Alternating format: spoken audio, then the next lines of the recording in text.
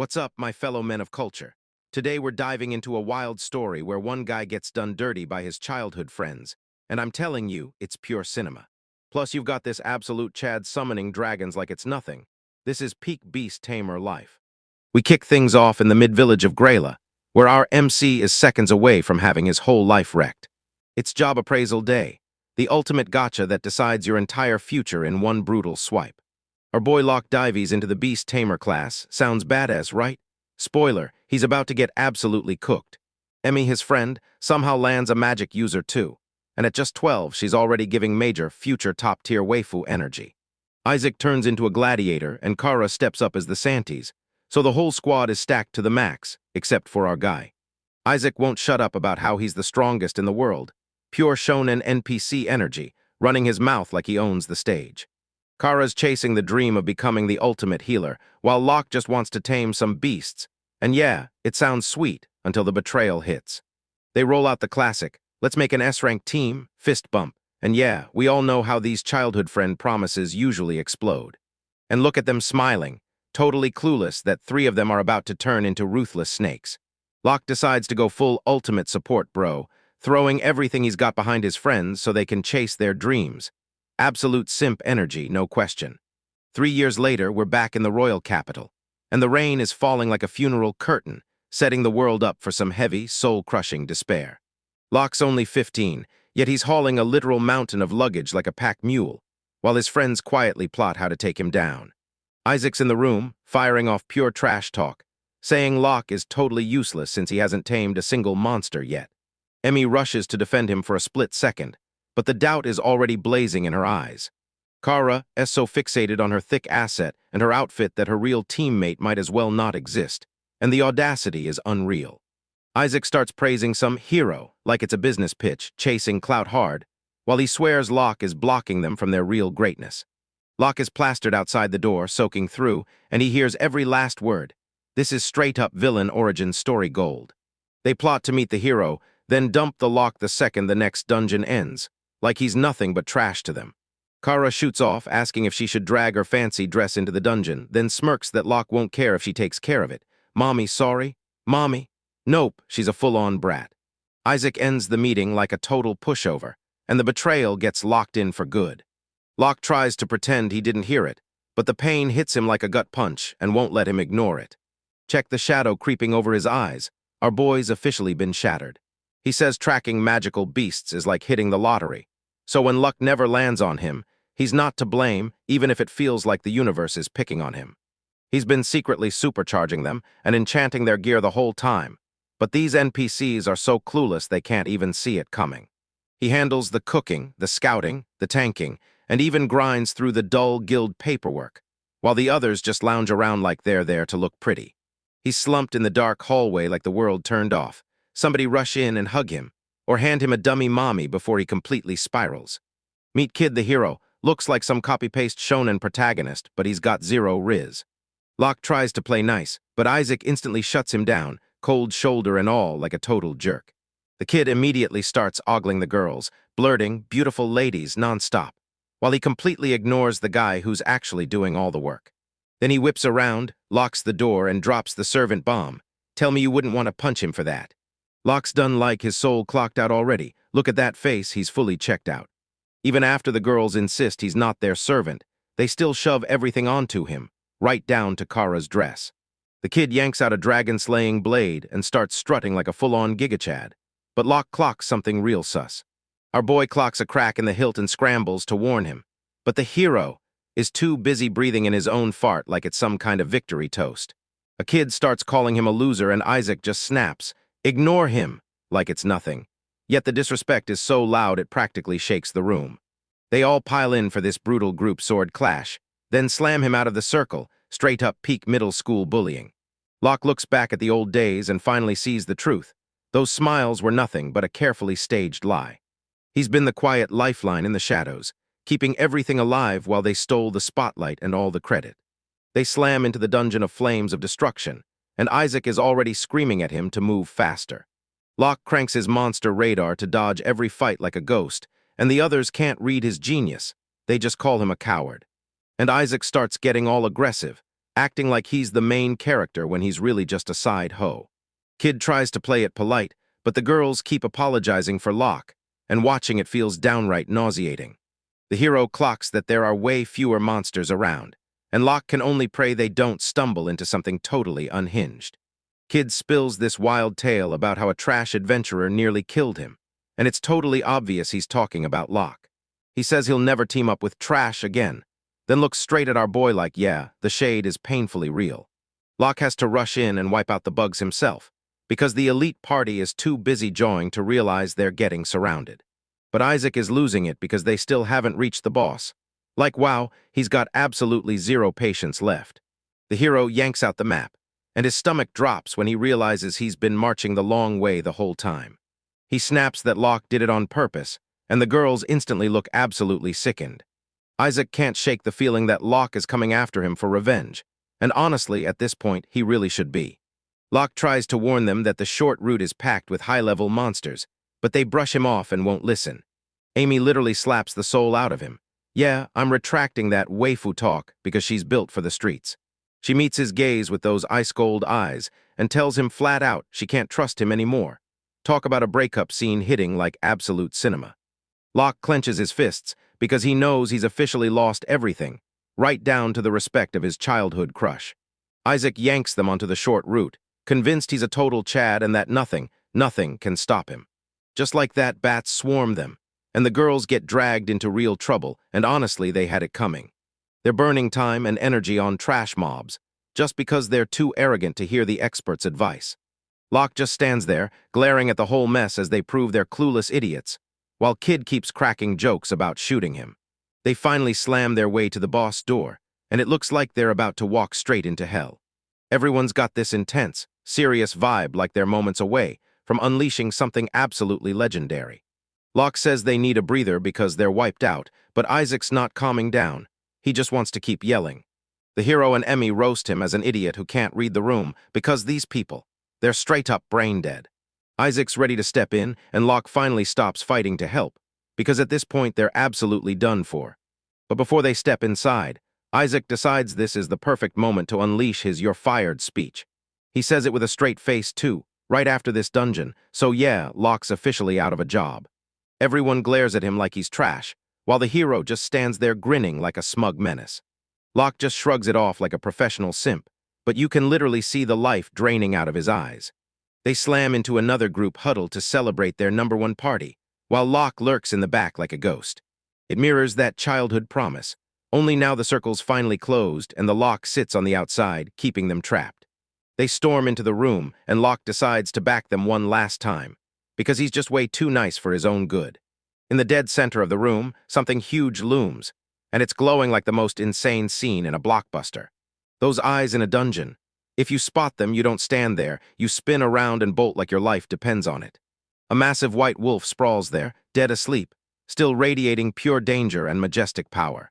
Isaac looks at this plain gray wolf and instantly starts imagining how effortless the loot is going to be. Locke snaps to it. This isn't just any monster. It's a Fenrir, a legendary S-rank beast that even the strongest parties can't crack. The hero and Isaac are basically NPCs, but they still sneak in and launch an attack while it's dead asleep. Locke screams at them to stop, but the damage is already done. Idiocy has been committed, and it's too late. The attack slams in and blasts up a huge dust cloud, so the girls immediately assume it's already over. When the dust finally settles, Fenrir hasn't even landed a scratch, and the fact that it's happening is so ridiculous it's basically instant comedy. The wolf cracks one eye open, and you can practically feel your soul going quiet through the screen. It unleashes a fear so brutal that the guys and the girls immediately drop to the floor, just completely down bad. The kid stares at his sword and realizes it's worthless. Then he panics, screams for a retreat, and wow, what a hero that turns out to be. They all bolt for the exit like cowards, while Fenrir finally starts to wake up for real. Isaac is screaming at Locke to get out of the way. Like even with death breathing down their necks, he still has to act like a total jerk. Then the hero pulls off the unthinkable. He swings his sword to trip the Locke, turning his enemy into a decoy while he makes his move. Locke slams into the ground, so hard it rattles everything, and when the dust clears, you finally see the hero's real face, and yeah, he's not a hero at all. He snatches the spare blade and the king's sword, then grins at Locke and basically tells him to enjoy hell. Like, who even has the nerve for that? He tells Isaac, "You're in for real, officially part of the party now." Like they didn't just make a trade, they handed over a Locke for their lives. Isaac flashes that evil grin like, "Yeah, I'm fully on board." And it's terrifying because he's ready to sacrifice his childhood friend. Locke ends up alone with a monstrous wolf that's hunting to rip him apart, and it's the absolute lowest point of his life. Amy barrels past him and blurts, "I'm sorry," but that sorry won't save him when he's seconds from becoming lunch. Kara was sprinting and fuming that her pricey dress got ruined, and yeah, she's officially the worst. Locke watches them vanish into the tunnel, and the truth hits hard. They were never his friends at all. He still remembers Kara telling him to protect her, and laughs bitterly at how that request turned into a total disaster. Ami's smile used to feel like his whole world. Now it hits like betrayal in his mouth. He's on his knees, staring down the coming end, terrified and begging to know what he did to deserve this. Fenrir's right on his heels, jaws wide open, ready to bite into absolute cinema. Even at the end, he just can't hate them. His heart is too clean for a world this ugly. He finally sees the truth. Those bonds he thought were real were never there at all. And that's exactly where we're cutting away from our boy. Yo, what's up, boys? Today we're jumping into a story where the MCs got legendary Riz for real. And just look at that cover art. That elf on the right is clearly bringing pure cinema energy in the assets department. No joke, I'd have that white-haired mommy backing my party. Any day of the week, no cap. Our story kicks off in a dark cave where a giant wolf stares at our MC like he's about to be eaten. And this gigachat Fenner won't shut up, ranting that humans are monsters for abandoning their own to die. He leans in and tells Locke his death will be quick and painless. Seriously, that's the most unhinged boss fight line I've ever heard. Locke is absolutely panicking right now. He looks like he's 1 second away from getting roasted before the tutorial even finishes.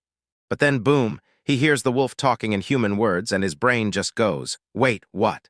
But those eyes are drilling straight into his soul, like they're asking whether Locke tastes more like a beta or a prime steak. Like Locke is all, "Yo, you can actually understand me." And he throws his hand up like he's stopping a whole bus mid-drive. He thinks it's gotta be his beast tamer skill, because the wolf just stands there, smirking like it knows he's done. The wolf claims he's finally free, and says punching that Locke guy is the perfect way to burn off time. Honestly, that's peak "I'm bored" energy. Locke is flat out on his knees begging for his life, but the wolf isn't having it. It wants to toy with him, and I seriously doubt this is some cute game of tag. Locke dives his hand into his bag, and the wolf just stares, like it expects a weapon. But our boy has a totally different trick up his sleeve. He yanks out a real breastplate and hurls it across the cave like a damn frisbee. And would you believe it? This so-called bringer of the apocalypse still catches it right in his mouth like some ordinary dog. Lucky's staring at what just happened, stunned that he even pulled it off, while Locke just stands there, soaking up the pure, reckless audacity of it all. And just like that, the legendary beast is tearing across the land, living his best life, snagging a piece of scrap metal like its treasure. Locke finally got it. There was no monster here at all, just this giant fluffy dog begging on its knees for attention. Lucky says there's a brutal barrier guarding the entrance, so tough that even a gigachat like him can't crack it. Locke glares at him for a second, and then it hits. This big guy is actually kinda cute, as long as he's not trying to rip your throat out. He pitches the wolf an adventure, and Lucky just bursts out laughing like it's the funniest thing he's heard in 100 years. Then the wolf hits you with a straight-up Chad move. He says he's totally on board with the idea because Fenrir's don't lie. A system prompt flashes. Fenrir wants to be your friend, and Locke's brain snaps back to that legendary Riz he once read about in a book. Locke finally nods and accepts the friendship, and the wolf starts glowing like he's seconds away from evolving into the waifu I can't stop wishing for. The system pings that his besties are confirmed, then hands Locke access to a mini-monster garden where his monsters can transform. Lucky feels the power surge, and he's way too hyped for a monster everyone says is terrifying. Locke steps in and introduces himself as Locke Sistel. And dude, the bromance vibes hit you like a truck right away. The wolf locks eyes with him, and you can practically feel it. The moment these two step in, they're about to shatter the whole game. Then Lucky snaps to it. Getting called Fenrir nonstop is basic, and he demands Locke give him a real, proper name. He's hunting for a name that screams perfect, and he's definitely picturing something like Shadow Reaper or God Slayer. Locke stares him down and slaps a name on that world-ending monster, Lucky, like it's nothing, and I'm just sitting here like I'm dead. The disrespect is straight-up peak cinema. Against all odds, the wolf actually decides it's awesome, and he starts bouncing around like he just unlocked a legendary skin. A treasure chest suddenly pops into existence, because apparently making friends with the boss is a total win condition in this dungeon. Inside, there's a huge red collar and a matching bracelet, and Lucky is down bad for that red collar, begging to put it on right now. Locke slips on the mini monster garden bracelet, and the system voice immediately starts yapping in his head again. It's basically a pocket universe on the move, and Locke studies the map like he's inside an open-world RPG, ready to explore. Lucky snatches the bracelet, and the world yanks him in like he's being ripped straight into the Shadow Realm. Locke's totally freaking out. His new giant dog just vanished right into his wrist, and somehow he's still acting like everything's fine. Lucky says it's interesting in there and tells Locke to jump in too, and honestly, that screams suspicious to me. Locke shuts his eyes tight and braces to step into the garden. Please, just let some kind mommy be waiting for him in there. He snaps his eyes open, and boom, he's staring at a literal paradise with a warm, cozy little hut waiting for him. It's a peaceful meadow, the kind of spot that screams nap and cultured fun. If only he can snag a lady friend to bring along. He cranes his neck, and then it hits him. The entire sky isn't sky at all, it's one massive energy dome. Lucky's already sprawled out there, looking like the backyard king in his brand new home. It's not some massive mansion or anything, but it's cozy as hell, and Locke is already plotting to crash out with a nap right there in the grass. They even have a hut they can use as a storehouse. It's a huge quality-of-life upgrade that makes looting way easier. Lucky's totally blown away. Most storage items won't let living beings inside, but our MC just has that main character plot armor on full blast. Locke can't help but wonder what the other S-rank adventurers are up to as he kicks back and relaxes inside a private dimension. He wants to hunt down even more monsters like Lucky, and if they're all this laid back, he's basically assembling his dream team for real. Lucky is convinced there are definitely other prisoners clawing for a way out, so the recruitment drive is officially go. Time to make their escape a real team effort. Locke clambers onto Lucky's back, and the two of them rocket through the tunnels like a fuzzy Ferrari on full boost. At this speed, they'll hit the exit in seconds. Lucky's proving he's the GOAT on mounts. Locke yanks up the map to dodge a monster swarm, because he's not some simp wasting time on pointless fights. Lucky is genuinely blown away by Locke's brain, so rare it basically never happens with humans in these stories. They spot those beetle monsters, and Locke snaps at Lucky to halt, because he's already clocked a money-making chance. Turns out these bugs are basically gold in edible form, and the moment I hear that, my stomach growls like it wants a bite. Now I'm officially hungry. Lucky catches the smell of that mouth-watering food, and the second he sees it, he's completely hooked.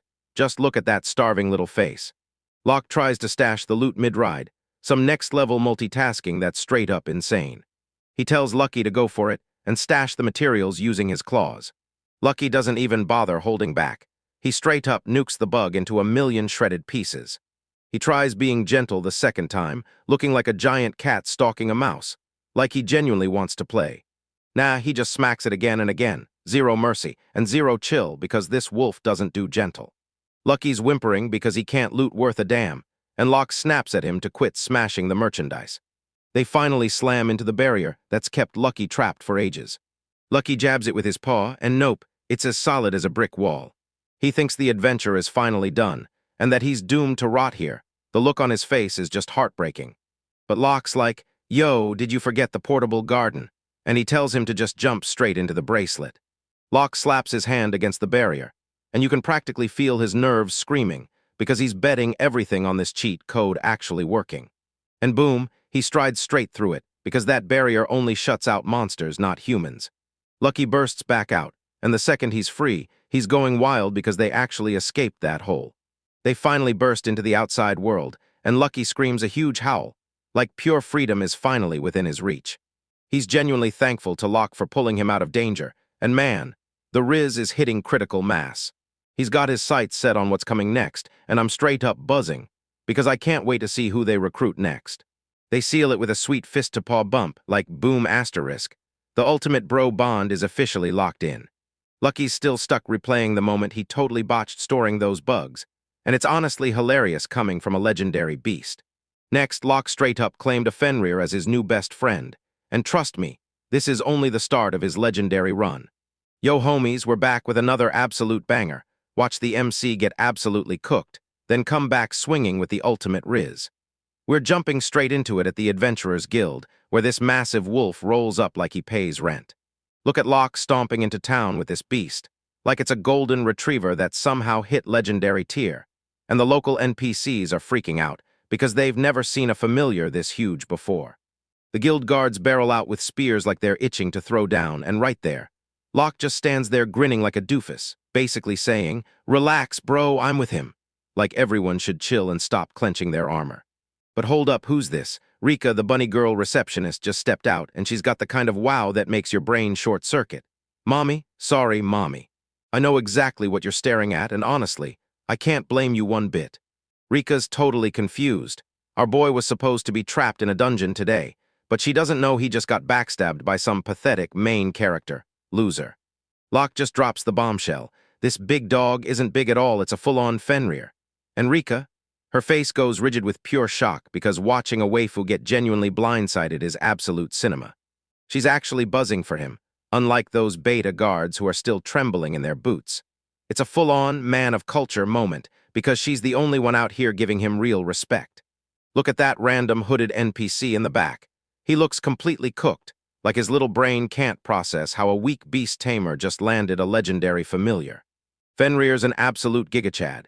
He's dead-ass napping in the middle of the street while Locke heads inside to deal with the paperwork. And somehow Fenrir's confidence is so unshakable it's like the whole town watching him sleep doesn't even faze him. Registration's locked in, and our guy's standing there looking way too somber. And I'll give you $10 if you can guess just how big a snake his older brother really is. Locke finally drops the truth on Riche. He got stabbed, then got ditched in the middle of a dungeon by a kid. The dude was left for dead while his so-called friends skedaddled like total cowards.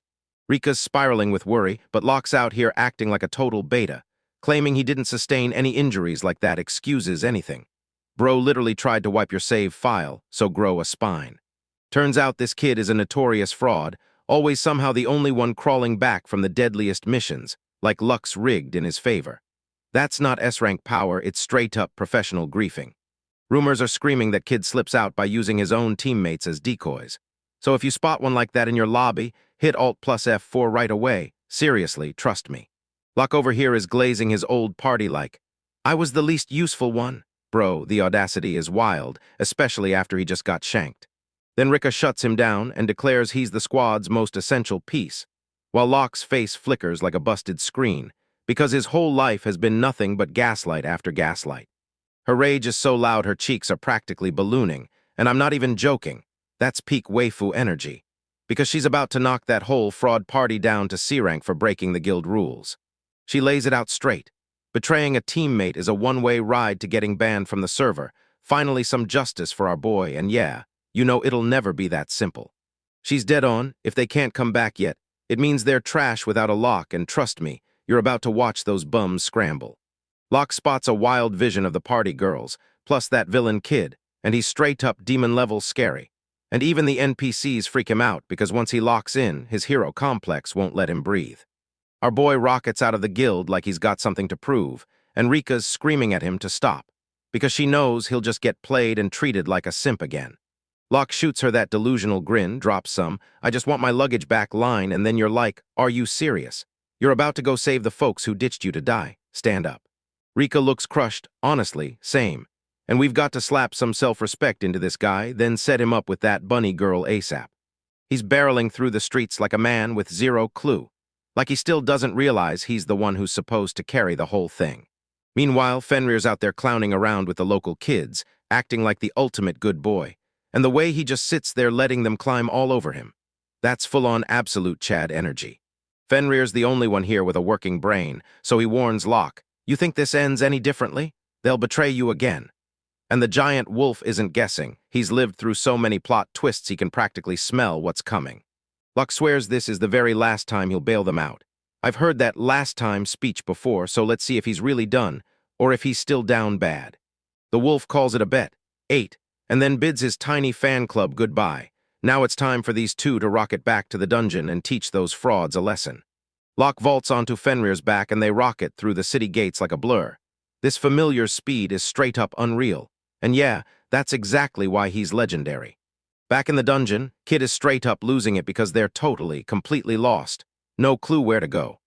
Octa's acting as their GPS and pack mule, and these S-rank adventurers look like absolute amateurs. The red-haired mage looks wiped out, like her energy's draining with every step, while Kid, the total beta leader, starts roasting her instead of actually helping. The Kid's out here whining that his sword is chipped and filthy, like he can't even handle sharpening his own blade. Being a high-level warrior and still not knowing that guy's a straight-up joke. They're getting hammered by non-stop monster hordes, and nothing about it makes sense. This is way worse than usual, like somebody flipped on a massive buff and forgot to tell them. The deeper they dive, the monsters keep leveling up, and Kid starts to realize he might be cooked for real. His hero persona is crumbling fast as panic tightens its grip. They finally stop for a break, looking like a crew of bronze-tier rookies who stumbled into a high-level raid, pounding their chests, huffing hard, and running on empty with 0 mana and stamina left.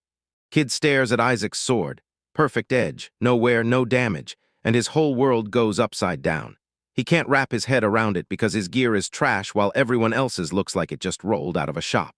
He checks the staves too, and they're spotless, no rust, no dents, just pure top-tier quality, and the Kid's eyes practically pop out because it all finally clicks into place.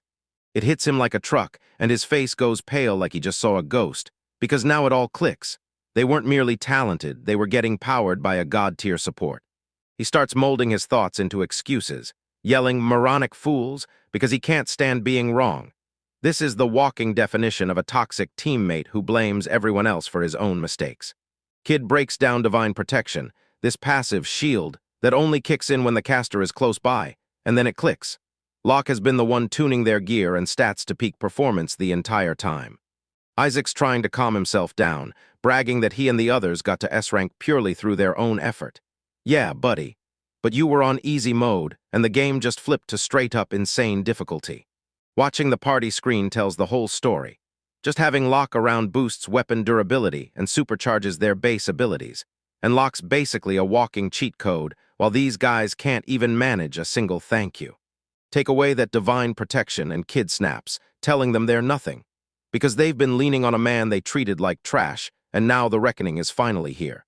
He unleashes the ultimate roast. No Locke, no mercy, and boom, they're basically just a crew of C-rank adventurers.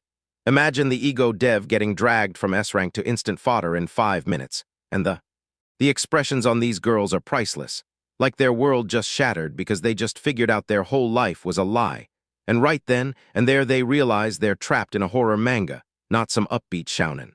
Isaac spirals into a midlife crisis, replaying the days when he used to sneer at Locke, and now the truth hits hard. He's the one who's weak, and he's sweating bullets from the realization. Then boom, flashback time. As kids, Locke was already grinding harder than everyone, always carrying the team while the others just coasted along.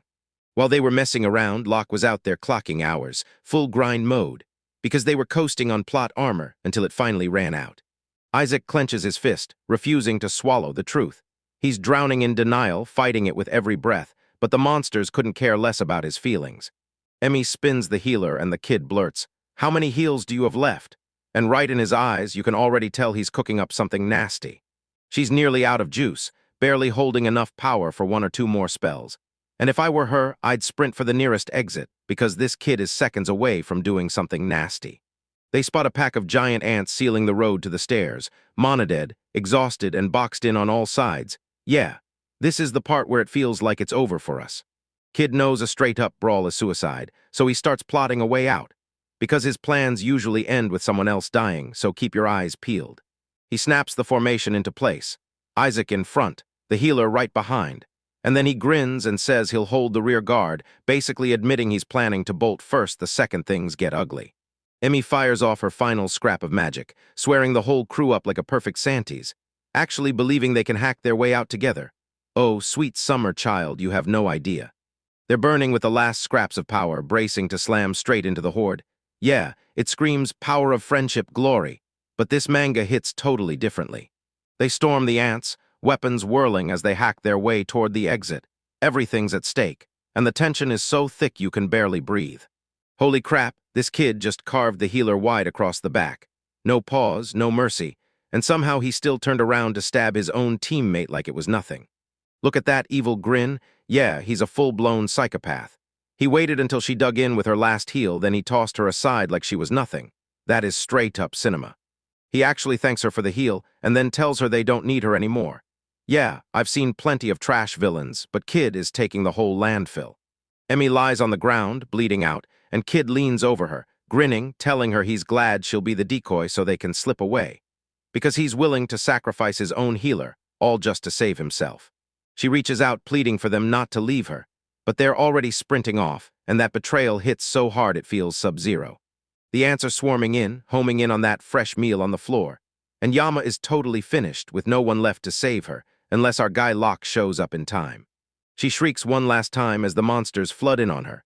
And yeah, that's exactly why you never team up with a so-called hero with a shady past, folks. Yo, what's up, my cultured kings?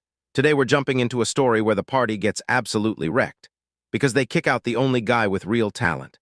It all starts with this clown named Kid, who straight up slices down his teammate Kara, then acts like it's no big deal, because he's a total beta who can't survive even a little pressure in a dungeon.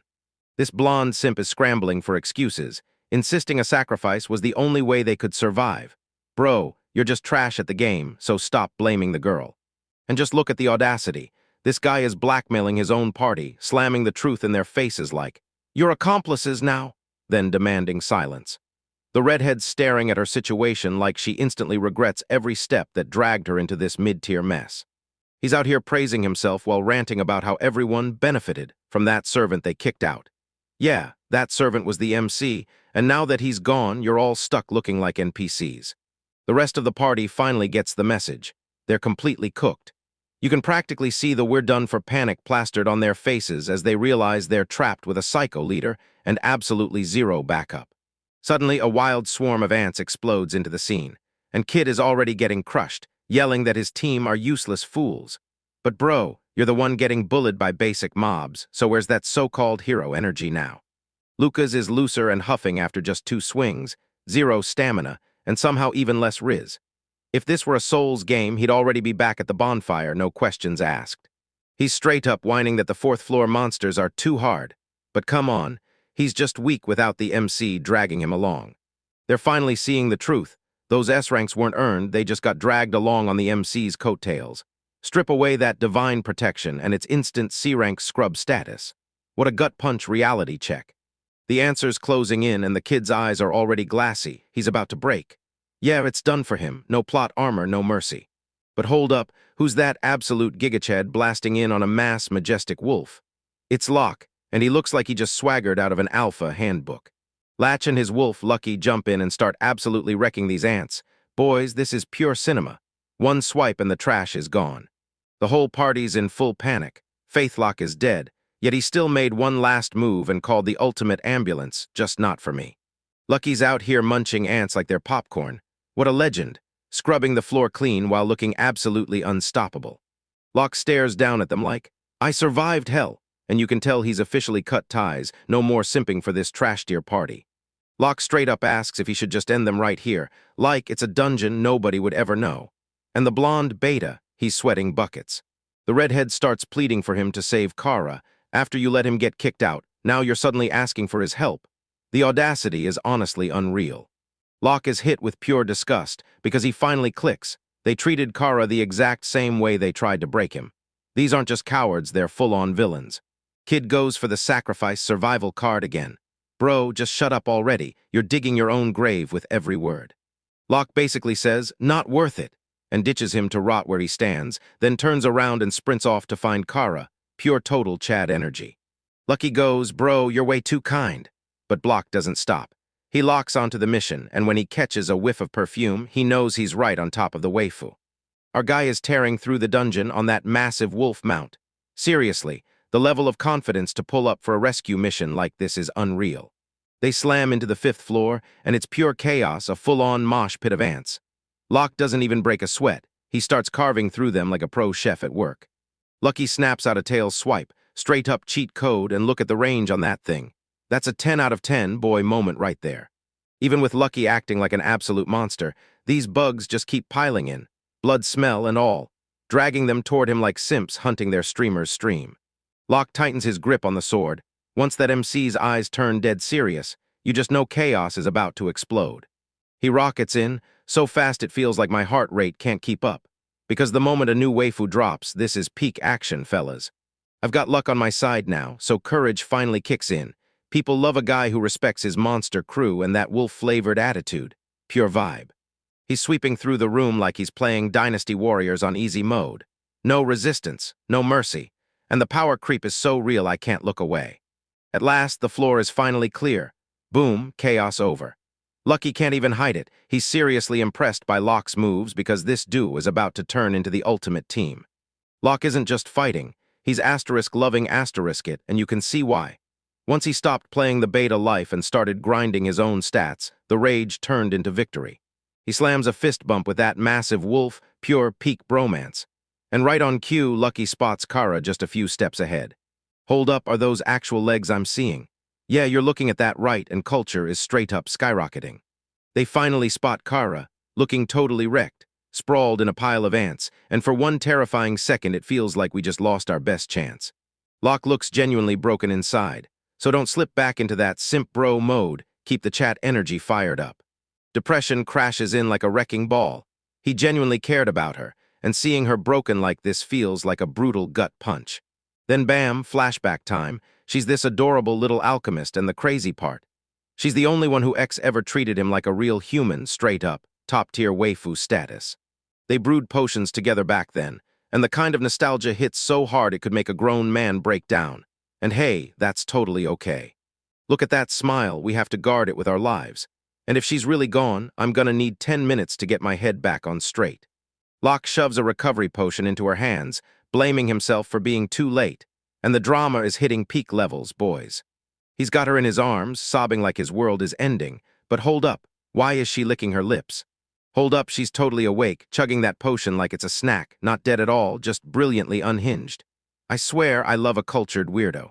She thinks she's in heaven. Then reality hits, because she's really just locked in the arms of a Giga Chad, and yeah, it's basically the same thing. She rushes back and apologizes for leaving him behind. Yeah, that's exactly why she's the best girl. She's got a real conscience, unlike the rest of that trash party. Locke's like, forget it, this isn't the issue right now. He's got something that he has asterisked to show her. He introduces her to Lucky and calls him the gatekeeper of hell, but Lucky just sits there, like a huge, fluffy, misunderstood dog who's harmless as can be.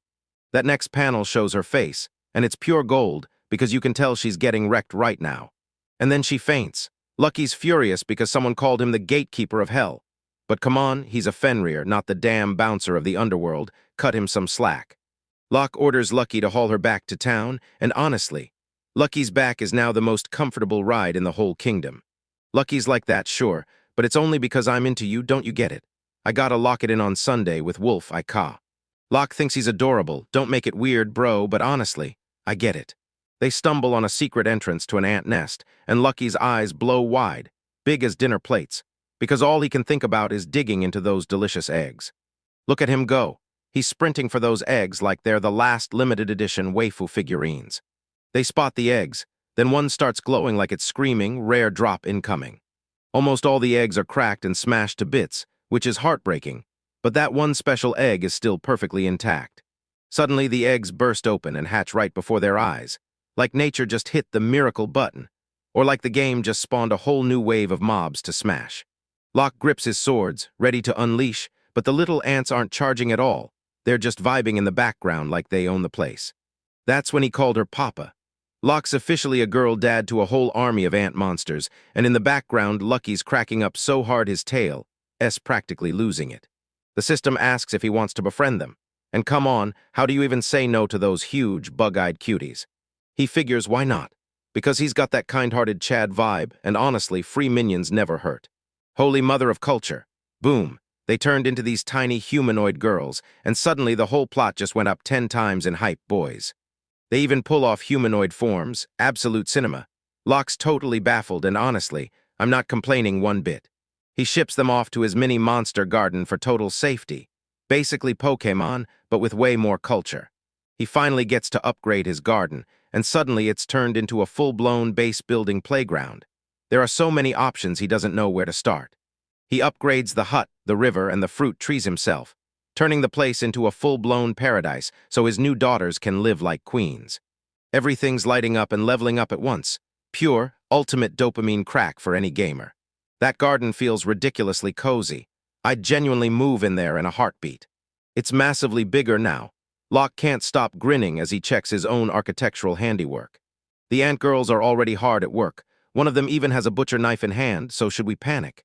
Nah, she's just sorting the materials, and yep, sorry for the scare.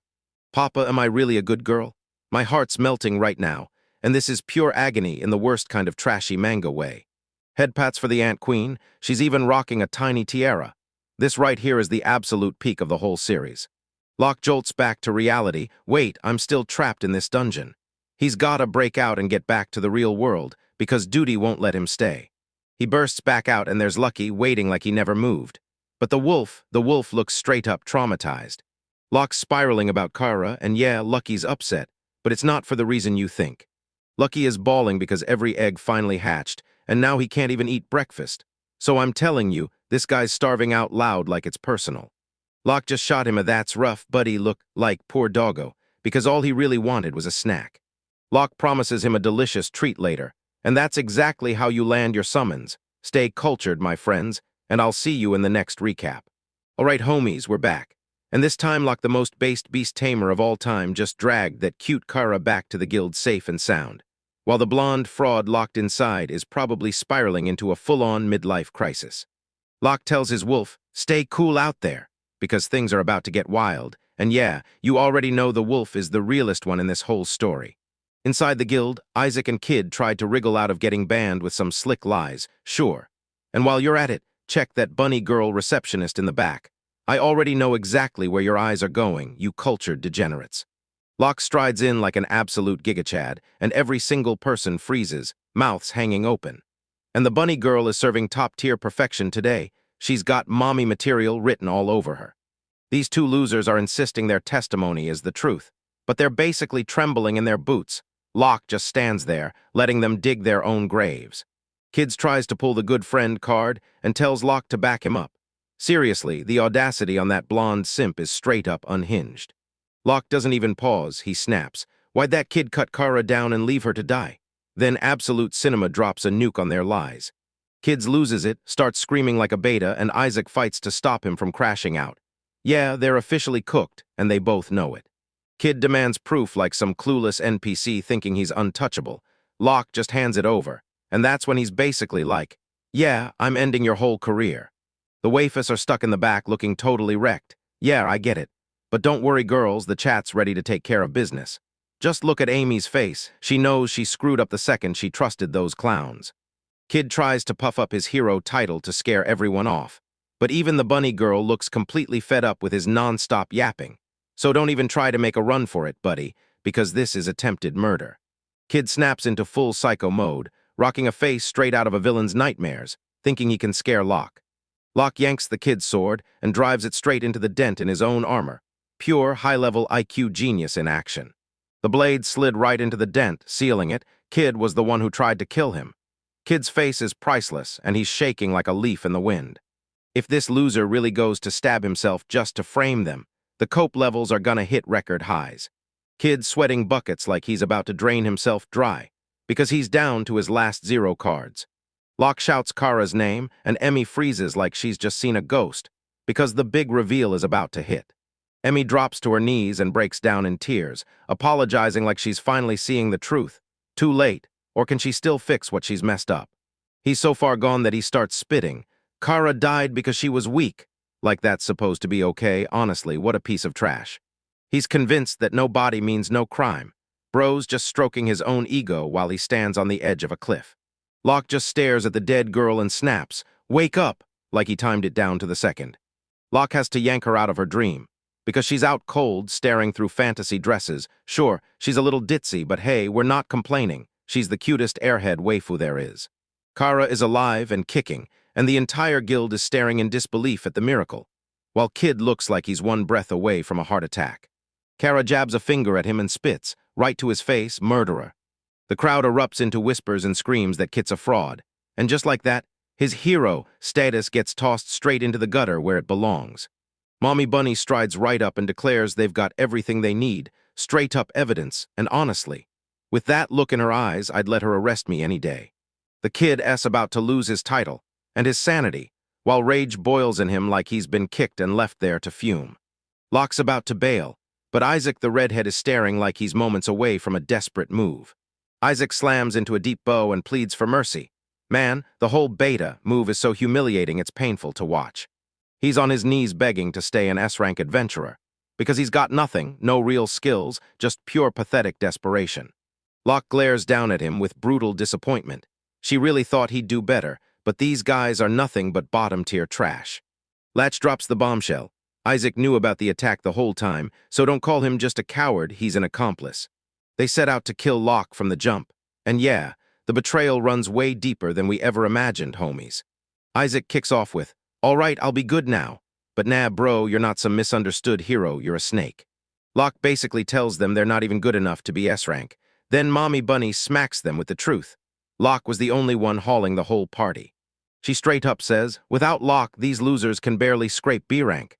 And the disrespect is so loud it's basically famous. And yeah, I'm loving every second of it. And she even claims Locke could haul a whole crew of E-ranked rookies up to their level. Yeah, that bunny girl is spitting pure truth. Isaac snaps, fires off a challenge to Locke for a match to prove he's worth something, like he didn't just get taught a lesson already.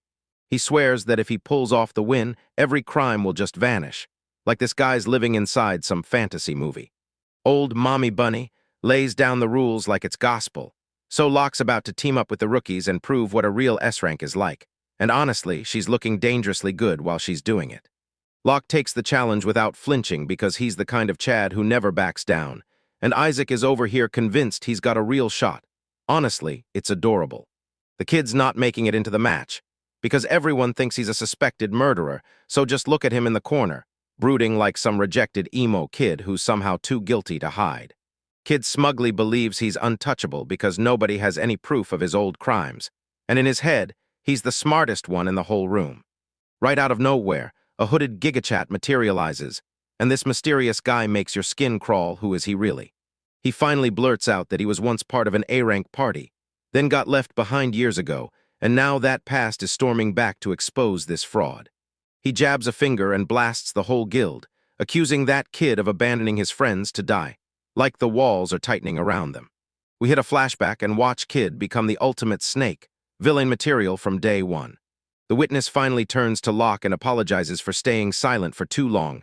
Like, yeah, better late than never, bro. Kid finally snaps to it. This time he's really done. No more hero title, no more fame, just the cold reality of a jail cell. He throws in the towel and leaves the party, but trust me, he's not doing it quietly. He's seconds away from a full-on, massive crash out. The kid snaps and goes full psycho, slashing the guild staff, like he's officially lost his mind for good. He's hollering that he won't talk to lowly servants, while desperately hunting for an exit, pure loser energy. This blonde simp actually snatches Emmy and takes her hostage. No redhead waifu charm, just straight-up kidnapping. He's barging in demanding they open a path, or he'll kill her. And just like that, he flipped from hero to villain in the blink of an eye. He's threatening to end her right where she stands. Like, the tension is vibrating through the air, and I'm all fired up for the justice that's about to go down. Locke and the others have no choice but to slip him toward the exit, because every second they buy keeps Emmy safe, and he's already convinced he's winning. He slams into the doorway and erupts into clownish laughter, convinced he's finally gotten away scot-free. Suddenly, something slams into him so viciously that the impact sound explodes across the whole page. Wait, what the heck just happened? And everyone bolts outside to stare at the wreckage from that crash. Yeah, the hype is crazy real. It's our boy, What Luck. This wolf just sits there, tail wagging like he owns the place, while the kid lies face down in the dirt. But Lucky swooped in and saved everything with one savage slap. Look at him, proud as can be, the goodest boy. Lucky spots him sprinting off and goes, "Not today," and puts him in his place fast. Then boom, the kid's finally restrained and our hero is safe. Absolute cinema. We kick things off with total NPCs getting dragged off by the guards because they can't survive the heat. And I'm like, who are these bozos that manage to get arrested in the first 5 seconds? Our boy Locke is just kicking back with his wolf Lucky, Akaloki, the real MVP, while he reassures him that everything's gonna be Gucci. Then we cut to the old squad, and the nerve on these guys is unreal, standing there like they didn't just dump our MC. There's Kara, the pink-haired girl, Am I, the red-haired knight. and Isaac, the total beta, who looks like he's 1 second away from starting to mald. Red-haired mommy MI actually shows some class and bows down to apologize for being a trash teammate. Straight up, with that posture, she could apologize to me any day. Then Isaac starts glazing himself, like the whole contest never even happened, and suddenly he's acting like he's the main character of this entire world. This guy actually has the nerve to claim he'll elope back into the party. Because apparently they don't have a choice, the delusion is straight up unhinged. Locke hits them with, "I'm good, fam," shuts down the whole party, and Kara scrambles to insist he's only with her. Like, wow, that's some next level down bad for the MC's attention. Locke snaps and calls her out for ditching him, and the second she clocks how little Riz she has left, her expression turns into straight-up NPC mode. Isaac and Kara immediately start pointing at each other like two toddlers, because once they spot those out Locke's buffs, they realize they're absolutely cooked. MI finally snaps and tells everyone to shut it, because they all know Locke is the one dragging their sorry assets through the dungeons. She straight up admits it was all their fault, while Isaac over there keeps going scan twice like the salty loon he is. Whoa, out of nowhere, a wild bunny girl pops in. Look at those ears, boys, we're officially in the culture zone now. That thick receptionist, Riche, kicks off the request details, and I'm not even gonna lie. I zoned out on the quest info because the character design looks like absolute cinema. Isaac's out here treating a B-rank quest like a joke, like he doesn't know a single stray slime is about to fold him in half. This quest is all about snatching emeralds and hunting down rainbow dragonfly eggs. And yeah, it sounds like a total boring fetch mission at first.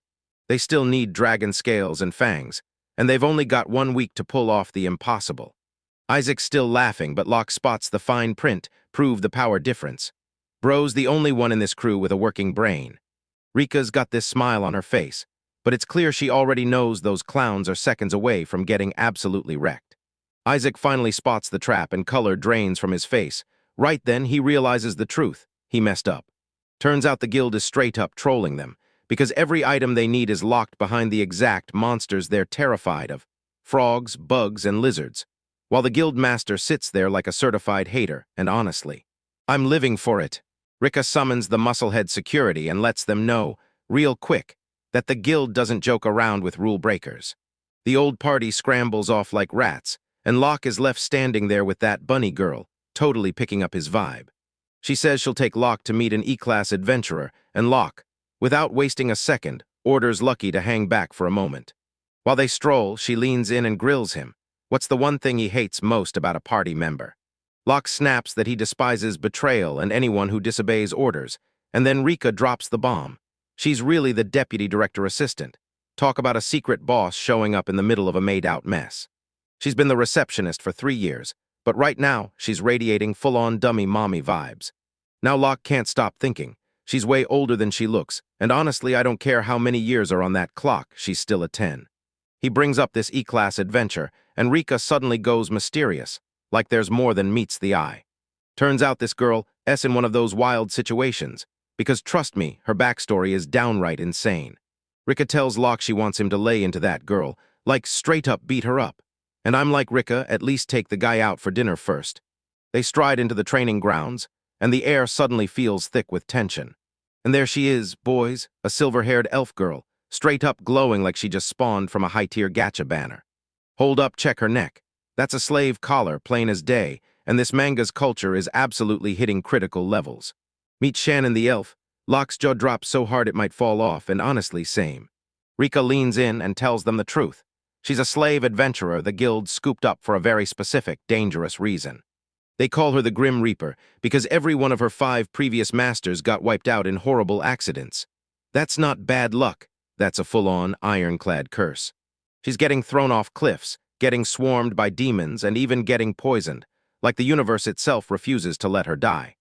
Seriously, this girl is a walking, final destination nightmare. She tells Locke to shut that request down. She refuses to add yet another body to her count. Locke tries to play nice, but she's not buying it. She rips her blade out and slashes so fast you can barely process it. She presses the sword to his throat and snaps that weak people don't get to touch her fight. And somehow, this girl's got a bite sharper than the blade in her hand. She's on her knees, practically pleading, begging him to finally get it. Standing near her means walking straight into death. Do you want to die that badly? She's legit sobbing while she threatens him, and I swear my heart is breaking for this elf mommy. Locke just stands there, jaw set, taking every hit like an absolute Chad. She blurts it out. She's done for, she's throwing in the towel, and being a slave is the only road she thinks she has left. She's so fed up with watching people drop dead in front of her. Somebody grab this girl, hug her, and finally give her a real master, please. Drama's cranked to max, the vibes are dead quiet, and every single person feels that pressure building in their chest. Locke snatches a wooden practice sword because he's about to prove to her that he's built different. Riz tells her he can't just leave her hanging. He's totally losing it right now, like his emotions are going off the charts. She snaps at him to shut up, then launches herself at him in a fierce lunge. She's shocked he's really holding his ground. Locke asks if she's really about to pull this off, and she just stares back, completely committed to the bit. She barrels in and snarls, "Do that, and I'll make you finally feel what energy really means." Look at the speed. She's tearing across the screen like a blur you can barely track. But Locke's dodging her so hard it looks like he's speedrunning Dark Souls. Frame-perfect roll after frame-perfect roll. He clocks that she's already swung that sword tens of thousands of times, pure grind, pure discipline. But Locke just shrugs it off with that unstoppable plot armor. He snaps her strike away, and the moment her attack lands, her eyes blow wide as she realizes she just slammed into a wall. Predictable, and Locke is treating him like a machine, going full cold-blooded on him. She tries to bounce back, but that missing power gap is already screaming through the seams. She shrieks that she won't be beaten. Desperation hits like a punch in the gut. So Locke finally gets it. She's built on a solid foundation, but her technique is missing that full-on GigaChad spark. He hooks her leg and launches her into the air, pure absolute destruction. He asks if they're done, but Shannon is still gritting her teeth, struggling to get upright. She figures that if she admits she's beaten, Locke will be killed, just like every one of the others. She's still shaking from the way everyone died on her, even after they all swore it wouldn't happen. She's screaming that she refuses to lose, not for herself but for him. Locke finally snaps and decides it's time to stop hiding. He's ready to unleash his real power on her. Fenrir calls forth his massive hound, and the screen starts literally trembling like it's about to break. Lucky suddenly morphs into a gigantic moon-howling beast, and the entire training ground shrinks down like a tiny doghouse in front of it. A colossal pillar of light rips straight into the sky, like the universe is showing off its absolute power. Everyone's getting cooked by the MC's pure, unstoppable Chad energy, like it's blasting through the air. Shannon is totally rattled. Seeing a Fenrir as a familiar is like dragging a nuke into a knife fight. Locke just baby talks that giant wolf like it's a golden retriever, thanks Lucky. Absolute cinema, boys. Yo, what's good, my cultured kings? Today we're diving into Beast Tamer Asterisk, where the main character stacks top-tier wafers like they're limited edition Pokémon. And yeah, every catch hits different. We kick things off with Shannon, and the second you clock those elf ears and that face, you already know she's S-tier waifu material. So yeah, she's got a little brother named Seth. But since this is a manga, you already know this poor little NPC is about to get wrecked today. Seth slips into the woods under a creepy blood moon, just like my dad used to vanish for milk. And by the time everyone realizes, they're totally done for. Welcome to the Forest of Affection. Yeah, it sounds like I'd get banned just for saying it out loud, but for Shannon, this creepy place is where the nightmare kicks off. Her parents order her to stay home while they go search, but Shannon's got full-on main character energy. There's no way she's just gonna sit still. She plunges deeper into the woods, convinced she knows best, because of course she has to prove the adults wrong. Classic, and it's about to get messy. She stumbles on a creepy mansion out in the middle of nowhere, like it was built for the final boss himself. Even when Shannon's terrified, she still looks insanely stunning. And I already know exactly what you guys are staring at right now. This place is strictly off-limits because a mage lives here, but Shannon barges in anyway, rules be damned. She steps inside and the whole place screams, "Don't trust this," like the horror movie is already setting the trap. It's spotless, cleaner than my own search history, and that's the first screaming sign something supernatural is messing with the rules. She bursts into full throttle screaming for Seth, so loud she's probably rattling awake every single ghost in the whole building. She spots him sprawled on a table like a patient, eyes half open and perfectly still, and you can tell this isn't some lazy nap. Trap snapping shut, his heart's pounding, Shannon's freaking out and she's scrambling to figure out how to pull her brother out of it. Then bam, a massive eyeball bursts out of the dark, and I'm getting slammed with instant Elden Ring flashbacks. This is straight-up cinema. Just look at how massive that thing is. It's locking eyes with her like it can see her whole life, and it's judging every inch of who she is. The doors slam shut, and Shannon gets trapped right there with this giant floating eye staring at her. Bro, that is asterisk down bad on a whole other level. The eye starts talking and straight up demands she pick who gets saved, like it's forcing her to decide who's about to steal the plot armor. Shannon drops to her knees and begs the eye to spare her brother, because she's got heart, even while fear is punching the breath out of her. Then that eye blasts a filthy dark beam straight into her chest. And no, it's not the kind of getting bricked up we usually joke about here. She snaps awake in bed, and Seth's totally fine, so she tells herself it was nothing but a wild fever dream. But then everything flips into that weird stuff, the kind that sends chills down your spine instead of the good, fun weird we actually love. A fly lands near her, and then, boom, right drops dead on the spot like bro straight up forgot how breathing works. Then the frogs die, and next the family horse drops dead. And at this point, Shannon isn't just sick, she's a walking biohazard. Her parents won't believe a word she says, because they're NPCs.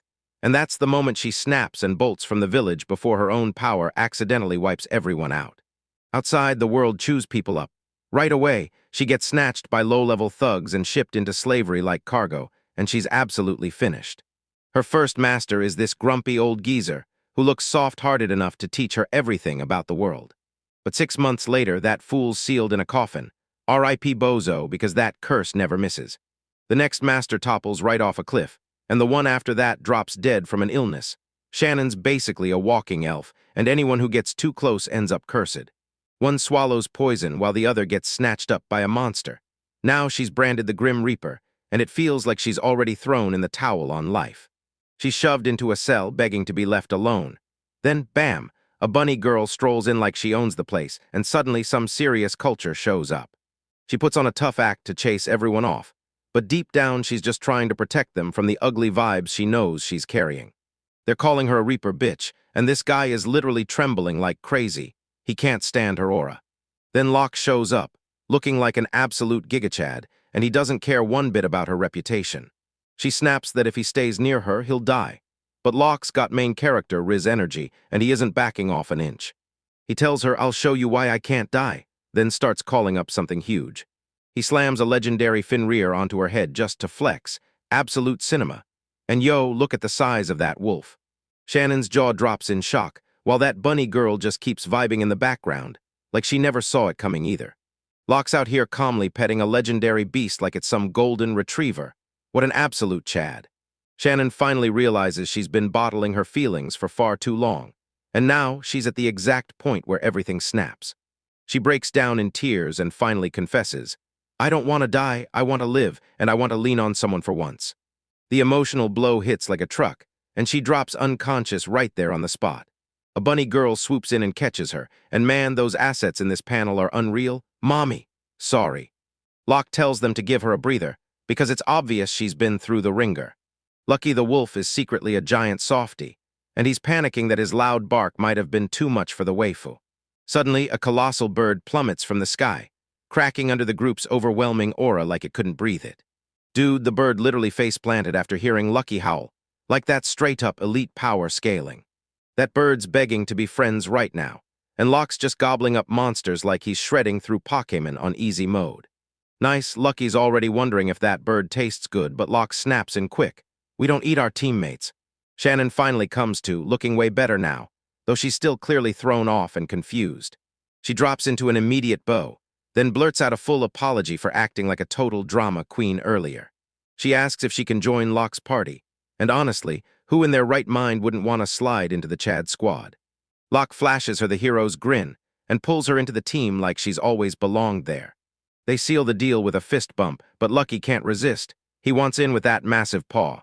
Shannon finally realizes the wolf's just a big fluffy unit, and then she starts showering him with the rubs he's totally earned. But Lucky snaps into seriousness and tells Locke the truth. Shannon's cursed with something nasty, and it's already riding her. It's a curse that sucks the life out of everyone around her, and when it's done draining the room, it moves in for her next. Locke pushes back and demands, "Is there a way to break this?" Because he's not about to watch his brand new waifu fade away. Lucky insists, "I can't do it myself, I'm a wolf, and I don't have the delicate touch you need." So Lucky decides to borrow it, and when he snaps his head Locke for a second, It looks way harsher than it ever needed to be.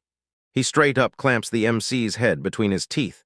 If my dog did that, I'd be calling the police on the spot. A massive blast of knowledge crashes into Locke's skull, and suddenly, boom, he's got the cheat codes to smash the curse. Right when it feels like everything, finally turning around, the guild chief crashes the moment and kills the vibe. He tells Locke, "I won't let you shatter that curse." And then bam, right on cue, we're staring down a massive cliffhanger, boys. We kick things off with Guild Chief Titus playing pure buzzkill, chewing out Locke like, "You don't get to rake curses across the staff because Shannon's technically a guild slave." But then you look over at the bunny girl in the back and it hits. The guild's ruthless, sure, but they definitely know how to pick their employees. This Titus dude looks like a walking NPC, but he's still barking out the rules, while Shannon's staring like she's about to break. Keeping an elf this top tier in chains is straight-up criminal. Locke's temper is boiling, but Titus just grins and snaps that he's way too emotional. Then he even has the nerve to compare our MC to that pathetic loser Isaac. Titus basically tells Locke, "Dude, you look like you need a nap because you've been doing way too much." Then he pulls the ultimate gigachad move, straight up asks Locke if he should just buy Shannon from the guild. Our boy's frozen in shock, while Shannon looks like she just hit the waifu jackpot. Titus tells Locke that if he buys her, the guild's rules vanish, so he can smash that curse however he wants. Locke blurts out, "So what's the guild even for?" And Titus absolutely cooks him with a knockout line. The guild exists to keep adventurers smiling. Right now, he's acting like the ultimate wingman, straight up securing the win. Titus is basically praising Shannon nonstop, calling her a sweet girl who's survived a ton. He's convinced they'd be perfect together, like total couple energy, partners for life. Locke still remembers how his old party tossed him aside like trash, and then it hits him. These new friends aren't playing, they actually care about him for real. He turns to Shannon and asks what she wants, and she shrinks in shyness, muttering that she's just a slave with no right to choose at all.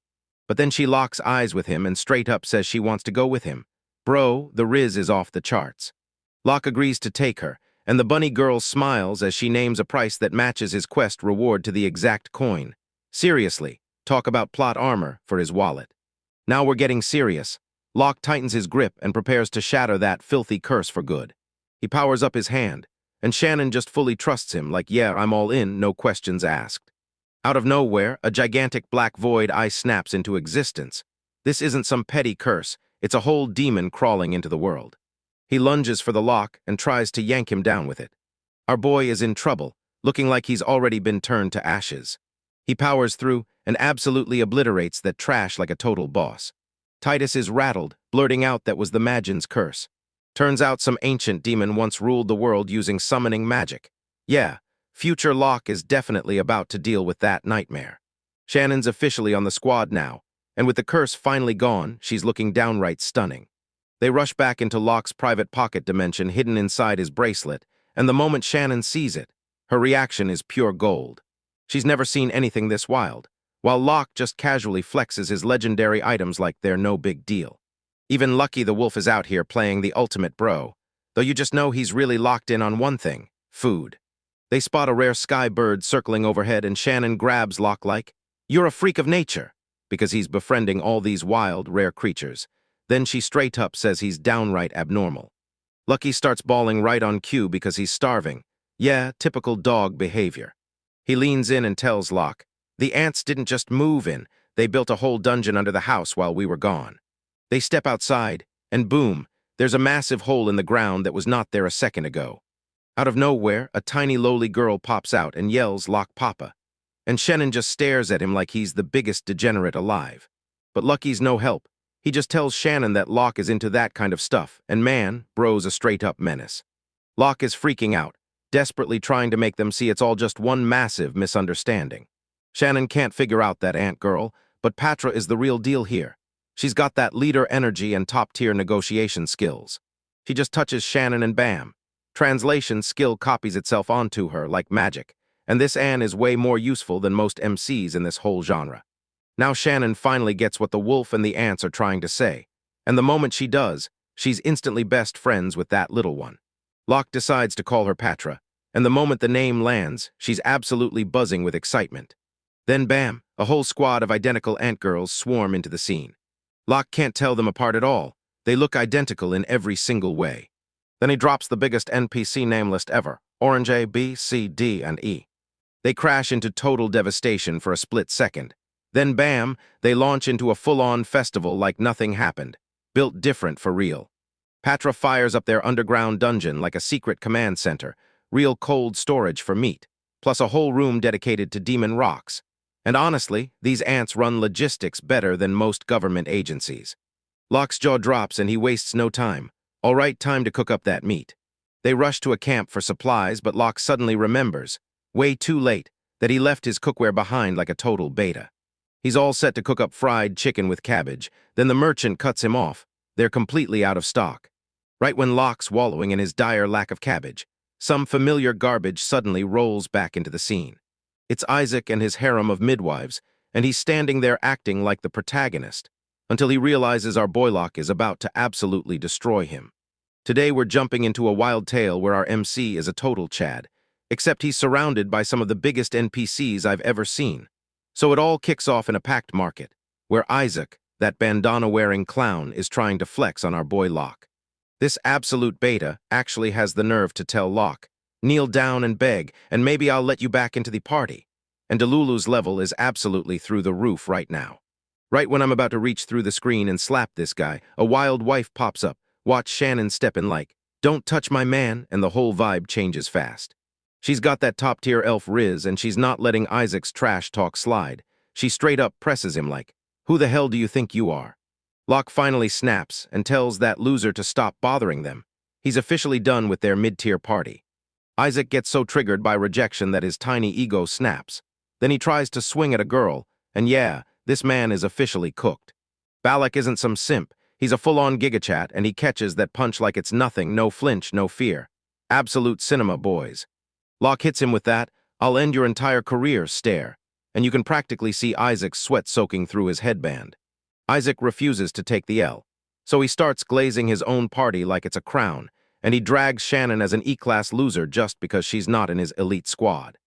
Then this other girl storms in, hurling insults at Locke like he's trash. Seriously, the NPC vibe in this party is hitting critical levels. Shannon's having none of it. She's thirsting for Locke while yelling that he's not something you can just use, and honestly, that protective waifu energy is everything. Isaac hits her with the classic "weak dogs bark the loudest," and it's brutal, because he's the same guy who just had his punch parried by a support class. Then we finally run into the rest of the circus, and right at the front is this girl, Kara, radiating the vibe that she dumped every last skill point into being a full-time hater. Kara stares at Shannon and immediately starts roasting her outfit. Because come on, Shannon is pulling off that adventurer chick look, while Kara's out here dressed like a background character. She doubles down on the fashion roast, rips into Shannon's outfit as lame, and the jealousy practically oozes off her. It's painfully funny to watch. Locke snaps at her to mind her own business. Clothes don't make you strong. And Kara immediately fires back with the most punchable F-face I've ever seen. She erupts into a full-on, literal tantrum because Locke didn't pick her for the top-tier party. So yeah, stay mad, sweetheart. Finally, we meet Amy, the one girl with actual culture, and she's the only one with enough brain cells to apologize for her trash teammates. She actually bows to Locke like, wow, she's showing real respect. And now I'm thinking I should have taken back what I said about that whole party being mid-Emmy might be the real deal. She's demanding one final contest to measure their true power before they split for good, and honestly, that's respect. Isaac's still in the back, sulking and spewing attitude like a brat, while Locke just wants to flee all that toxic energy and finally live his best life. Locke knows they can't afford a single loss to these clowns, so he tightens his grip and locks in. Because yeah, that pun was 100% on purpose. Under that gorgeous moon, they march back to base, because the absolute carry Locke is about to snap into action and steal the whole show. We cut to the kitchen and there's Locke, apron on, ready to cook, and the way he's cooking has me convinced. Men who can cook don't just flirt, they've got infinite riz. Then luck strikes. The giant finnery sneezes, and boom, cornflour goes flying everywhere, proving even the legendary beast of the forest can have totally clumsy doggo moments. The whole squad is laughing as Locke wraps up the meal. Then you look at those little bee girls, and it's like they're too precious to survive in a world like this. Behold, Locke's deluxe edition fried chicken. One bite and you'll be so hyped for a snack that you'll swear you can't feel your legs. Everyone goes all in, and the flavors hit like a freight train. Shannon's staring at that chicken like she just uncovered the face of God. Locke orders them to take their time since it's so hot, but with this kind of gas in the food, slow doesn't exist. Look at Shannon's face. She just clocked that her man is basically a master chef, and that realization is lighting up her heart. She's falling for him hard. All right, strategy time. Everyone's rushing toward the Freshverger dungeon, and this usually turns into a week-long nightmare. But that kid's on a whole different level. He plots a straight shot through the swamp and the forest to reach it in just half a day. Meanwhile, Isaac and his NPCs trudge down the long road in a carriage like they've got all the time in the world, while they smugly assume they've already won. Locke realizes that shortcut isn't going to be smooth, but he's holding a secret weapon, and the other side has totally misread just how dangerous it is. Stuffed with that top-tier chicken, the squad is ready to roll out. Now they're about to teach these losers what a real party looks like. Shannon hops onto Lucky's back, and her face lights up like she's living the best day of her life. Just imagine straddling a giant, fluffy cloud as your mount. Lucky is flying through the woods at full throttle, so you'd better be ready, Tamafin rear, because there's zero traffic and only maximum speed. Even the local monsters are trembling in their boots, because Lucky's aura is so insanely cracked they won't come within a mile. And just like that, Locke spots it. Something strange is creeping out of the bushes. It sounds like someone's sobbing. Shannon swears a monster's attacking, but the real truth hits way more random than that. They drive into a clearing, and there it is, a tiny gargoyle waiting like a creepy little prize. And this dude's just sitting there, sobbing like he got hit by the final episode of a heartbreak anime, straight up wrecked. What a mood. Locke's completely baffled, because a gargoyle is weeping instead of turning people to stone, and this whole world feels downright trippy. Lucky calls it quits on the chaos and starts powering up a monster attack. Yo, it's literally a baby gargoyle, calm down. Shannon clocks that Lucky is blasting wind magic, but it's not some harmless breeze. It's the kind of wipe-the-map power that could delete the forest level. That magic circle popping up is absolutely monstrous, and Lucky is seconds away from launching a nuke straight at that crying statue. Locke thinks it's awesome for half a heartbeat, then the truth hits.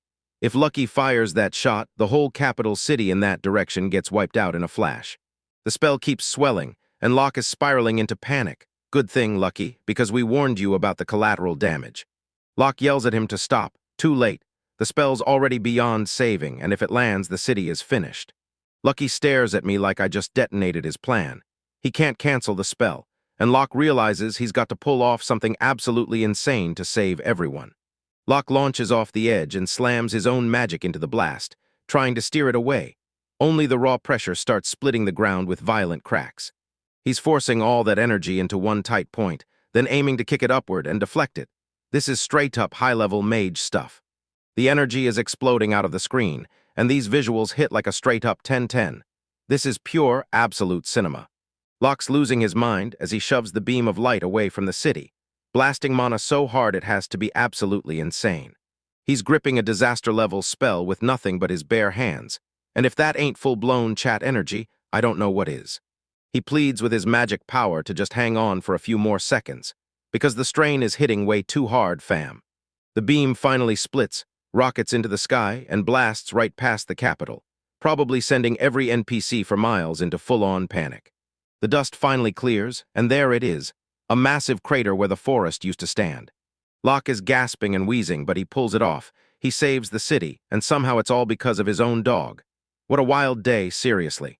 Lucky's over there, hiding his eyes behind his paws because pure embarrassment is crushing him. He knows he's been a bad boy right now. Look at this. He's a giant legendary wolf, strutting around like he just tore up a shoe, and somehow you can't even stay mad at him. He peeks through his paws to check if Locke is still alive. Hugh, Lucky, you didn't kill your master this time. Shannon bolts over to check on them. Thankfully, everyone's still in one piece, but the landscape is straight up wrecked. She spots Locke's arm, mangled and burnt from that brutal man of feedback. And holy hell, our boy really risked everything. But Locke just yanks out a healing potion and downs it like he's unstoppable. Who needs a hospital when you've got high-grade alchemy in your pocket? The potion hits like lightning, and Shannon's jaw drops in pure shock, while Lucky keeps sobbing and apologizing nonstop, convinced he's a total failure. Locke swoops in and rains down the biggest head pats ever, and right there he gets it. Lucky was only protecting them. Man, this is so wholesome it hurts. Lucky's sobbing happy tears now that his master isn't mad at all, and Locke tells him, "Easy, just fix your disaster class control and we'll get there." Lucky rips out this massive howl like, "I'm ready," then commits to training hard and becoming the ultimate good boy. And we slam right onto that crying gargoyle, still frozen in place, totally baffled, like, what the hell just happened? Same little guy, same. We kick things off with Locke sprinting into a gargoyle that's straight up losing its mind in the middle of nowhere. And honestly, watching this monster crumble like a total simp is absolutely hilarious. This poor guy admits he got straight up fired from the Demon Lord's army. And honestly, that's the kind of certified moment you just can't top. Imagine being so down on your luck that they reduced you to scraps of leftover trash. And for a whole century, your purpose was just cleaning up the castle like a glorified janitor. But the new managers didn't want some monster who only knew how to swing a broom, so they tried to shut him down. Now he's out there aimlessly drifting through the woods like a clueless NPC. Bro is down bad because humans hate demons, so he's got nowhere to go and nobody to love him. And yeah, that's downright tragic. Look at Shannon getting choked up over that rock man's tears. She's got a heart of gold, and let's just say she's got something even better to go with it. Locke can't believe it. Normally gargoyles are absolute chads in the Demon Lord's elite force, not some bottom-tier janitors. Since the gargoyle's basically homeless, our MC decides to go full legend, invites him to join the squad. And the moment he's in, the gargoyle starts wailing like he just hit the jackpot. Locke leans in and tells him that cleaning for 100 years is a straight-up flex, and you can literally watch the light return to this monster's eyes. A system message bursts onto the screen. The sealed gargoyle wants to be your friend. And yeah, I can already hear you thinking it because that sealed tag feels like straight-up plot armor waiting to explode later. They scramble to uncover what kind of hidden power is buried inside him. But that gargoyle is just as clueless as some random background extra. The system hums and boom, Locke is transformed into a sacred beast, and right then his phone pings with a new notification. He can expand his garden like he just unlocked a mobile base builder. Locke slams the upgrade button to expand the cabin, because even a man of culture needs room to grow his harem. As they march through the forest, they suddenly smack into a giant cabbage patch planted right in the middle. Like, seriously, how is that not suspicious as hell? It's getting late, so they set up camp right there. Locke knows you never walk past free loot in the wild. Next morning, they roll out for the village the gargoyle pointed to, hungry for more wafers and ready to dive straight into trouble. They roll up to Chashino village, and trust me, this place looks like it survived hell and crawled out still standing. They stumble on an old man snoring like his life depends on it, and Shannon fires up full top-tier waifu energy, trying to shake him awake. The old man snaps awake, locks eyes with Shannon, and his brain screams, "I must have died, I'm in heaven," because she looks like a full-on angel. This old creep tries to sneak in a kiss, but the giant dog instantly snaps it down. Then it hurls him face first into the dirt like it's absolute cinema. That old man looks at them like they're bandits at first, but Locke cuts in fast, saying, "Nope, we're just adventurers passing through." Once he's sure they're not robbing him, he snaps that they should march straight to the village chief and pry out what's really going on in the area. The village looks calm and peaceful on the surface, but the air feels like trouble is lurking just out of sight. Everybody here looks half dead from hunger, and they huddle together, whispering like, "We've never seen a Chad like this before." They finally come face to face with Chief Onigami, and Locke steps forward to introduce the whole squad, Shannon included, and even the absolute unit Lucky. That old man from earlier, Warren, starts showing off like a legend, until the chief steps in and shuts him down, telling him to quit clowning around. The chief blurts out an apology for the whole mess, but it's obvious Locke isn't sorry. He's already hunting for a way to flip this into a win. Turns out goblins hit the village hard, swarmed in, and stole every last bite of food, leaving the whole place totally done for. A handful of the young guys tried to stand up, but they got crushed on the spot. And now the entire village is on its knees, begging for a real hero. These goblins aren't some mindless fodder. Oh no, they're sharp. And the village is so broke it can't even scrape together the money to pay the guild for protection. Locke finally snaps. He can't keep playing the simp and bailing everyone out for free, or he'll end up broke right alongside these NPCs. He demands a map and the goblin nest's location, like he's about to unleash some top-tier, big-brain strategy. Locke studies the map like a trained strategist, hunting the perfect route to seal the bag and save the day. He tells them about the cabbage patch they found, so they're not just hoping to survive till next Tuesday, they're actually covered. The whole village is buzzing with hype, but Locke slams the brakes.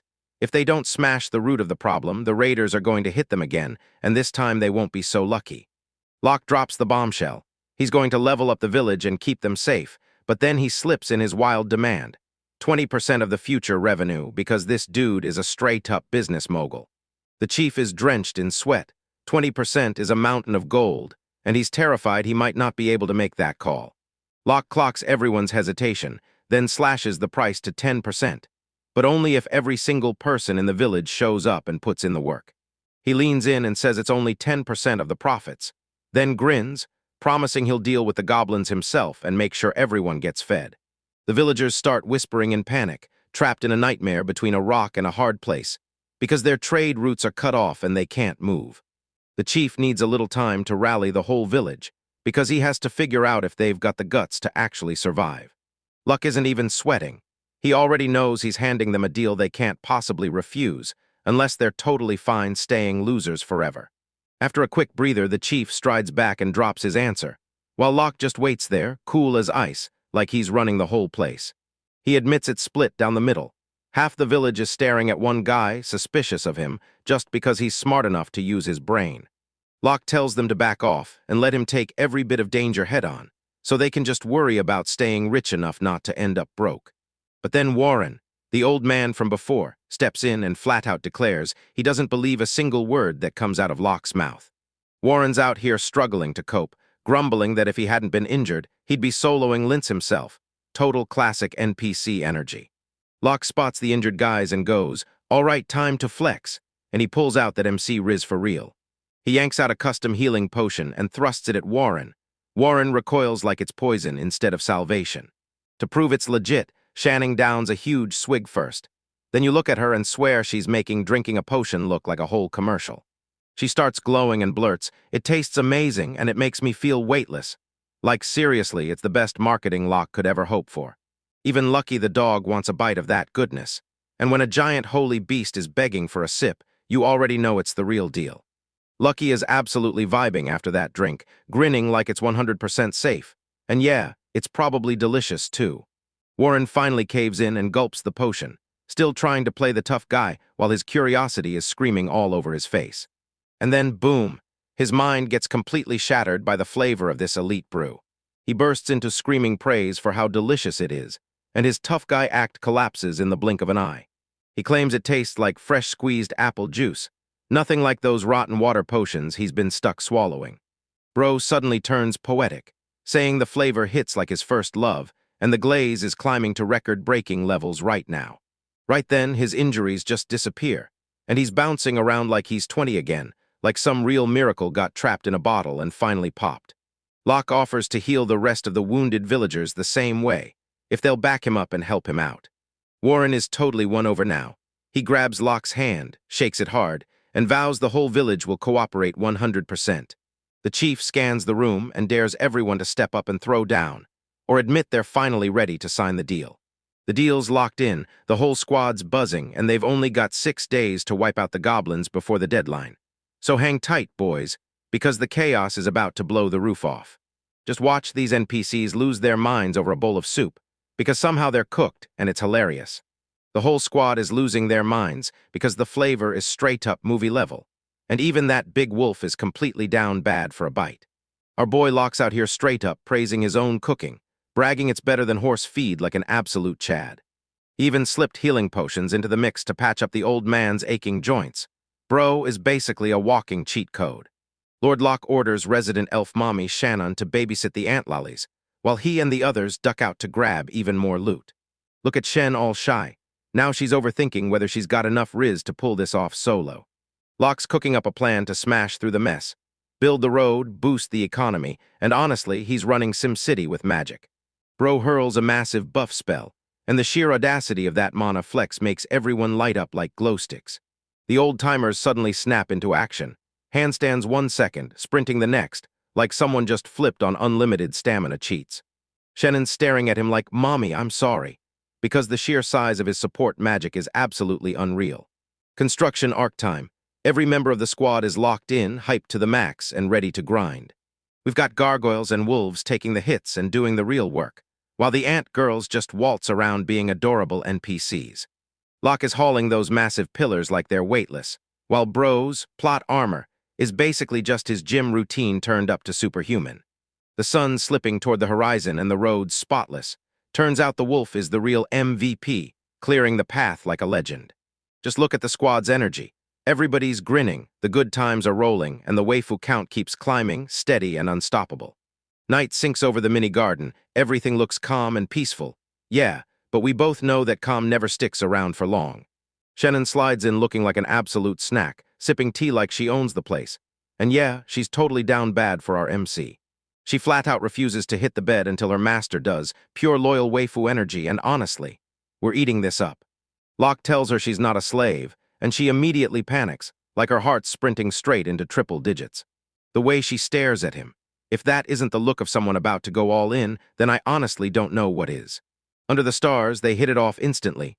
Pure boppy vibes, and the chemistry between them is absolutely off the charts. Like Locke is back at it, plotting a full-on cabbage takeover to flood the market. Because the capital is apparently starving. Shannon just keeps nodding. She'd follow that man straight into a volcano if he asked, no questions, pure absolute loyalty. Flashback to that beta party where they booted him out. Locke clenches his teeth, knowing he has to win in a massive way just to rub it in those losers' faces. That poor girl finally gave up, collapsed at the table, and fell asleep on the spot, too pure for this brutal world. Locke's staring at her with that, I'm about to cook you grin. Yeah, the man's 100% a connoisseur.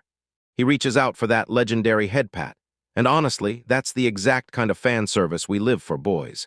Absolute Cinema is thanking her as she's floating in dreamland, and the sheer unreal vibe is through the roof. The house feels strangely silent under that dome, but our MC can't stay put for a second. He's a relentless grinder. Watch the monster squad finally crash for some ZS. Meanwhile, that gargoyle better get his beauty sleep, or things will get ugly. Locke slips out like a ninja, spots a lurking shadow outside, and instantly decides it's time for some late-night side quests. Lucky the wolf was already there, pacing like he knew the moment his master would snap, restless as a caffeinated squirrel. They're hunting rainbow dragonflies at night because they're way easier to snag. Work smarter, not harder. Locke doesn't even flinch at goblins. He's got a giant wolf at his side and plot armor so thick it could tank a nuke. Lucky's staring at him like, bro, are you serious right now? But still, somehow he's down for the ride anyway. Full moon's blazing, the vibe's locked in, and they're sprinting into the woods for some midnight loot. Look at them go, scooping up dragonflies like they're catching pokeballs, pure peak adventure energy. Morning light spills in, and someone's already in the kitchen, like they've been waiting for the moment the whole story snaps into place. Locke wakes up convinced his elf waifu is whipping up breakfast, then reality hits him like a slap. He bounds downstairs with a grin, ready to help, convinced a sweet little morning moment is about to hit. Surprise, it's the gargoyle, and man, he's way too pumped to see his master this early. I'm fully losing it. Wait, the gargoyle-s wearing a heart-shaped apron. This is peak culture, no joke. Locke is completely shattered. His mind is cracking because his waifu breakfast turned out to be a total lie. Shannon finally storms in, and Locke instantly has to pretend he wasn't just raging at a stone monster like it was a customer in an apron. She's out there training her swings over and over. Full-on warrior mommy, putting in the grind no one else has the guts to match. Gargoyle Khan is just chilling in the background, while Locke spirals, questioning who he even is, pure comedy gold. Shannon realizes he slipped out without her, and she wears that classic I'm not mad, I'm just disappointed pout. He swears he'll take her next time. And just like that, it's Gucci all day as a monster cooks up breakfast for the win. The cabbage shipment is locked and loaded. Right now they're about to cash in big and finally drag this village out of poverty. The wagon jolts onto the new road, and that's when Locke's highway in 2 days stops being a joke and starts looking downright impossible. He's about to teach the villagers how to hunt dragonflies, and bro's out here basically teaching them how to fish. The road's finally done, and the whole village throws a massive celebration like they just hit the lottery, because honestly they basically did. The ant girls are getting headpats for all their hard work, and Locke is out here being the ultimate monster dad. And finally, the villagers start to get it. Monsters aren't the nightmare they thought, because they're helping build your infrastructure. The village head is practically bowing to the ground like a total simp. Locke's only taking a 10% cut, and honestly, that's peak GigaChad energy. He keeps it humble and tells them to send the payments through the guild like a total professional. We slam through a quick montage of them, snatching up even more loot. Locke's basically speedrunning the whole local economy like it owes him money. Another massive feast with the squad. Life feels perfect when you've got a giant wolf by your side, and a gargoyle rocking an apron like it owns the place. But then the narrator blurts out that he didn't know yet, and you can feel it, something is about to go terribly wrong. The ex-party's back, and they look miserable as hell, like they're one step away from a Loki beta-level betrayal. Yo homies, we're back with another banger. Locke is living the dream while his old party is going down fast, drowning their own salt. We kick off the day with the squad throwing down for morning training, because you don't become a Chad without the grind. But wait, who's this tiny kid perched on Locke's shoulder? The way he's calling him Papa already. Bro's got instant dad energy. Locke is completely rattled, staring at nothing like he just spotted his bank account after a once-in-a-lifetime Steam sale. Turns out that once this bird was a giant sky king, until it chomped down on some rare treasure. Now it's been shrunk into a tiny pocket-sized monster. And yeah, check this out. It's basically a feathered plushie, but don't let that cute face lie to you because it's got plot armor strong enough to outrumble the MCs. Suddenly, the bird slumps like it's realized it's stuck in the mid-tier, but right then Locke catches a whiff of something brutally rancid. And honestly, it's pure luck that this legendary Fenrir is here, because the stench is so bad it could knock you out, like a dumpster fire in the middle of July. Locke clocks him and asks when he last hit the showers, and this absolute menace has the nerve to say yesterday with a straight face. Then he rewinds and goes back to like the day before. Yeah, we all know you're capping, just admit you're a stinky boy. Lucky tries to play it off like he's licking himself clean, but that's straight up nasty, and Locke shuts it down instantly. All right, mini game time. Whoever snags this stinky gigachat gets to haul him in for a bath, and the entire squad is foaming at the mouth for this challenge. Lucky's strutting like he's untouchable, convinced these NPCs can't even scratch him. Locke unleashes a gigantic buff on the team, and after that parley win, they shine so hard it feels like my future just got upgraded. Lucky is still busy preening himself, convinced he's so fast no one will ever catch him. First up, we've got Patra, the queen of the ants, and yeah, that outfit makes her look like an absolute baddie. She tries to rush him, but Lucky is out here hit-stepping like he's dropping plays in a Madden highlight reel. He thinks he's untouchable, until the oldest trick in the book starts frying him. Boom, out of nowhere, a whole swarm of minipatters erupts like a trap, and before anyone can react, it's a full-on ambush. They swaddle him in silk like he's a Christmas gift, and for one wild second, it looks like the dog's finally done for. The whole squad is celebrating like they just crushed the Super Bowl, and Locke can't hide the pride he's feeling for his daughter. Locke starts mouthing off, telling Lucky to quit fighting and just accept his fate, then hands him the soap like it's the only answer. But Lucky's a legendary beast for a reason. He just flexes once, and the silk snaps like it's nothing, like a cheap pair of headphones. Patra takes that brutal L, then instantly clocks it. Lucky isn't lucky, he's just built different. Next up is Gargulekun. This guy looks like he lives at the gym, but somehow he's always skipping leg day. He's bragging like crazy about his 100 years of experience, strutting around like he's the main character, and everyone else is just background noise. He storms in with pure menace, ready to snatch the bag at any cost. Then bam, he gets slapped into the next dimension, and just like that, his whole job and status are gone. Now this is where it gets wild. Shannon steps up and wow, look at that elf Riz. This is an elites-only showdown, and Lucky knows one mistake could cost him, so he's not letting himself sleep. They're charging so hard it feels like a movie playing in real time. Shannon just launches that sword forward without even a second of doubt. Lucky's laughing it off, but you can see the sweat starting to creep up.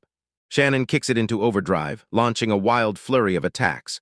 Her form is at a solid 10-10, and yeah, we're totally here for what the plot does next. Lucky's weaving and dodging like he's in the Matrix, but he still has to admit, she's got some seriously solid moves. Suddenly her aim snaps into focus. So sharp she almost clips his ear, and that giant dog finally gets it. She's not some NPC. She slams him against the rocks, and for a split second it looks like the waifu just might actually pull this off.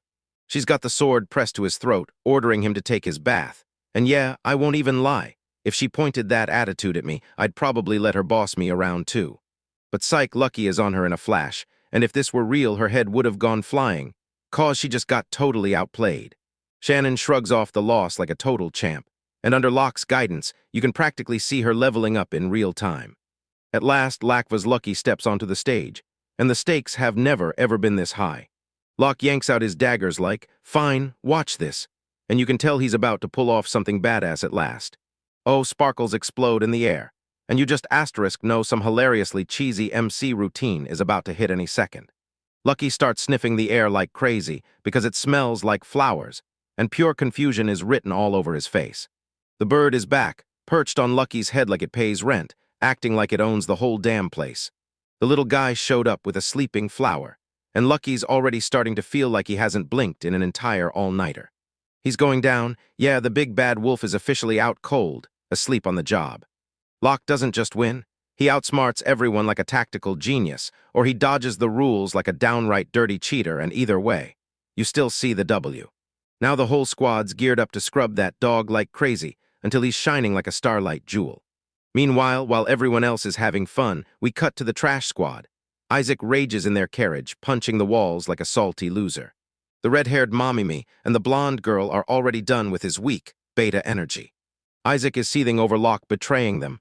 Absolute nerve, like it's the audacity of the century. Amy shuts him down in seconds, reminding him that they were the ones who kicked Locke out in the first place because they figured he was worthless. We cut to a flashback, Locke hauling all their junk like a pack mule while they strutted around and took the credit. But Isaac's struggling hard to prove he's an S-rank hero, yet we all know he's barely mid. Emmy's completely over it. She snaps at him and says she's not lifting a finger for the tough parts of the quest. They're snapping at each other like a divorced couple trapped on a road trip, and the whole vibe is absolutely putrid. The blonde girl jumps into the roasting, calling out Isaac for acting so high and mighty, when he's clearly failing. Emmy hits them with a bombshell. When this mission ends, the party's done, and she's bouncing to something bigger, praying she finally finds a real Chad. But Isaac just stares down in defeat, crushed by his own ego. Man, you asterisk love to see it. They burst into the dungeon, and the scenery itself seems to grin like it's laughing at them. Isaac tries to play it cool, barking at the driver to keep the change. But the driver's a total gigachad, and he shuts him down, saying it's not enough because they'd already shoved him behind the wheel for way too long. Isaac gets hit with yet another cash demand, and now he's basically broke, like officially cooked. They're lined up before the dungeon of verdant leaves, marching in like innocent lambs, totally unaware they're walking straight into the slaughter. They've only got 4 days left, and you can practically see the panic rolling in as they start doubting every choice that brought them here. They step into the dark, and I'm straight up giving you $10 if they survive all of it without bawling when the lock kicks in. While those losers are getting wrecked, we snap back to wholesome vibes. Locke and the girls are all piled up in a cloud of soft, lucky fluff, savoring every sweet second of their win. Yeah, this is life, homies. What's up, homies? Welcome back, where we sort the real chads from the absolute frauds. Today, we're jumping into a crew of mid-tier, special adventurers who think they're built different, but the dungeon of verdant leaves is about to cook them. First, the fraud squad marches in, led by Isaac, the dude who looks like he spends more on hair gel than actual gear. Look at M.I. and Kara. These waifus are already sweating bullets because they're stuck with a leader with 0 riz and even less power. Then they stumble into some orangus, basically overgrown crocs. And yeah, the moment they see those things, the girls kick off a full-on midlife crisis. Isaac's over here grumbling because he can't spot a single rare spawn. While bro's out in a dungeon hunting shiny Pokémon, he's nowhere near strong enough for pure clown mode, no cap. The dude's totally baffled. There aren't any eggs at all. I'll pay you guys $10 if you can guess why everything's empty. Spoiler. A real main character was probably here like 5 minutes ago. Now he's out here stroking his own ego, convinced the guild is sabotaging him just because he's too powerful. And honestly, the nerve of this guy to act like he's the only one worth fearing. Suddenly, a wild gun pops up out of nowhere. Isaac reacts like he just stumbled on a final boss, only it's literally a green NPC holding a stick. He whips out this giant sword like he's trying to cosplay a gigachad, then splits a dumb goblin clean in half.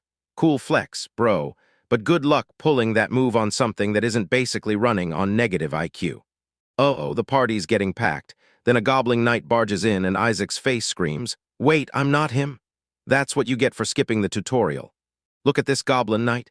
He's rocking that Chad energy with the armor and the huge sword and the "I'm about to end this man's career" vibe is hitting hard. The squad gets boxed in. Now they're just a walking snack bar for the green skins. If I were the girls, I'd be hunting the closest exit like my life depends on it, or finding a way better party leader fast. Isaac lunges in for a jump attack like he's in an Elden Ring montage, but the goblin knight shuts him down instantly. Full block, no sweat. And yeah, bro got parried in real life, and it's honestly glorious. The clash is brutal, and Isaac's drenched in sweat. Because the second he realizes the real MC's divine protection isn't there, he's basically just a C-rank nobody wearing a fancy headband. But seriously, look at him spiraling, because the narrator straight up calls them out like, "You're nothing without Locke." Can you imagine being that much of a loser that even the words on the screen start bullying you? His hands shake as the tears hit. He's falling apart inside, realizing he's just a side character in somebody else's story. This is pure cinema. He's getting outclassed by some small fry, and his ego's getting cooked way faster than his health bar, so yeah, the salt is real. Lucky for his beta soul, the mage waifu Kara steps in and unleashes a flame lance. Momi, sorry mommy. Either way, she's not just helping right now. She's straight up carrying the entire team. The Goblin Knight's officially toast, but you've got to see Isaac in the corner. Trauma is written all over his face. And of course he starts acting like he had it under control the whole time. Nah, I'm not losing to some small fry. Dude, we literally just watched you shake with fierce stop lying. They're surrounded again, straight-up zombie movie vibes, just with way more ears and way less hygiene. And these guys, grinding overtime on a quest they're definitely not ready to survive. The girls are busting their butts, while Isaac just stands there with the look of a man who's painfully constipated. If useless had a face, it'd be his. Finally, they sweep the area clean, all gasping like they just sprinted a marathon in lead boots. Meanwhile, Kara's still out here looking like a whole snack even after that brutal fight. So late in the night, they assume the boss is dead and start their little glow-up, until Kara steps out looking absolutely majestic. But don't get distracted, boys, we still have way more plot to smash through. Isaac can't stop. He wants to go fight wyverns again. Dude, you barely even scraped by seeing that goblin with the dental curse and now you're hunting dragons. This man's on a straight-up mission to get everyone wiped out. They stumble on the wyvern nest, and it's stuffed to the brim. In this quest, it's basically a suicide mission, because look at all those scaly monsters just lined up, begging to wreck someone's day. They're crouched in the bushes like clueless NPCs, scrambling for a plan. Then Isaac goes, "Easy, I'll charge in and yell and you guys do all the work." That's the whole battle strategy, and it's wildly high level. Kara stares at him like, "Are you actually serious?" Then loyalty kicks in. She nods and locks in with the plan because she's a real waifu, and honestly, she deserves a way better team. He barrels in like a full-on Leroy Jenkins. "Here I come. And trust me, if you're not careful, you're not just messing around, you're sprinting straight to the graveyard, pal." Wyverns slam out of the sky, and Isaac is already wearing pure regret on his face. Like every bad choice that brought him here is flashing in his eyes. Kara rains down a blazing fire arrow barrage, and man, this is the real deal. It's a full-on fire show, and she's the only reason they haven't been wiped out yet. Wyverns slam into the battlefield, and Isaac fights for his spot by hacking at the ones already on their last legs. Pure peak vulture energy. Isaac lands a lucky slash, boom, right on target. Wow, good job, you finally managed it. Want a sticker or a juice box? But wait, there's one last problem. It creeps up behind the girls. That's why you need a real tank who knows how to pull aggro, not you simping around. Those girls just get absolutely nailed by a tail. Ouch. And Isaac is out here dropping the ball on his one job like it's nothing, while the whole thing is brutal to watch as someone else actually earns Chad status. Emi, the healer, finally snaps and starts laying into him, firing off that whole Locke would have kept a safe line. And you know Asterisk gets done the moment she starts comparing him to her ex-party member. Isaac starts molding, and Locke has zero part in it. You're basically confirming her argument, while he dodges every scrap of blame like a total beta. Amy's had it, she's done with the party, and she drags Ren into the moment. "I'm out, you're a retard." Yeah, those are her words, but I can't say I disagree with the vibe. Kara isn't sticking around either. Both of them bail on him in the middle of a dungeon, leaving him to get absolutely annihilated. This is the final wrecked moment, and Bro is officially maidenless. They're literally walking off to find Locke, because in Isaac's eyes he's the better man. Meanwhile, Isaac just stands there, shaking with raw rage, and yeah, that thug shake is real. All that fury, pure salt. And there's Locke out here living his best life, probably kicking back with some thick elves, while Isaac's losing his mind. Isaac gets hit with a flashback of his dad calling him a disappointment. And damn, even from day one, the man already saw right through the fraud. Talk about rough, buddy. He's boxed in by wyverns and his brain won't stop chanting Locke, like a broken record. Yeah, he's fully asterisk obsessed, and this is peak down bad behavior. He fully snaps into crash-out mode. If he's failing, then everyone's going down with him, and that school threat look is burning in his eyes. He surges, powering up his final move. "I'll end you." And he's screaming at the ground like it's Locke's face at this point. There's just no saving him. He slams down a grand cross. Boom. A gigantic burst of light engulfs everything, and sure, it looks insane, but you can tell it's a last-ditch panic move. Look at that smug face. He really thinks he's the main character now. Meanwhile, the girls just stand back at a distance, staring like, why is he acting this extra? Boom, one blast and the whole mountain turns into vapor. And somehow this guy's still the one getting blamed for all that property damage like he's broke. Yo, Locke and his elf waifu Shannon spot the cross coming in from the village, and Shannon looks absolutely unreal in this shot. Like, the details are insane, and she can't stop thinking, did Isaac do this? Locke decides to go investigate with Shannon and his giant wolf, Lucky, because seriously, Locke's party is pure gold. A hot elf and a massive dog, that's an automatic win. They show up and the mountain is flattened to nothing. Isaac totally wrecked the whole place. It looks like a nuclear test site. The fraud squad stumbles out of the smoke like they got run through a blender, coughing, wheezing, and looking like absolute losers. Isaac's acting like some unstoppable badass, bragging that he vaporized everything. Then you see him wobble like he's about to collapse, looking like a total walking L. Shannon isn't buying a single word. She's roasting them hard, insisting there's no way they pulled this off alone because she's got taste and she's seen every kind of fraud before. Isaac proposes cheating, grabbing supplies from the capital and straight up lying about the quest. This guy's got zero honor, full simp energy, and he's a shameless fraud and cheater. Locke, the kind of guy who can't resist a dare, charges into the cave anyway just to be sure he's not living that lazy life. Isaac just calls them losers and storms off, and the irony hits like a truck. The guy who cheated then lost his entire party has the nerve to label the MC a loser. Absolute cinema. Locke stumbles on the dead Goblin Knight, then starts piecing together the truth, because Isaac is off throwing a full tantrum. Shannon snaps to it. This Goblin Knight is the mob's real leader, the exact one Isaac tangled with, and now they're basically hunting down the truth behind why Isaac failed. They peer into the cave, and it's a total wreck, but hold up, is that a tiny glimmer of hope shining back at them. Shannon digs up a pile of broken scales, ruined and useless like Isaac's career, yet Locke just shrugs, totally unbothered. And then Lucky strikes gold. He uncovers a whole stash of wyvern eggs, a massive win. While Isaac's off busy blowing everything up, Locke's just out there raking in the jackpot. Locke decides to haul those eggs straight back to his mini monster garden. And S over here basically building a dragon farm like it's nothing, pure high-level Chad energy. Back in the village, the locals are buzzing, treating Locke like he's a living god, and honestly, yeah, he's basically on the same level as that other guy. Locke straight up tells them the dungeon's name was a mistake on some dusty old map. So yeah, he's out here wrestling geography, while Isaac is probably still stuck back in a bar, shaping himself into something. They sink time into building up the village, and just look at Locke out there helping with the cabbages. This guy can fight dragons and still farm like a pro now that is wife material. Then Locke nonchalantly raises a massive stone fortress for the village, turning a simple farm into a full-on stronghold like it's nothing, like he's playing an entirely different game. The villagers are straight up losing it, and yeah, Locke's got them safer than a vault. He's the ultimate protector. Now it's time for that gut punch goodbye. Every last person in the village is bowing like you're a legend.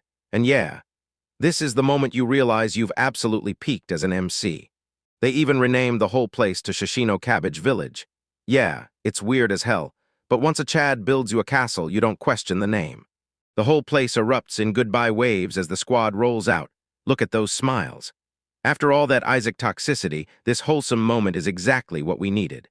Locke whips his head back with that rock-solid, I'm ready for anything look. Dead serious, eyes locked on what's next, and man, that jawline is pure gigachad energy. Those last TS, they're charging to Kronto to settle things with Isaac. Brace yourselves, boys, because this is the moment everything finally explodes, and the final conclusion is right around the corner. Yo, what's up, my cultured kings? Back in the royal capital where the air is electric and the plot's about to go nuclear. Locke just rolled in with his elf waifu, and she's looking absolutely top tier. While they're cutting through the market, this merchant dude starts yelling for them, waving his arms like he just spotted his favorite streamer hit live. Turns out Locke is a total business mastermind. He's got NPCs pumping out cabbage soup and rolls non-stop, like he built the world's most profitable kitchen. And suddenly this isn't just a fantasy adventure anymore, it's basically a cooking simulator, and he's raking in the money. The merchant was buzzing. Everything his touch landed on turned to gold. and he sold it all at full price without breaking a sweat. He shoves a massive bag of gold into the guy's hands, and Locke just stays cool, straight up tells him to splash the extra cash on a magic cow. Meanwhile, he's out here basically playing SimCity, while everyone else is stuck on some bland, generic RPG quest. Look at that grin on Shannon, our elf girl. She's so down bad for the guy who can actually manage money. Go find a girl who looks at you like you just fixed the economy. Locke's basically telling you the big reveal is right there, seconds away. He's got that look in his eyes like he's about to end some guy's whole career in one shot. They head straight to the Adventurers Guild, and the ominous energy in the air hits you like a punch. This is it, the final showdown, and Locke is locked in. Inside, the biggest pile of haters ever has formed, and Isaac with his party just stands there like they're seconds away from dropping the worst rap album of the year. And yeah, you can also spot the bunny girl receptionist in the back, because the culture in this guild is absolutely ferocious. Isaac the absolute beta starts talking trash from the jump. Yo, you're late. Bro, you're irrelevant. Now sit your ass down. Locke doesn't say a single word. He just storms up, dumps his loot on the counter, and Isaac's already convinced Locke's about to forfeit since he couldn't finish the quest. Like, imagine being that delusional. The red-haired clown wants to settle this right now, and his confidence is so wild that he's basically polishing his own ego like it's already victory. The bunny girl steps forward to appraise the stuff. Look at those ears, pure cinema. And over in the corner, Isaac is already heckling Locke like a show-off, because he knows Locke is about to get cooked. The entire guild is staring right now. This is the instant the NPCs finally clock who the real main character is. Yeah, Isaac is straight up demanding that Locke bow down and apologize. Talk about next-level audacity, because he really acts like he's the main character. The bunny girl dove into the results. Isaac's crew bagged 10 wings, 3 eggs, and 15 emeralds, which is pretty wild for a bunch of frogs. Then she drops the bombshell. The winner is Locke. Isaac's face starts glitching in real time. He can't even process it, like the script just got flipped on him. She rattles off Locke's haul: 60 wings, 45 emeralds, 30 wyvern scales, and 10 nails. Like a shopping list, but my boy didn't just win. He absolutely committed statistical murder. Isaac snaps into full salt mode, yanks Locke by the collar, and starts yelling that he's cheating and the guild's rigged. Bro, relax, you're just trash. Locke stays as calm as ice, then fires off a simple question at Isaac. How'd you get those materials without buying them from the market? And just like that, boys, the trap's sprung. Locke grips the materials stamped with a village symbol. Then Isaac's soul rips out of his body, and it's game over, caught red-handed like the whole thing is playing on 4K. Flashback time. Locke knew Isaac would steamroll the market to crush him, so he had Shannon quietly plant hints at the entrance. Then Locke turned that guy into his personal puppet. The truth finally lands, and boom, it turns out Locke already had the materials and sold them straight to the same vendor Isaac bought from. Then he basically forced Isaac to hand him money just to wipe him out of the competition. That is pure GigaChad energy. Locke lays into him for being greedy and burning all his money for nothing, and Isaac is trembling, swearing. How did Locke get to the dungeon that fast? Then Locke breaks down the shortcut idea, because apparently, for an S-rank crew of NPCs, even glancing at a map feels like too much work. Even the girls in Isaac's party are flipping on him now. Kara, the blonde with the twin tails, flat out admits she knew about the shortcut too, and that betrayal feels downright sweet. Isaac's losing his mind, so why didn't you speak up? Or maybe you're just a toxic teammate, bro. Nope, Kara calls him out as an absolute idiot, basically screaming, why the hell would we risk our lives for your ego? And yeah, she's spitting straight facts. Isaac keeps trying to label Locke a loser. Bro, face reality and look in the mirror, because you're the definition of cooked. But the girls are officially done, because they finally clocked that Isaac was the only one obsessed with winning this stupid little match, and now the whole party is crumbling in real time. Locke adds one more thing. He thanks Isaac for wiping out every last goblin in the area, and Isaac's so furious it's like a stroke is about to kick down the door. Locke breaks it down. Isaac did the whole heavy lifting for free, so Locke didn't have to hire a single adventurer and the bunny girl in the corner. That's literally all of us, soaking up every second of this mess like it's pure gold. While Isaac was busy acting like a total meathead, Locke and Shannon slipped in like shadows, grabbing supplies under the radar. Work smarter, not harder, homies. Just when Isaac finally snaps, he swings for a punch, but it's like the whole fight slips right out of his hands. But wait, bam! A wild guild master steps out, dead stops the punch with effortless ease, then drops the bomb. Their accomplice kid already ratted them out for everything, and yeah, that's it, game over. The guild master shuts Isaac down, straight up declaring his career over. Right when the villain finally realizes, oh no, this guy's nothing but a side character in the recap. Isaac crumples to his knees, pure defeat, no mercy left. And not even plot armor can save you now, kid. And just like that, the reign of the fake S-rank party finally collapses. Locke stands tall as the trash gets swept clean. The whole squad gets dragged in for questioning, and it feels like justice is finally getting served, way better than Shannon's cabbage rolls. Kara and Emmy got shoved down to C-rank after racking up that abandoning a teammate penalty. Sure, they're not thrilled, but I can't deny they look incredible in those outfits, so yeah, I'll cut them some slack. Kara tries to charm Locke into forming a new party, but Locke gives her a polite, instant no. And Kara's left reeling, thinking her assets would seal the deal. Not today, sister. Kid barrels straight for Dungeon's crimes, while the girls squash the drama, wipe the slate clean, and start over. And yeah, character growth in my trashy manga? Honestly, it's way more likely than you'd bet. Isaac's stuck in the mines grinding like some NPC, going from S-rank to straight-up Minecraft way too fast, while Locke's kicked back under a tree, relaxed like the king he truly is. Then his Fenrir bro shows up to make sure he's okay. Can you believe it?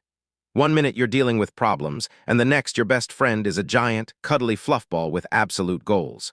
Locke's getting all soft and nostalgic, staring back at the past and the old friends he misses. Guess even chats can hit you right in the feels sometimes. He finally sees it. These two were side by side the whole time, yet they never truly understood a damn thing about each other. Deep, Locke, real deep. Then he glances at his new family, monsters and all, and at the cute girls smiling back, and he finally knows he's landed somewhere way better. Now he rises to his feet, wipes away every regret, and charges forward, right beside the real friends he's been waiting for. He's ready to swing his strength toward the people who truly matter, and that's the kind of growth we live for. The Fenrir is all in for the cause. Look at that noble beast, that's the real deal right there. They slam a bro fist, or a bro paw, and either way it's absolute cinema. That bond is unbreakable. Shannon waves them over for lunch. Cabbage rolls are back on the menu, Locke's living his best life, though his diet's begging for some variety. But wait, something's changing, and the air turns cold as darkness slides through the shadows. You know it's real when the screen just cuts to black. That ominous power is barreling straight for the capital, and trust me, this thing won't stay around for long, boys. A skull crawls out of the darkness like it owns the night. Lick, Demon King, who knows? But one thing's clear, Lockasation is officially dead in the water. Hang tight for the next one, because this is where things go absolutely feral. Yo, my cultured kings, hold up, because we're diving straight into the chaos where those ogres are wrecking the local NPCs, and these low-level adventurers are getting absolutely cooked, like it's already headed for a full-on home team wipeout. Look at these absolute units. Adventurers are straight up shaking, because they know their wrists can't possibly handle this level of muscle. Pure chaos erupts as ogres smash through the front lines like it's whack-a-mole, and every hit costs real human lives. This isn't a battle, it's a brutal slaughter of helpless people. The moment the defense line snaps, the vibes turn bitter instantly, and panic explodes everywhere. Everyone's begging for a miracle, because if this keeps up, the kingdom's about to get turned into an all-you-can-eat buffet. The higher-ups are bickering over glory in the dead of night. But come on, nobody's thinking about politics when a giant fist is sprinting straight toward your face, and these guys are so obsessed with their reputation they forget their HP bars are about to get wrecked. This ogre is seconds away from smashing both of them into a pancake, and honestly, they look like they've already accepted they're doomed, because the nerve of this monster, towering over them like some unstoppable final boss. But hold up, right out of nowhere, Locke shows up riding a colossal white wolf like he owns the universe, not a single bead of sweat on him, while everyone else is falling apart and bawling like they're calling for their mommies. That wolf is absolutely unhinged, obliterating ogres like they're made of paper like it's nothing. Picture being a top-tier monster, just to get turned into dog food in 3 seconds. Locke finally locks in, and you can see dread flash across the ogre's face as it realizes, oh no, it's met the main character. Even the NPCs stare at him like he just stepped down from the heavens. That wolf's speed is straight up unreal, like someone flipped on a cheat code, and now it's just tearing across the screen in pure, absolute cinema. Locke shrugs it off like it's no big deal, acting totally chill while he's clearly pulling legendary moves, saying he's just in the middle of a quest. And the other adventurers, they're already fawning, practically lining up to help, just so they can stay in his good graces. Now it's counterattack time. And our boy is charging forward with a grin, main character confidence, blazing so bright that everyone nearby suddenly believes they can win. And just look at Emmy. She drops a flame lance like she's straight up the goddess of fire, and I already know what you're staring at. Yup, her magic isn't the only thing here that's top tier. Locke fires off a quick thank you, and the chemistry is already surging. Don't drop your guard, Locke, or you'll miss more than just the loot. Now Patra's stepping up and seizing command, rocking that tiny but mighty energy. She's basically the general of this ant army, and I'm absolutely ready for some humanoid ant action. The whole squad is locking in their positions, and even Gargoyle Khan marches right into the chaos. Feels like a crossover episode where every single person finally brings something to the table. Locke fires off some team-wide support magic, and the whole squad instantly feels unstoppable. Look at him glowing like that. That's what real top-tier support power looks like. The whole party barrels in, and the ogres get absolutely steamrolled. 1 minute they're the hunters, and the next they're scrambling like prey, caught off guard in record time. That wolf isn't just attacking, it's ripping heads clean off, and honestly, that's pure brutal, high-octane violence we live for. One more ogre doesn't even get a chance to squeal. Wham, it's cut into ribbons. Meanwhile, our boy's pet is out there doing more than an entire army of knights. Locke just stands there, sizing up rank monsters like they're nothing, calling them mere warm-ups, pure disrespect, and I'm absolutely loving it. Patra's out here flexing real leadership as the little ants team up, work like a swarm, and somehow pull off the impossible. Watching them gang up on those giants is insanely wholesome. Shannon and Patra's teamwork is straight-up fire. They're cutting through the ogres like it's training day, not a real fight. Gargoyle Khan is doing everything he's got to hold the line, but you can practically see the stress crawling across his face. Hey, don't worry, little man, the big bro's got you.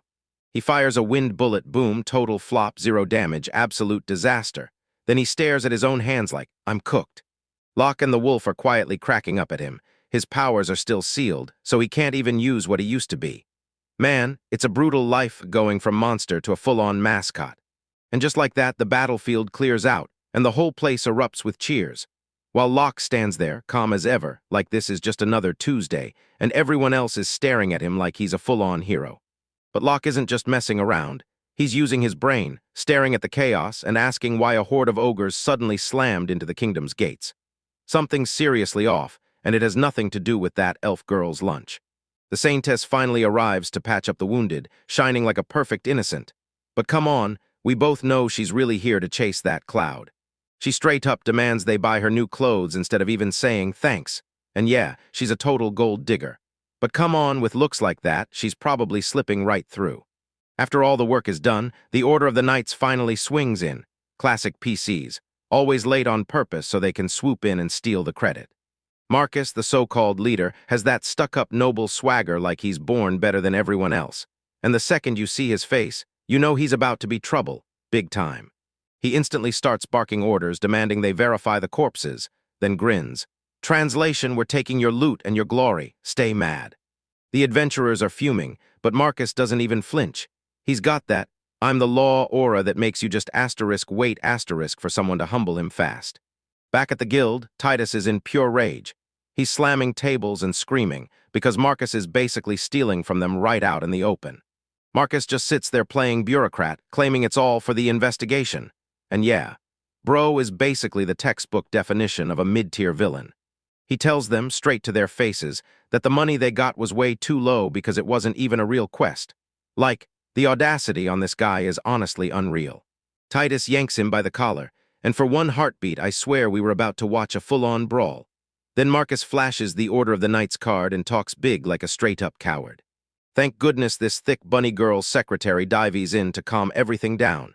Because if she wants to clap at me, I'm totally not complaining, you know. Locke just stands there on the sidelines, staring at this kingdom like, are you kidding me? Because the whole place is run by pure clowns, and in a world like this, it's brutal for a man of culture. Titus starts laying out the truth. If they keep going like this, the country's gonna bleed all its adventurers dry, and while he's spitting straight facts, the bigwigs are too busy reveling in their own stench to even listen. He breaks down every magical item and treasure adventurers haul back, straight up saying it's the loot that keeps the economy running, while the knights are basically just fancy security guards. Turns out Titus and Marcus go way back, and that's why the hatred hits so deep. Total old-school rivals drama, and I'm absolutely living for it. Titus leans in and asks Locke for a personal favor, and you already know what that means. It's quest time. Our boy is about to get paid, and let's pray it's more than just gratitude. He's calling on Locke to dig into the mystery of stolen magic stones that keep vanishing lately. Time to grab your detective hats, boys, because this case is getting wild. Locke nods along, and then, grrrr, that huge growl hits. And nope, it's not some monster in the dark, it's the elf girl's stomach, basically demanding a sacrifice. She's blushing so hard she looks like a tomato, and honestly, it's the cutest thing I've seen all day. Like even the shopkeeper is staring going. Damn, she's starving. They hit up the local food stalls and dive in on skewered pork like it's pure treasure. Watch those faces light up, because nothing hits harder after a long day of ogre slaying. Locke's totally geeking out about how that fatty meat melts in your mouth. Bet I'll throw in $10 if just looking at this page doesn't make you instantly hungry. That elf girl finally gets what she needs and drops a heart-melting thank you. So if Locke doesn't marry her before this series ends, I swear I'm calling the police. Next stop, weapon shop. You can't sprint into a mystery mission without fresh gear, even if you're already basically a walking cheat code. The shop's stacked wall-to-wall with every kind of sword and armor you can imagine. Like a fantasy warrior's playground where dreams of high-stakes violence come alive. Mateo, the shopkeeper, is an absolute unit, tattoos sharp as lightning, and he looks like the type who'd forge a whole sword with his bare hands. He kicks off by roasting Locke's old party, blasting them as fools for ignoring his support magic. And honestly, it's so satisfying to watch people finally spot our boy's real potential. They trade stories about divine blessings and S-rank gear, and you can tell right away. Locke isn't some random tamer. He's carrying a past that's haunted this town, and a legend is about to be forged. Locke's dead set on getting weapons for the ant kids, quietly the most wholesome mission ever. And once they realize they're about to grab their very first gear, you can practically see the excitement lighting up their faces. Mateo clocked Patra as the queen of the orange ants. And that Gargoyle Khan wasn't just some nobody, he was an elite demon. The shock hit hard because if a kid-sized queen marched into my shop, I'd be losing my mind too. He tells them to grab whatever sparks their interest. Then boom, it's shopping montage time, and you just know these kids are about to pick out the most dangerous stuff imaginable. Look at them go, one guy slams with a mace, another knocks an arrow with that bow ready to fire, and it's pure controlled chaos in the best way possible. Those tiny little guys are adorable menaces. Locke shrugs it off and says he needs nothing, because his current gear is already more than enough, like the ultimate Chad who knows he's already op. Patra's still unsure if her magic even works, but she's determined to back everyone, just like Papa Locke, and I swear, my heart is melting right now, guys. Locke ruffles her hair with a gentle head pat and swears they'll train together. And man, this is the wholesome, calmer side of anime that keeps me fired up. Everything's smooth sailing until this random blonde knight barges in like he owns the whole place, swaggering, posturing, acting untouchable. Then you notice his hair and realize he's a total loser. This absolute scumbag just kicked Patra like she was trash. What insane nerve. He literally booted a child out of the way. Locke barrels to her side, and the knight just hangs there looking sick with disgust. Bro, you just signed your death warrant, and you haven't even realized it yet. He's spitting out monsters and eyesores like he's the supreme god of judgment. And I'm so furious right now someone needs to step in and humble him. The knight is laughing, until Locke drills him with the deadliest stare imaginable. Locke spits that he's just an uncultured tamer, and trust me, next chapter, someone's about to get their teeth kicked in. Look at this bowl-cut NPC acting like he's the main character while Locke is just trying to live his best life. Yeah, this missile guy thinks he's a Giga Chad, but he's out here kicking little girls in a shop, and that is not the vibe. Locke bolts over to check on Patra because he's legit, unlike that bowl-cut nobody who's probably never been close to a woman. Yeah, bro's genuinely worried, and trust me, the reaction is going to blow you away. Patra's built different. She pops in like ta-da. Like she didn't just get blasted in the face with a boot. And honestly, she's so pure it hurts. And yeah, I'm already down bad for how adorable she is, especially when she steps up to protect everyone. Turns out that little ant girl wasn't even trying to hurt him. She was drilling that kick as a surprise attack. Pure cinema-level cope, and Locke's just breathing easy because he won't be stuck catching a case today. That missile is getting straight up ignored, and he's snapping. His ego's so fragile it could crumble, and now he's spiraling because the main crew treats him like he's just background noise. The whole squad is side-eyeing this guy like he's a total ruffian or a pervert for kicking a kid, and even the demon bro and our mommy elf are baffled. Why is this clown still yapping? Bro starts glazing himself, claiming he's some high-class noble and the next king of the knights. Then he calls himself Missile. Buddy, the only thing he's aiming is a one-way ticket to getting absolutely cooked. Finally, Locke snaps, sick of these betas running their mouths. So he demands the guy apologize to Patra right now, and honestly, watching the MC grow a backbone is exactly what we came for, boys. Missile then makes the fatal mistake of trying to boss our thick elf around like she's some mindless NPC. And you can practically see the lack of riz on full display as he frantically tries to flex his noble status. The silence in this panel screams louder than any battle as the mommy elf finally gets it. This guy really just picked death. And she's staring at him like he's trash that needs to be hauled off. This absolute idiot just called her an old hag. Yeah, he's done for. He's officially cooked, and even the demon in the back knows there's no saving him now, soul and all. She's not even mad about the age comment. She's straight up furious because some peasant just called Locke some beast guy, and that loyalty is next level. She's absolutely down bad for the MC, and honestly, we love to see it. The blade's out, and that sharp asterisk shing asterisk sound says someone's about to bite the dust. She's ready to knock this pest into place, and honestly, mommy can teach me anything she wants. Suddenly, this massive gigachat stomps in behind the bowl-cut brat, and you can already feel the whole vibe flipping. Because this big dude looks like he'd eat 3 missiles for breakfast.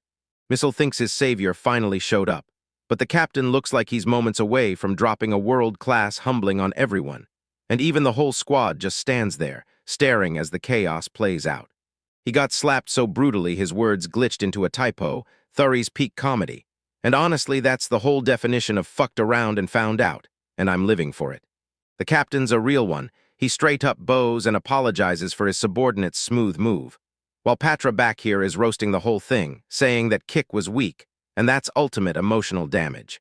The captain knows Locke's an S-rank beast tamer, and he's not about to let his men start brawling with walking nukes, so he plays it smart, while Locke just stands there with his arms crossed, looking effortlessly cool. Missile's still on his knees, sobbing his heart out, while the big boys chew the fat about some stolen combustible stones. Pure classic RPG side quest vibes, just with way better wafus. The shopkeeper basically confesses it like it's a curse, breaking down how they're hemorrhaging stones every single week. So yeah, this is a total mystery, and Locke is seconds away from going full main character and firing up those brain cells. The captain spills the truth. The stones are even getting stolen from the knight's own storehouse, and whoever's doing it has ridiculous plot armor to pull off a move like that. The knights ride out and dump the whole quest on Locke's shoulders. He's visibly confused, but with that squad of elites behind him, this feels like a free win. Elf Mommy is still looking insanely good as she watches the knights march off, stunned that the captain turned out to be decent, not some total tool like his subordinate. She's weighing the captain like, is he really a good guy? But you and I both know these stories never end with nice and normal people. There's always some wild secret underneath, and just look at her hair. That design is straight up 10/10 levels of iconic. Locke decides to dig into the crime scene himself, because pro instincts don't ignore mysteries. He tries to pinpoint the exact spot where those stones were yanked out, and he's instantly got Detective Riz on edge. They slip into the storage room packed with weapons, only to find the thief was chasing spicy rocks the whole time. Such a weird flex, but hey, to each their own. We zoom in on the door and the chest, and the art goes all in on the details, so you can feel it. This room was built to be locked down tight. Locke spots 2 entrances and instantly clocks how the thief could sneak in unseen, and bro isn't just swinging blindly. He's solving the puzzle with straight-up logic, and we're loving that smart MC. He can't stop replaying it. Why would the thief skip the pricey swords and only snatch the stones? Either they're hopelessly into rock jewelry, or they're lining up something explosive.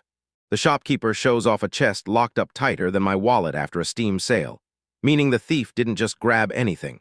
If the stones inside were untouched, they came in hunting only specific targets. All right, bring in the big guns. Locke's about to summon one of his familiars to hunt down the culprit, sniff by sniff. Get ready, you fluff boys. He summons Lucky the giant Fenrir, and that poor wolf gets totally squished inside the tiny room. Like trying to cram a truck into a closet, absolute cinema. Lucky keeps staring at Locke like, yo, why am I even here? And that look, pure mood. Meanwhile, Locke just bows in with an apology, acting like the polite king he always is. The shopkeeper's losing his mind in his workshop because a literal legend is standing right there. And Lucky is just being a polite doggo, chirping, nice to meet you. while he takes up 90% of the room. Lucky tries to track the scent, but the workshop reeks with 100 smells and he just can't lock onto it. Then he watches a giant wolf whimper and it crushes his heart. The shopkeeper's eyes go glassy the moment Locke slips on the summoning bracelet. Because years ago, Locke was a straight-up klutz, and that started from the bottom comeback trope hits hard. Locke's getting absolutely roasted for his old self, clumsy, chaotic, and way too easy to laugh at. And Patra plus the elf mommy are just sitting there, soaking it all in, because none of them are safe from the truth. The shopkeeper's cracking up while Locke's face burns with pure embarrassment. Yeah, it's totally wholesome, even if our MC's ego takes a hit. To make up for the bowl-cut kid's stunt, the shopkeeper's ready to hand Glock and Patra a killer special gift. Free loot, and now we're talking real heat. That's a mithril breastplate. Look at that insane shine. You know it's got defense stats that'll crush anything, and Patra's about to turn into a little tanky ant. Locke tries to play the beta, refusing the gift because it's way too expensive. Then the truth hits. Just grab the legendary gear, say thanks, and don't be a simp for your morality. They hit us with this gut-punch backstory about a sick noble kid who couldn't even wear the armor. And that's when you realize the shopkeeper is a straight-up Chad, handing out a masterpiece instead of cashing in. He wants that armor used, not left to rot. Honestly, this shopkeeper NPC's growth is so peak I'm almost crying, man. Locke finally caves in and they lock eyes on the plan, come back in a few days for the tweaks. Quest updated, gear secured, now we're diving right back into the action. The very next day, the Ant Girl army storms into the forest, staring down a rampaging horde of wild boars. Because these tiny fighters are seconds away from unleashing full chaos, and I'm right here for every violent second. One ant just straight up decapitates a B-rank monster, then lights nothing, and Locke's staring in shock because these kids are basically turning into killing machines. They charge in with bows, spears, and clubs. No fear, no pause, and it's absolute cinema, like a crew of kindergartners accidentally mastering Dynasty Warriors. Locke can't believe how lightning fast they mastered those weapons, because their high-tier adaptation turns them into the ultimate support squad. He's realizing that handing them weapons was basically a cheat code. Now they're bouncing around and slaughtering everything in sight while Ock just stands there, watching like a proud dad. Subjugation complete. What a mountain of monsters, and the girls are going wild with celebration. Locke scans for injuries, but everyone's just vibing and totally fine. One little ant starts shaking her head and shouting, "Locke Papa," and I swear, my heart is melting. Boys, this is way too wholesome to be a trashy recap. Locke finally clicks, eyes wide, chin tilted up, waiting on that reward like it's about to change everything. And yeah, head pat time. Locke is out here blessing the legendary good girl with pats. The ant girl is literally glowing, and the entire squad instantly swarms him for their turn. Total chaos. They're sprawled in the grass with that unstoppable, satisfied glow. This is the peak man of culture moment, pure joy after a massacre. But hold up, this is a total cliffhanger. A sacred beast, a wyvern, is about to be born, and our boy is about to land a dragon familiar. Stay tuned, because things are about to go nuclear. Today we're jumping back into the life of the luckiest man alive.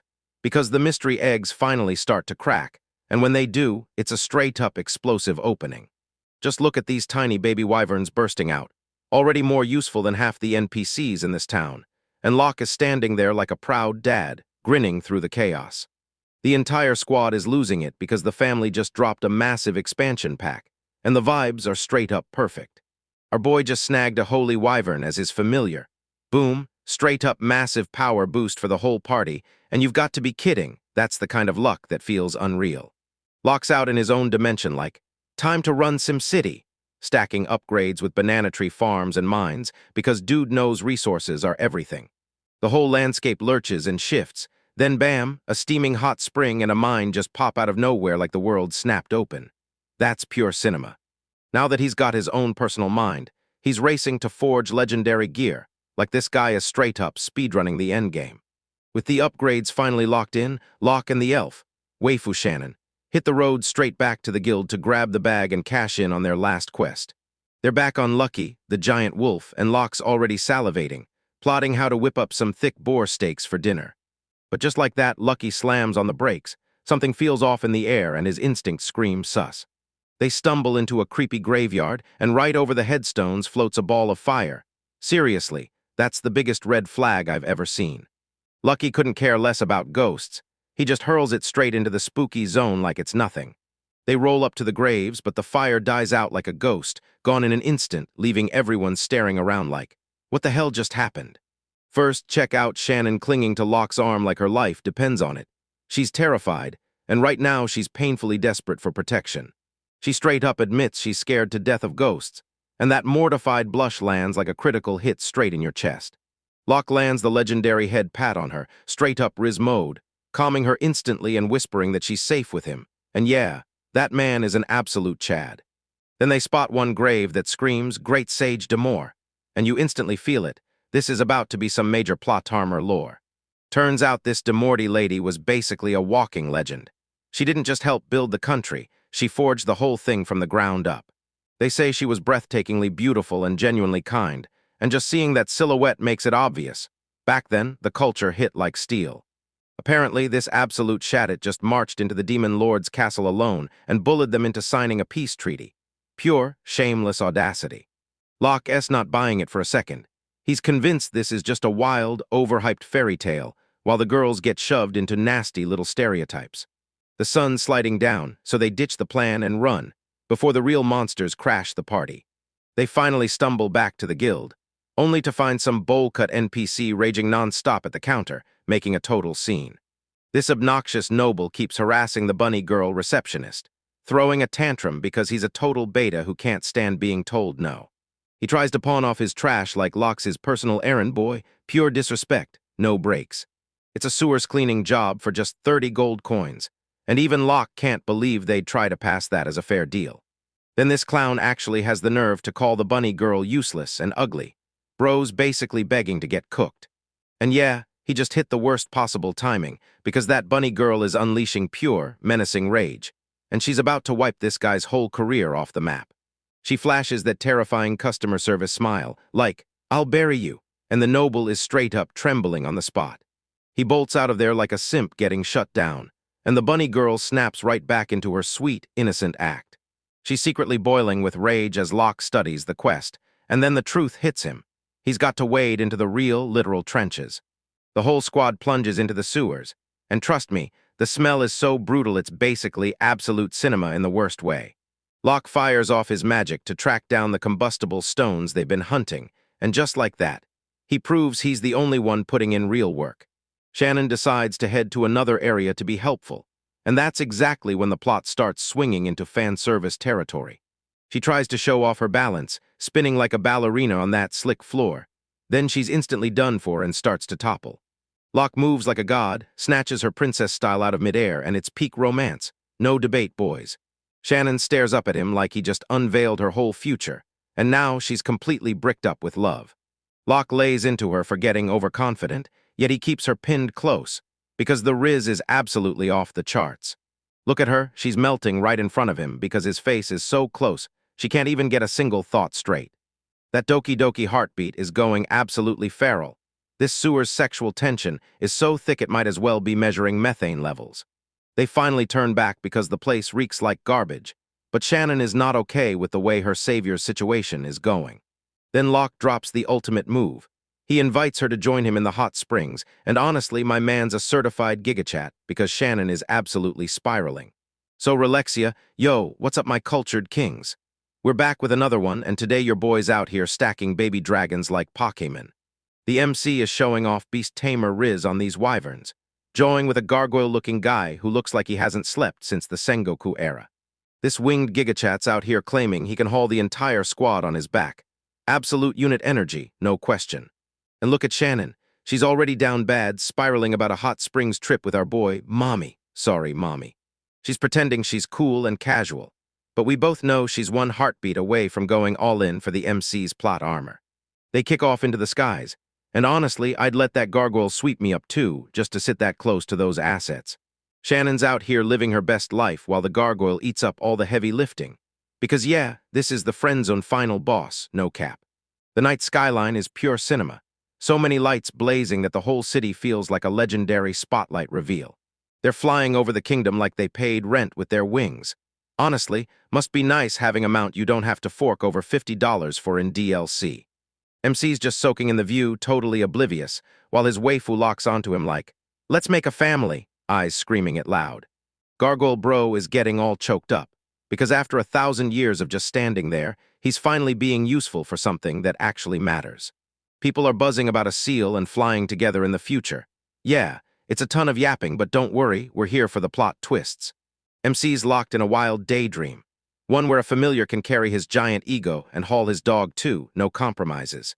Then they toss out the name of a griffin like it's a mythical raid boss, like they're about to recruit the thing for their team. Finally, we hit the good part. The water starts bubbling, and you already know what that means, boys.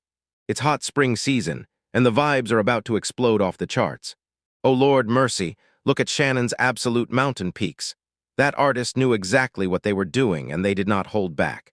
Those little ant girls are just straight vibing in the water, while we're all out here, totally fricked up, staring at the background like it's the wildest thing ever. Shannon's trying to play it cool, but that bikini is clinging on for dear life, because she's absolutely the best girl of the whole season. Even the gargoyle is soaking in it, and somehow he looks like he's melting straight into a puddle of pure, blissful relaxation. I'll toss you $10 if you can stare at this page and not admit she's a top-tier waifu. Look at that curve. Even Lucky, the big wolf, is out here living his best life. Meanwhile, Doggo is so relaxed he's basically lounging like he owns the whole trust.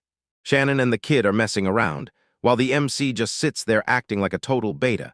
Then Brogo finally steps in and talks to her. Lucky suddenly gets all mushy about being rescued from the dungeon. Yeah, we get it, bro. You're a good boy. MC slaps the big guy on the back, because even a beast tamer's got to show his main tank some real love.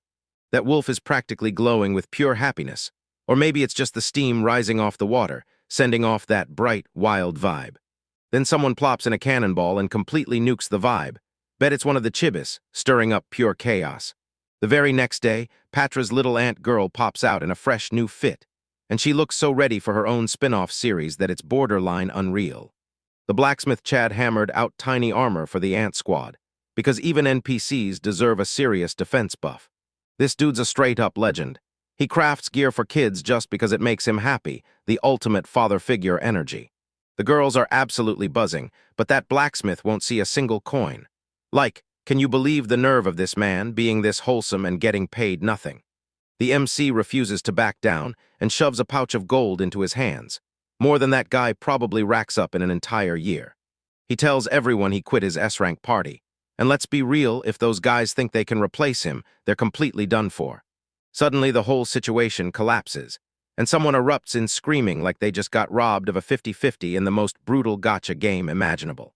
Turns out some explosive stones got jacked, and yeah, the security in this town is absolute garbage. Lucky catches the scent, and now it's go time. The big dog is ready to lock in and start tracking. Get him, boy. MC tells the waifus to hang back, because things are about to get brutal, and he refuses to let a single scratch land on them. They're tearing through the streets like it's an Olympic dash. There's no escape from this wolf. Our boy's stuck in there, locked in that main character glare that screams, "You messed with the wrong tamer." They stumble into this creepy tomb, and you can practically hear the game screaming, "Boss fight incoming." Lucky says the scent cuts off dead right here, and honestly, that's sketchy as hell. The MC studies the grave like it's straight out of a point-and-click game, hunting for that one hidden switch. He's hit with this gut-churning weird feeling, like a ghost is seconds away from popping out and wrecking his whole day. The sky bird yanks out a special flower, then starts dusting the grave with sacred holy powder. The whole scene erupts, everything starts glowing like a wild rave, and the ground starts pounding under your feet. Here we go, boys. A secret staircase suddenly reveals itself, dropping right into the pitch-black dark. That's where we're leaving it for now. Stay cultured, fam. Yo, boys, welcome back. Today we're jumping into a wild tale where our MC thinks he's on some detective mission. But nah, he's about to run into a legendary mommy who overstayed her welcome on Earth. It kicks off when our MC and his huge wolves crash into a secret staircase tucked right inside a graveyard. Like, if you saw that in real life, you'd debolt. But this guy's got that main character nerve. Turns out the entrance was swallowed up by some crazy high-tier illusion magic, and the opening was so tiny that only a beta MC could squeeze through, while his huge pack of Chad wolves got left outside. Our boy decides to charge in solo like he's speedrunning Dark Souls, orders the wolf to stay put like it's an emergency code. Because yeah, I'm about to walk straight into some deep, nasty trash. Inside, it's pitch black, so he yanks out a basic light spell, because bro, he seriously needs to upgrade to night vision. He starts down a set of terrifying stairs, death in the air, wondering if the stolen stones are really waiting at the bottom. Bet you $10 there's a boss fight waiting right there. He bursts into a massive stone chamber that screams, "Raid boss." And I'm like, who in their right mind builds a basement this huge under a tomb? Right when he's admiring the architecture, a voice booms out, "Hey, welcome party S here, fellas." Right out of the shadows, a real skeleton steps forward, draped in a dress. And look at that drip on her, this lich is serving classy looks even after death. Our MC is totally wrecked. He locks eyes with a lich and the horrible truth hits. He's nowhere near high enough level to survive this. The lich is blown away that some human actually tracked down her secret basement. Now she's seething, wondering who in the hell has the audacity to wreck her peace. MC clocks that this skeleton isn't some random corpse. It's Demorta, the legendary sage. And bro is straight up stunned because she's supposed to be super dead. Suddenly a tiny wild pixie bursts in, feisty as hell, yelling at the MC to ditch his toothpick, or she'll turn him into a juicy liquid on the spot. And I love her chaos because she's small, but she's 100% pure menace. The lick tells Pixie Lala to calm down, but Lala's so down bad for her skeletal master it's honestly peak loyalty. Absolute cinema. The MC finally admits he's here to crack the case on the stolen combustible stones, and even though he's trying to act professional, the sweat is pouring off him like he's seconds from panic. Boys, check out Lala's face. She looks way more suspicious than some dude trying to cover up browser history, and yeah, she's the one who did it. And yep, she folds instantly, then starts blurting apologies like a total simp, straight up admitting she's the one who's been snagging the goods. Demore started to snap at her for stirring up trouble, but Lala shot back that she only did it because without those stones, the lick's mana would plummet to 0. The lick straight up admits it. Without those stones, her life is basically doomed to fade into ash. It hits hard, then boom, we flash back to when she was a total menace, living like a villain with 0 mercy. Back then, the world looked nothing like it does today. Just look at this. Demorta used to be packing heat, rocking top-tier assets, and people weren't calling her a sage for nothing. She was a full-on pro-alcoholic who could outdrink the devil himself. She's straight up in a drinking contest with the demon lord, and look at his face. He's getting absolutely destroyed by this human girl. That mommy sage is an absolute Chad. She wins, then tells the demon lord, "A deal is a deal," and forces him to shut the war down. And honestly, it's like ending a world war just by outdrinking everyone with sheer beer-chug confidence. That demon lord's pouting like a total loser after getting beaten by a girl, and he's whining that the demons never even wanted to start a war in the first place. Turns out the humans were NPCs all along, cutting down every tree, so the monsters got starved and the demons were basically just hunting for food. Demorta steps in and offers to teach the demons how to grow their own food, because she's not just a mommy, she's a full-on diplomat with the ultimate riz. The demon lord finally clocked that she's the real deal. So yeah, this is where a beautiful friendship kicks off, or at minimum, the beginning of an epic, never-ending hangover.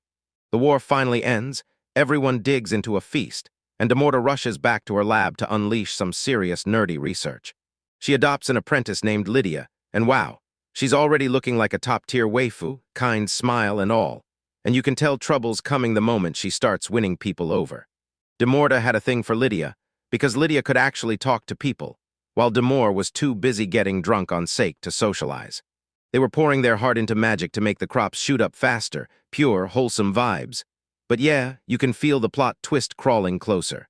Lydia starts grilling them about the forbidden research, because she's hellbent on uncovering the undead treasures, and that red flag is waving hard. Lydia's dead set on building an undead army, and using them as free labor, like she's trying to invent magical capitalism from scratch.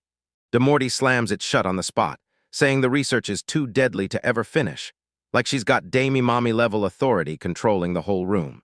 She warns, if anyone gets their hands on undead magic, the whole world's balance is going to get wrecked, because that kind of power isn't meant for just one person. Lydia totally loses it. She doesn't even care about food. She just wants to pull off something that'll shock the world, like she's got straight-up villain origin story energy. She screams that she'll carve her name into history, then yanks you to your seat like, "You're the apprentice, sit down and drink your juice." But Lydia was a snake. She snatched the research papers and disappeared into the night, and Demore was left standing there, crushed by the feeling that he'd failed. Demortis spent the rest of her life hunting that traitor, but the woman vanished every time. She never found her. Then Demortis finally died, but this story refuses to end.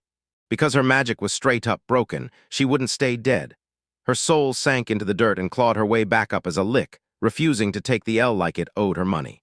She spent her undead years digging for a way to shut down Lydia's magic, because the second that venomous snake came crawling back, she'd be ready.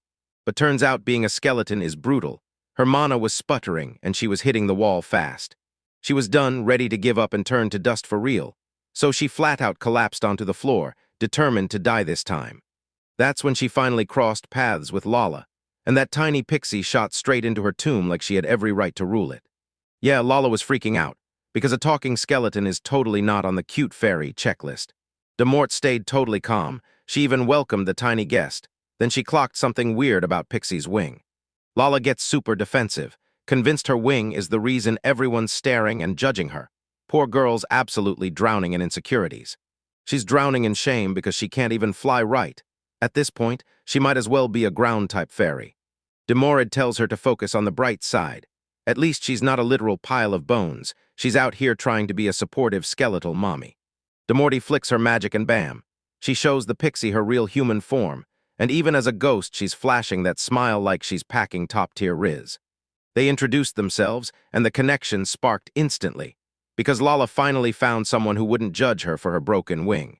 They straight up became best friends, surprisingly wholesome for a story that's about a necrotic sorceress. When Demorda snapped to Lala that she was seconds from dying with no mana left, the pixie went full ride or die and started ripping magic stones out of the world to keep her alive. Back in the present, Demore barrels forward and takes the hit, telling the MC she's the thief, because she's got her tiny friends back like an absolute legend. And Lala snaps. She barges in and yells that she's the thief, because now they're fighting over who gets to go to jail. They start roasting each other to save each other, and Lala has the nerve to call her an old skeletal hag. Yeah, the disrespect is brutally real. Lala just wants her first friend to keep breathing, and if you think I'm crying, nope, you are. This is absolute cinema. The MC snaps to it. If he turns them in, both of them get marched straight to the guillotine, because in this kingdom, magic theft isn't some small-time mistake. Our boy decides to become a full-on Chad, clocks that these two are actually good people trapped in a bad situation, and then spots the weird part. They only stole one stone. Hold up, if they only snatched one stone, then who in the world lifted that whole mountain of stones from the knights? The plot twists again. There's a brand new thief on the loose, and they're way more lethal than any pixie or skeleton. Suddenly, a brutal explosion slams the graveyard. Something's going down out there, and it reeks of plot armor. They peek outside, and every inch of the kingdom is engulfed in flames. Bro, the city is getting absolutely cooked, and we're slamming into a brutal cliffhanger, so hit like and subscribe to catch what happens next. Yo, what's up my cultured brothers? Back with another certified banger.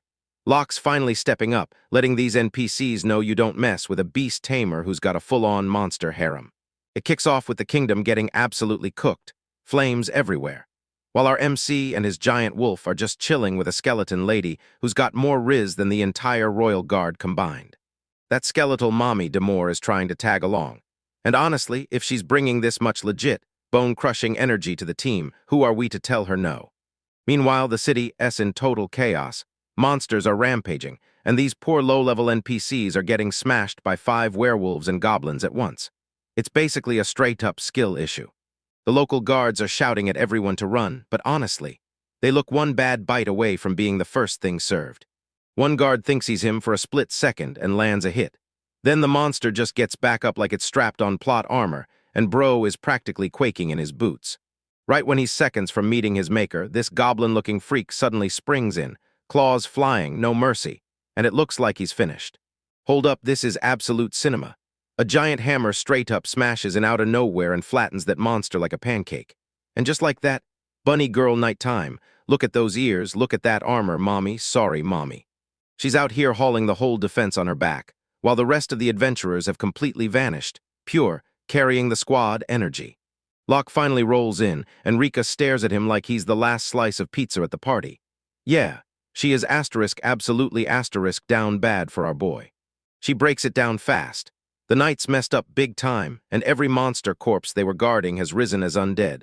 So you'll need holy magic to wipe them out, and the city's mana bar is basically on empty right now.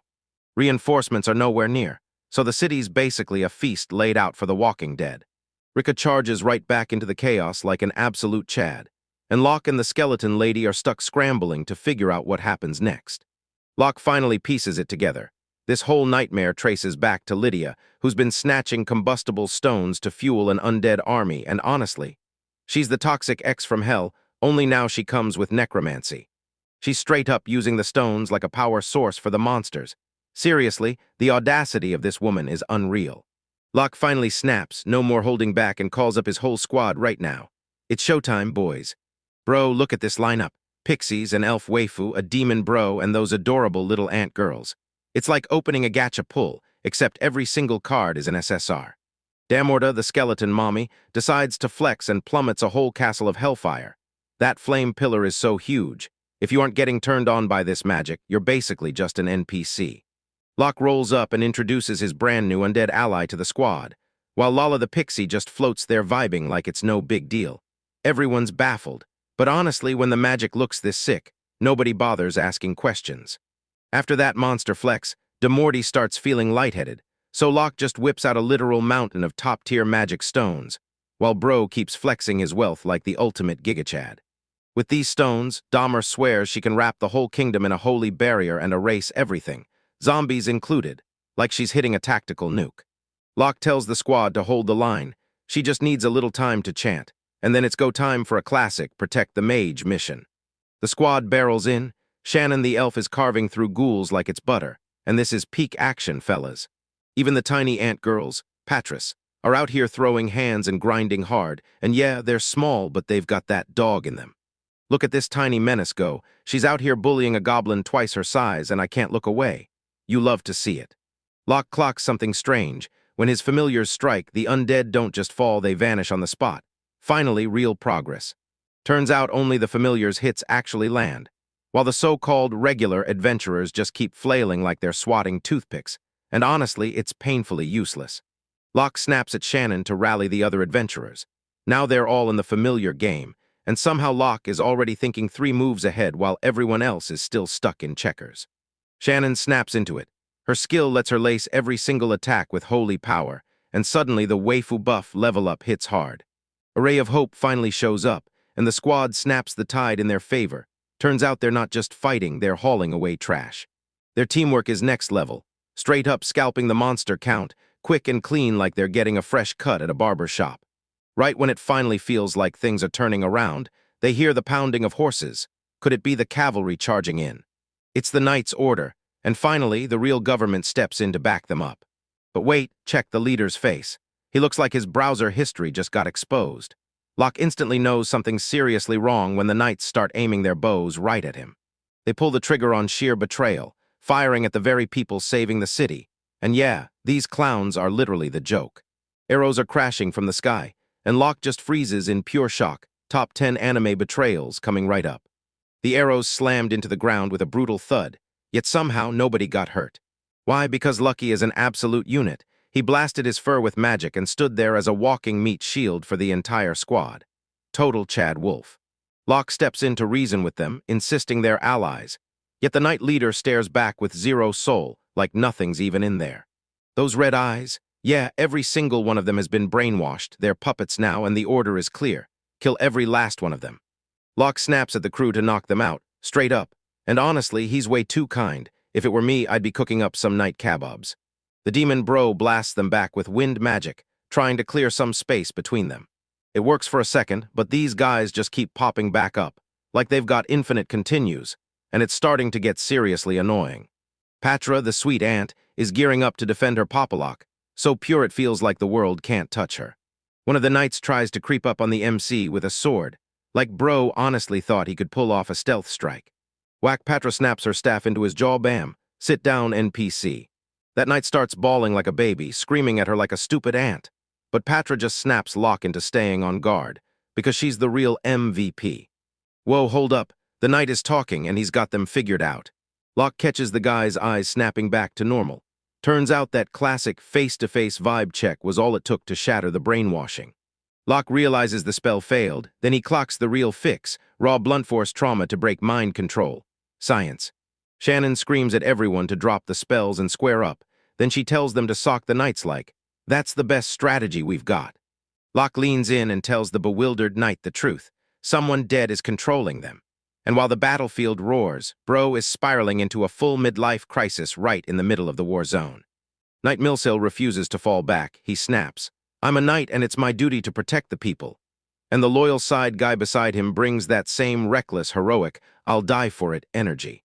He barrels into the chaos, roaring about his wrath like it's the end of the world, so desperate to steal the spotlight and play the main character. He charges straight at the massive ogre and hammers it with his sword, swing after swing with everything he's got. He connects with the strike and instantly wears that smug, proud grin like he just won everything. But the ogre doesn't even blink, it just stares like, is that all you've got? Then it smashes him so brutally he probably landed in next week. Rest in peace, my guy. He's completely out cold, coughing up blood, because trying to swing his way into a wavy win-boss fight as a level 10 knight. That's exactly how you get your ticket punched. The ogre cocks its fist for the final blow and Milsil just realizes, yeah, he's done for. Ah, shit indeed. Boom crack, the ogre drives its fist into the earth and the ground shatters on impact. Everyone's bodies lock up in pure shock, like the knight itself got smashed into something impossible and hopeless. But look at this. Patter's right there, holding back that massive monster with her bare hands like it's nothing, even though she's just a tiny nobody. No way did I just drift into a dream, or did a toddler really swoop in and save me tonight? Patra locks eyes with the ogre and snarls at the knight that he's a joke. Then she absolutely roasts him while bench-pressing a monster like it's nothing. Locke comes barreling over, panicked to her bones, because even an A-rank monster like her can't afford that ogre's hits for long. He's plowing through the lowlifes, desperate to reach his daughter before everything spirals out of control. The ogre is getting its stance all wrong. Then it hurls both fists up over its head for a brutal double-handed smash, like that moment when you hit the delete button. Patra just tilts her head up, totally calm, and I'm like, is she really about to tank this? The impact is straight up unreal. This ground is literally detonating. Tell me she lived. Please tell me our fave ant girl is still breathing. We're stuck on the biggest cliffhanger, boys, so smash that subscribe button and find out if she's still in one piece. Yo, what's up, my cultured kings? Today we're jumping right back into the Beast Tamer's chaos. He gets booted from his party, then turns around and starts building a whole harem of mythical beasts. And yeah, we're talking thick wafus. We kick things off with this absolutely gorgeous colored spread, and I'm warning you, if that main girl doesn't become a top-tier waifu, I'm going to riot. And boom, everything spirals downhill fast as that gigantic ogre grabs our tiny bug girl Patra and tries to flatten her into a pancake. This monster absolutely dwarfs everyone, swings that hammer down with full-on villain swagger like, yeah, I'm cooked already, and he knows it. And yo, Locke is completely spiraling, because it looks like his precious daughter just got thrown straight into the shadow realm. Even the side characters freeze in terror as that massive fist slams the ground and turns it to rubble. Locke suddenly gets hit with those gut-wrenching flashbacks of Patra, the absolute cutest thing alive, calling him Papa. I'm telling you right now, if she's dead, I'm done. Straight up unsubscribing from life because this level of cuteness is locked behind plot armor. Locke is bawling his eyes out in sheer terror, screaming for his daughter's safety like it's the only thing keeping him alive. But wait, look up. The sky's calling in legendary backup, and what's coming in looks like pure cinematic perfection.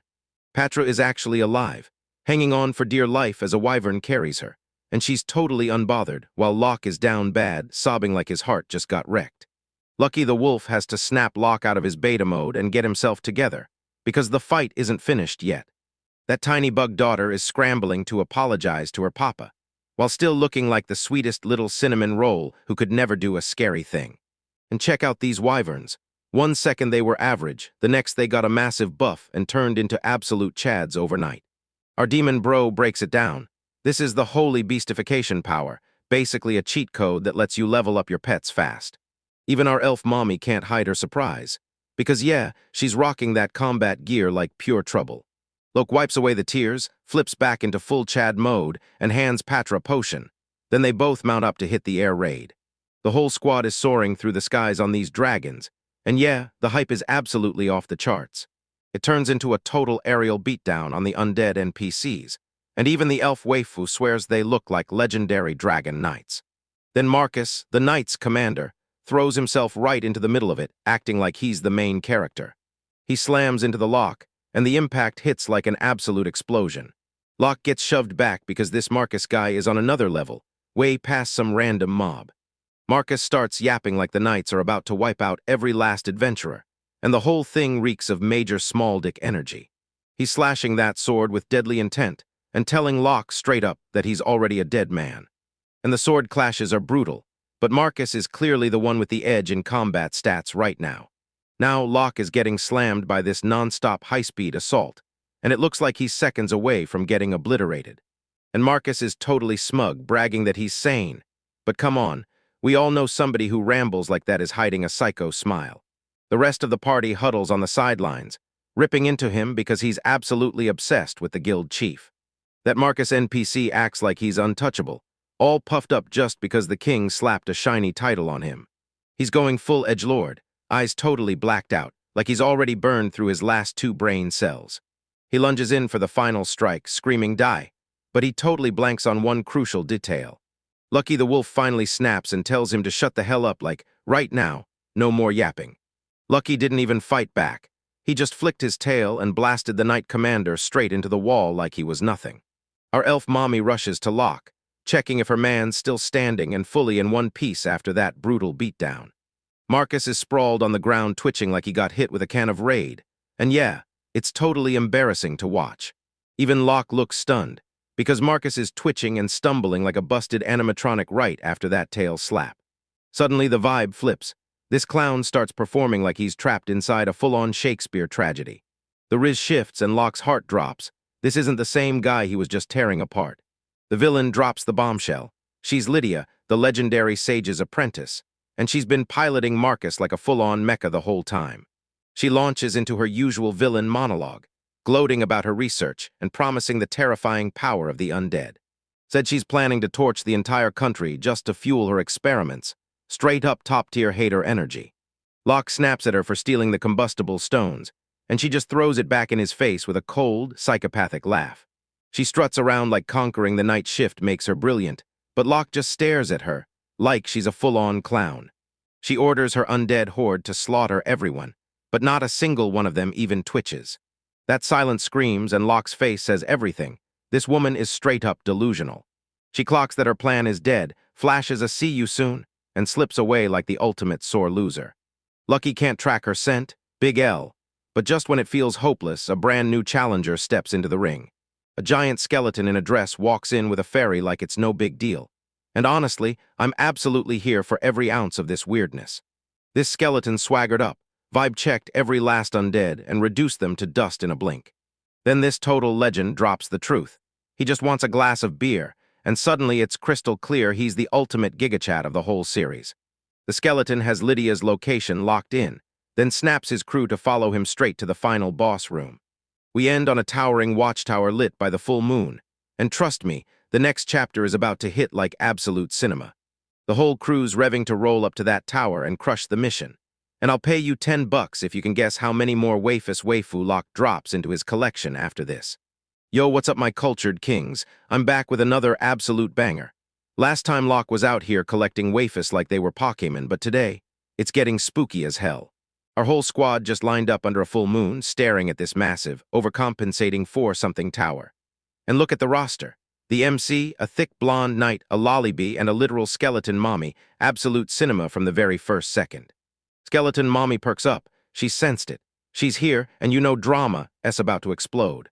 Our MC is dead serious, probably because he just realized it's been at least 5 minutes since the last new girl got added to the harem. Locke orders the NPCs to hold the line outside the monster garden while he drags the main girls in, because man is already yelling that you better keep the inventory tidy before the boss fight. Yeah, he slams his shoulder into the front door like a total beta, but Demorta steps in and shows him exactly how a real Chad gets the job done. Yeah, she's basically like, bro, that's just a prop. So she slaps down some high-tier magic circles and picture this. You're the MC and a stack of bones just overrules you like how dare they. Boom, like magic, a secret staircase bursts out of nowhere. That's why dungeon boys always bring a skeleton mommy, because she knows every hidden spot. As they head down, the air reeks like a gamer's room after a 48-hour stream, and the Mortys can't stop talking, especially about Disciple Lydia, like being undead for 100 years somehow wrecks your whole skin routine. They finally hit the bottom, and oh mercy, look at the assets on this villain. Lydia's out here reading her evil diary like she's a whole meal, and I'm telling you guys, I can fix her. She's got that I'll step on you energy, and honestly, I'm loving every second of it. Lydia can't believe they actually broke through to her zombie army, and Locke's just grinning like, yep, we cooked him, so what's next? The nerve on this man is skyrocketing, and honestly, you just gotta love it. Lydia acts like she's above it all, but the second she thinks nobody's watching, she's clearly craving attention. Damorta bursts out of the shadows like he owns the night, and he grins. Long time no see. The air is so tense it feels like a spirit sword could slice it. And Lydia's like, who are you? So Damorta starts jogging her memory with the Castle of Hellfire, ancient magic like that is straight up next level. Lydia might be sketchy, but she isn't all talk. She slams out a water dragon, and suddenly it's a full-on elemental showdown of the fiercest mommies. The entire room erupts in a blast of steam, like fireworks, but 10 times wilder than anything I've ever seen. Lydia's huffing and puffing when it finally clicks. She's not sparring anymore, she's going up against her old master. Damore cackles while roasting her, straight up saying she could have been a gigachat if she didn't stay stuck at mid-tier. Lydia kicks off in a full-on mental breakdown, yelling, shut up. Like her Discord account just got banned, those carefully cultivated vibes are evaporating fast. Then she goes for Eternal Darkness Drain, sounds insanely edgy like something out of a nightmare. But Damorti is built different. She shuts it down like it's nothing, then straight up tells him, you're still just a stupid child. And yeah, that's an absolute savage move. They're blasting those beams like it's straight out of Dragon Ball Z, and the rest of the party just stands there like, okay, do we jump in, or do we just watch this fireworks show? Lydia is grumbling about how many years have crawled by, and while she's ranting, little Patra slips up behind her. Look at that face. The kind of face that's about to end a career. Bonk, Patra slams her staff straight into her head, and the disrespect hits so hard it becomes legendary. Lydia starts sobbing, calling it totally unfair. Like imagine being a legendary ancient mage and getting slammed by a measly bee. Yeah, sis, you're officially cooked. Locke and that night are absolutely freaking out because Patra goes full fire when she's angry. No chill, none. And trust me, it's always the cute ones you've gotta watch. Lydia lunges for escape, hurling illusion clones into the chaos, then pauses, eyes sharp, and demands, which one of these is the real me? Because she's still got the nerve to call herself the real original, honey. Patra doesn't even hesitate. She whips that staff around like a seasoned pro and bam, it lands clean. Locke pulls back the ultimate roast. Real Lydia's stench is so brutal they could track her with their eyes closed like, imagine being so disgusting your smell shatters illusion magic. And yeah, she's absolutely down bad. Patra is in full don't make my papa sad mode. She's the ultimate daughter, I'm telling you. Damort rests a hand on her shoulder and tells her, leave it to me, because she's ready to take full responsibility for her failed student. She snaps that they've overstayed their welcome, then starts charging holy magic ice, because if she dares to use it, that undead body is getting absolutely toasted. Lydia is spiraling. Are you actually trying to kill yourself? Damore is about to charge out like a blazing comet, and she's telling him, come on, let's die together. This went from bad to pitch black fast. Little fairy Lala is sobbing her heart out, begging them not to leave. Don't make me go. And yeah, I'm not crying, you're crying. But wait, Locke, our MC, rockets in and slams the magic out of the air with his bare hand. And yeah, that's pure plot armor. This guy is straight up a Chad. He whips the blast aside and slams it into Lydia, right on the nose. Just look at that hit. That has to hurt like hell. Locke snaps at Damore and tells her she doesn't have to throw herself away for some loser like Lydia, because the Riz level is absolutely off the charts. Lydia crumples on the ground, defeated and raging like some sweaty league player. Yet of course she's the villain. She claims that wasn't even her real body, throws out the not me card, and vanishes like a true NPC. The Mort freezes in shock. She realizes she nearly tossed her life away for nothing. You saved me, she whispers, and it hits like a punchline, while another wife successfully adds to the collection. Lala bursts with joy because her mommy didn't get turned into dust. But Demortes insists they've still got to split because she's completely out of magic juice. Yeah, the heartbreak hits hard, boys. Yeah, Lala's straight up begging her to stay, and it's punching right in the feels. Then Locke drops the ultimate man of culture move. How do I become your familiar? He asks, and it's basically a full-on marriage proposal in front of the entire squad. He tells her she can grab as many magic stones as she wants, but Lydia is still the hunt, and somehow that makes him give her a reason to keep living.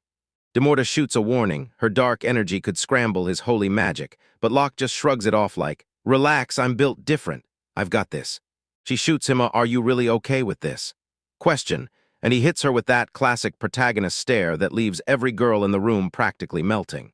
We catch a glimpse of Demord's human side, Lift, and oh my god, she is an absolute top-tier baddie. She signs the contract, and the system instantly kicks off this holy beautification process. No clue what it does, but it definitely screams giant power-up. Locke finally gets to upgrade his monster garden and picks Expand the Sea like it's a secret master plan. Yeah, he's probably got a swimsuit parade in mind later, and this dude is playing 4D chess. Turns out Lala became a familiar too.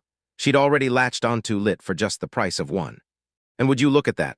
Lick snaps back into her human form, and wow, she is absolutely stunning, boys. I'm talking 10 out of 10, I'd let her cast ancient magic on me in a heartbeat.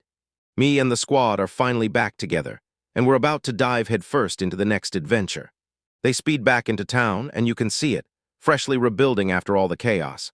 Locke finally catches up with Rika, the bunny girl, who's an absolute feast for the eyes every single time. But the second they step into the guild, the air feels rancid, and dudes at the table are staring like they're about to spit the nastiest diss track of 2024. Locke's drenched in sweat, the air feels downright hostile. So what's coming next? Are these dudes about to roll in as the new villains, or are they just high-level simps? Stay tuned for the next one and you'll find out. Yo, what's good, my cultured kings? Back with another banger, and today we're diving into a story where the MC finally starts winning for once. Just look at this squad. The Riz is through the roof, bro. We kick things off in this room with such a brutal, tense vibe that it feels like everyone just got news about their bank accounts after a crazy Steam sale. Dead silent. Everyone slumped in their seats like they're waiting for the principal to walk in and announce they're about to get expelled. Our boy Locke stomps in, and even Rika, the bunny girl with the absolute top-tier assets, is clearly freaking out. Yeah, I know exactly what you're looking at, and trust me, that armor is working miracles today. Rika flashes him a thumbs up, then snaps the door shut like they're about to kick off something dangerous. And he just stands there, frozen like an NPC. Bro, get the hint. Titus, the headband guy, is finally cool for once. He even thanks Locke for stopping by, even though he's swamped, because man, the carry deserves some real respect. Then Marcus, the Knight's leader, literally face-planted into a bow when he realized he was done for, apologizing like crazy because he almost yeeted our MC straight into the shadow realm, acting like a complete mindless puppet. Locke's acting like a total beta, telling him it's fine. But honestly, if someone tried to pack me up, I'd at least demand a legendary item as payback. Marcus straight up says the whole Knight's orders were nothing but brainwashing, and he can't remember a single second of being a villain. Like, imagine plot armor so thick you can just go, "I forgot," and somehow everyone's totally fine with it. 6 months ago, a mysterious mommy named Lydia barged in out of nowhere, and the vibe screamed, "I'm definitely here to ruin your life, so go ahead, look under that hood." Marcus swore her sweet perfume hit like a knockout spell. He was so down bad he ended up betraying the whole kingdom. She twisted them into believing adventurers were nothing but garbage, then practically orders the Knight to hand over every scrap of monster loot, like a top-tier gaslighter wrapped in a pretty little package. Marcus is on here begging everyone he screwed over for forgiveness, because right now he's fighting tooth and nail to clear those "I'm a fraud" allegations. Titus is freaking out because Marcus is normally the group's prideful gigachat, and seeing him lower his head is straight-up absolute cinema. All right, apology accepted, bro. Now knock off the bickering and finally do something that actually moves the needle. They team up to rebuild the city, and I swear, watching these two absolute chads finally lock in with a handshake is the character growth we've been praying for. With the knights and adventurers finally joining forces, the city just might survive. So while everyone's locked in a desperate hunt for Lydia, you already know she's hiding somewhere, ready to show up and make the whole place go wild. But once the city is fixed, Marcus still has to swallow the L for his mistakes. Then Rika storms in with that bad news look on her face, and you just know things are about to explode. That former hero and total loser slipped out during the chaos, and you just know this simp's gonna crawl back later to wreck the whole vibe.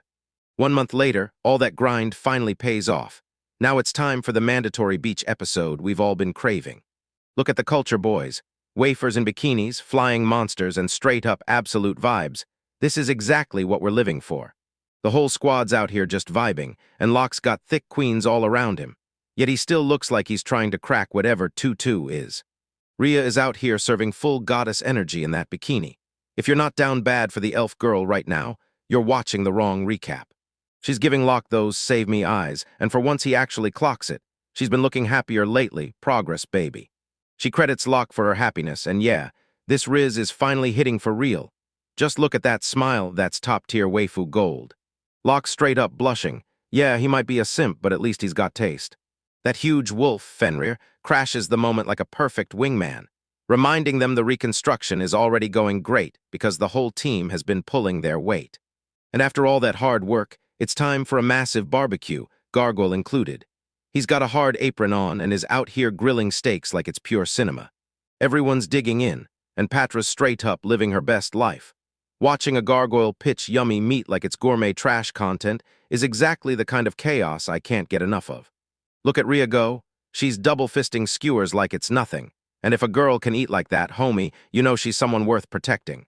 Locke's got a little bird buddy perched on his head. Sure, it's adorable, but don't be fooled, that thing is probably a legendary beast playing innocent. While Locke grills up seafood, he's racking his brain for a name for the little guy. Guess what he picks? And I'll spot you $10 if you're right. This absolute menace just suggested yakitori. Then bro stared at his pet like it was destiny and named it after grilled chicken, because the bird looks so cooked it might as well be dinner. He starts rattling off chicken cuts like he's reading a restaurant menu, and Locke's a straight-up savage for it. Poor bird looks like it's been emotionally wrecked. He finally lands on seal because he realizes, yeah, he'd been a total jerk. The bird is practically vibrating with excitement, like, thank God it's off the menu now. Hold up, who's this thick mommy in a black bikini? She's serving pure looks and main character energy, and I can't look away. Mommy, turn.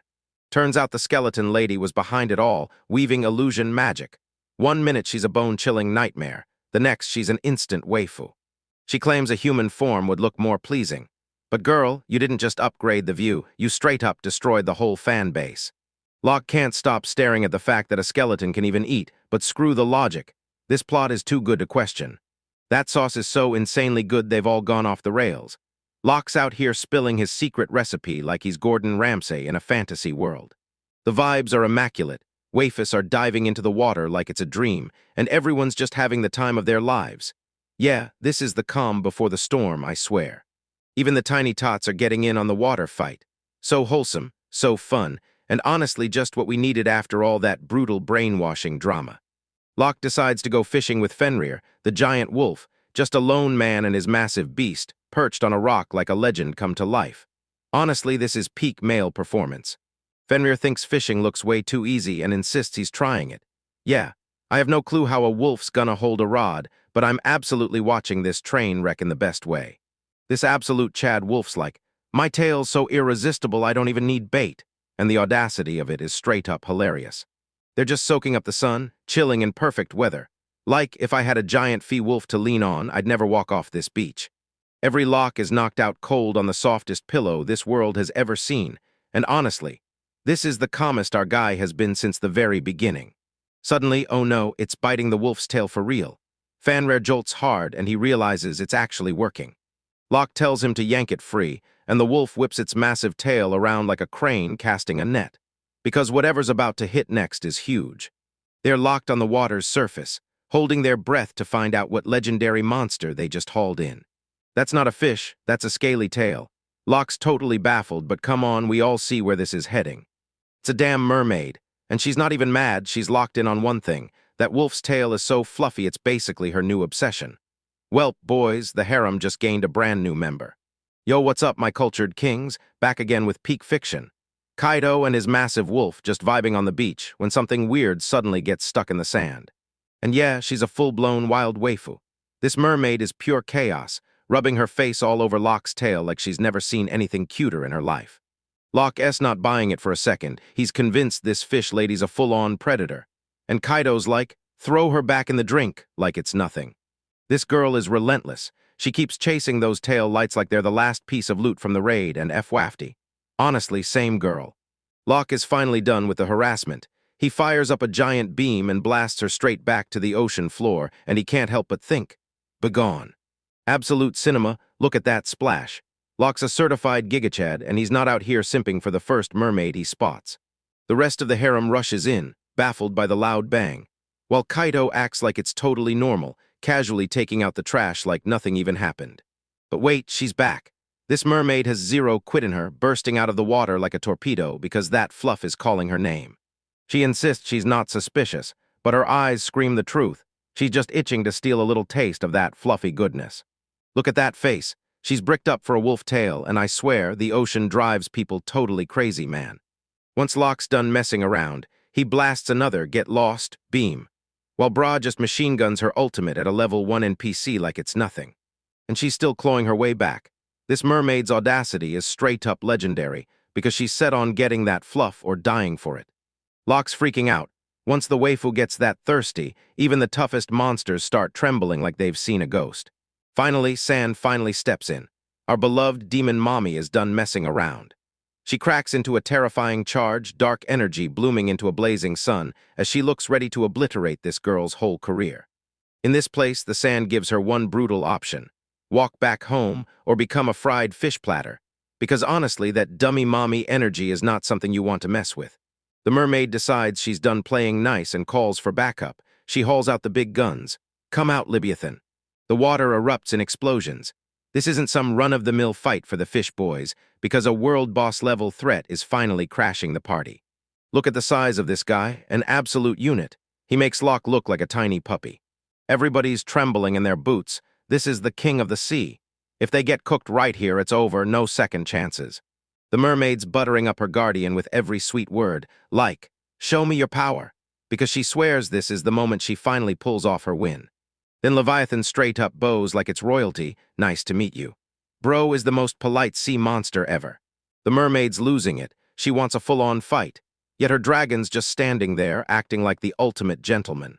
Leviathan's trying to tell everyone that friendships get forged through fists, but he's delivering it with the most unreal, laid-back calm. All right, he's gonna flex just enough to make them regret it, because for this guy, a little bit of power apparently means wiping out a whole continent. He starts chanting powerful sea magic, and the ocean whips into a wild, spinning frenzy. The water dragon's storm hits, and the art here is straight up insane, pure hype in every frame. It's a monster death whirlpool, and this is the asterisk merciful asterisk version.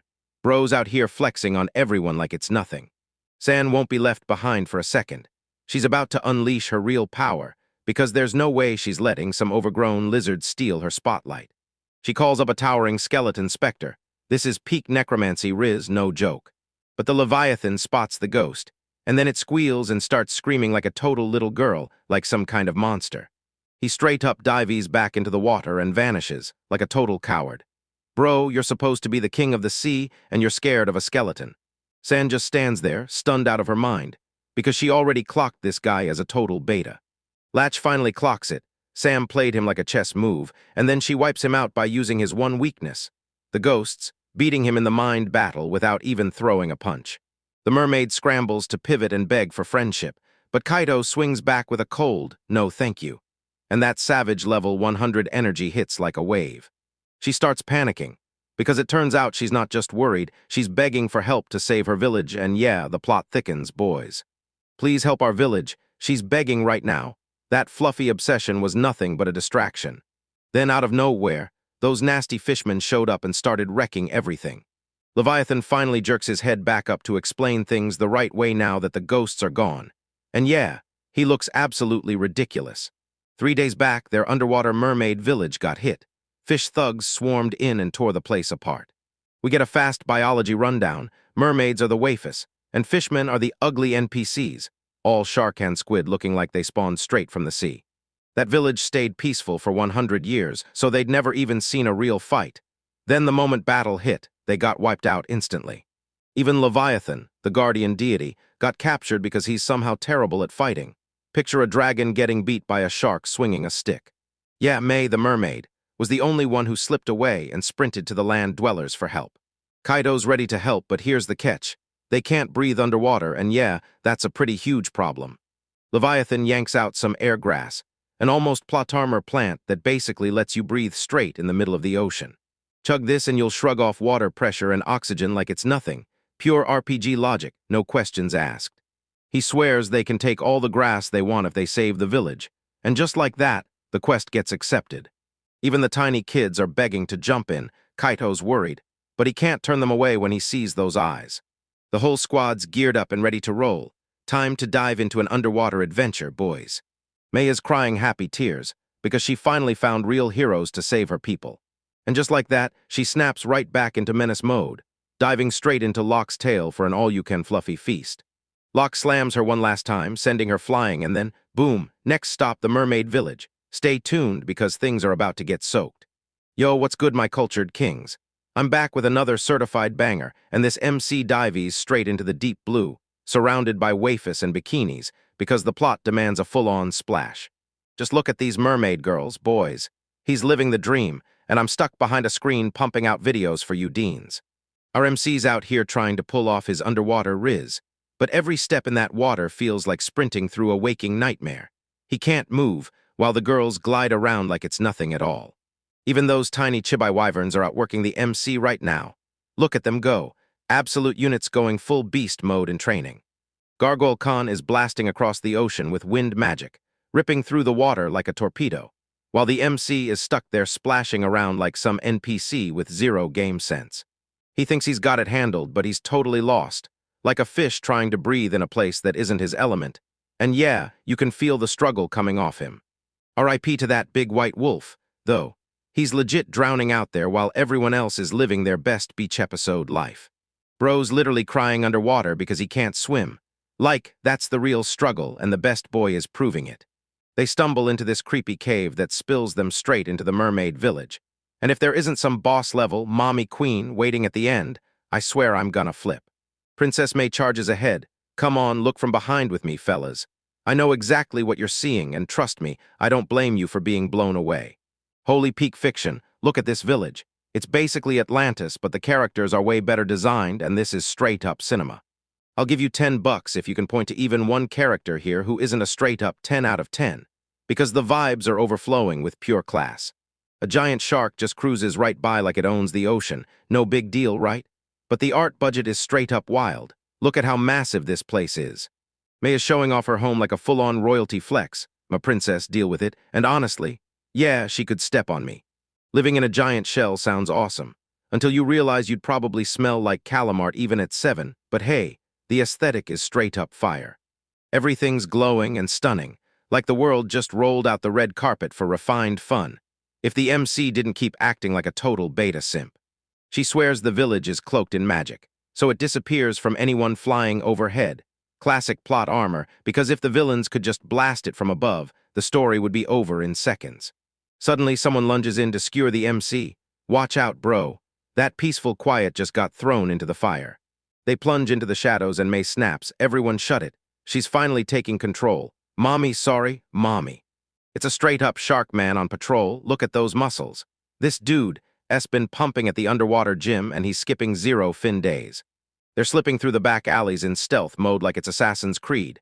Then boom, real tactical gameplay finally kicks in and she might just wreck the whole thing by yelling at the guard. Because her IQ is basically room temperature, and yeah, she's completely cooked. Even the shark's like, are you seriously for real right now? He's completely speechless from the pure audacity of this girl. She's out here living her best main character moment, while the MC faceplints into second-hand embarrassment, and this girl, total NPC. She won't hide behind cowardly sneak attacks, because bravery isn't the same thing as being a total idiot. Sharkman done messing around. He barrels in for the kill, and the MC has to step up right now, parrying that spear like an absolute Chad. This Sharkman is tearing through the water at breakneck speed. Like the Flash, except instead of vibes, he's got a mouth full of teeth and an attitude problem. MC suddenly clocks it. He's moving way too slow in the water, and if he doesn't act fast, he's about to get turned into fish food. He slaps onto his demon buddy's ride.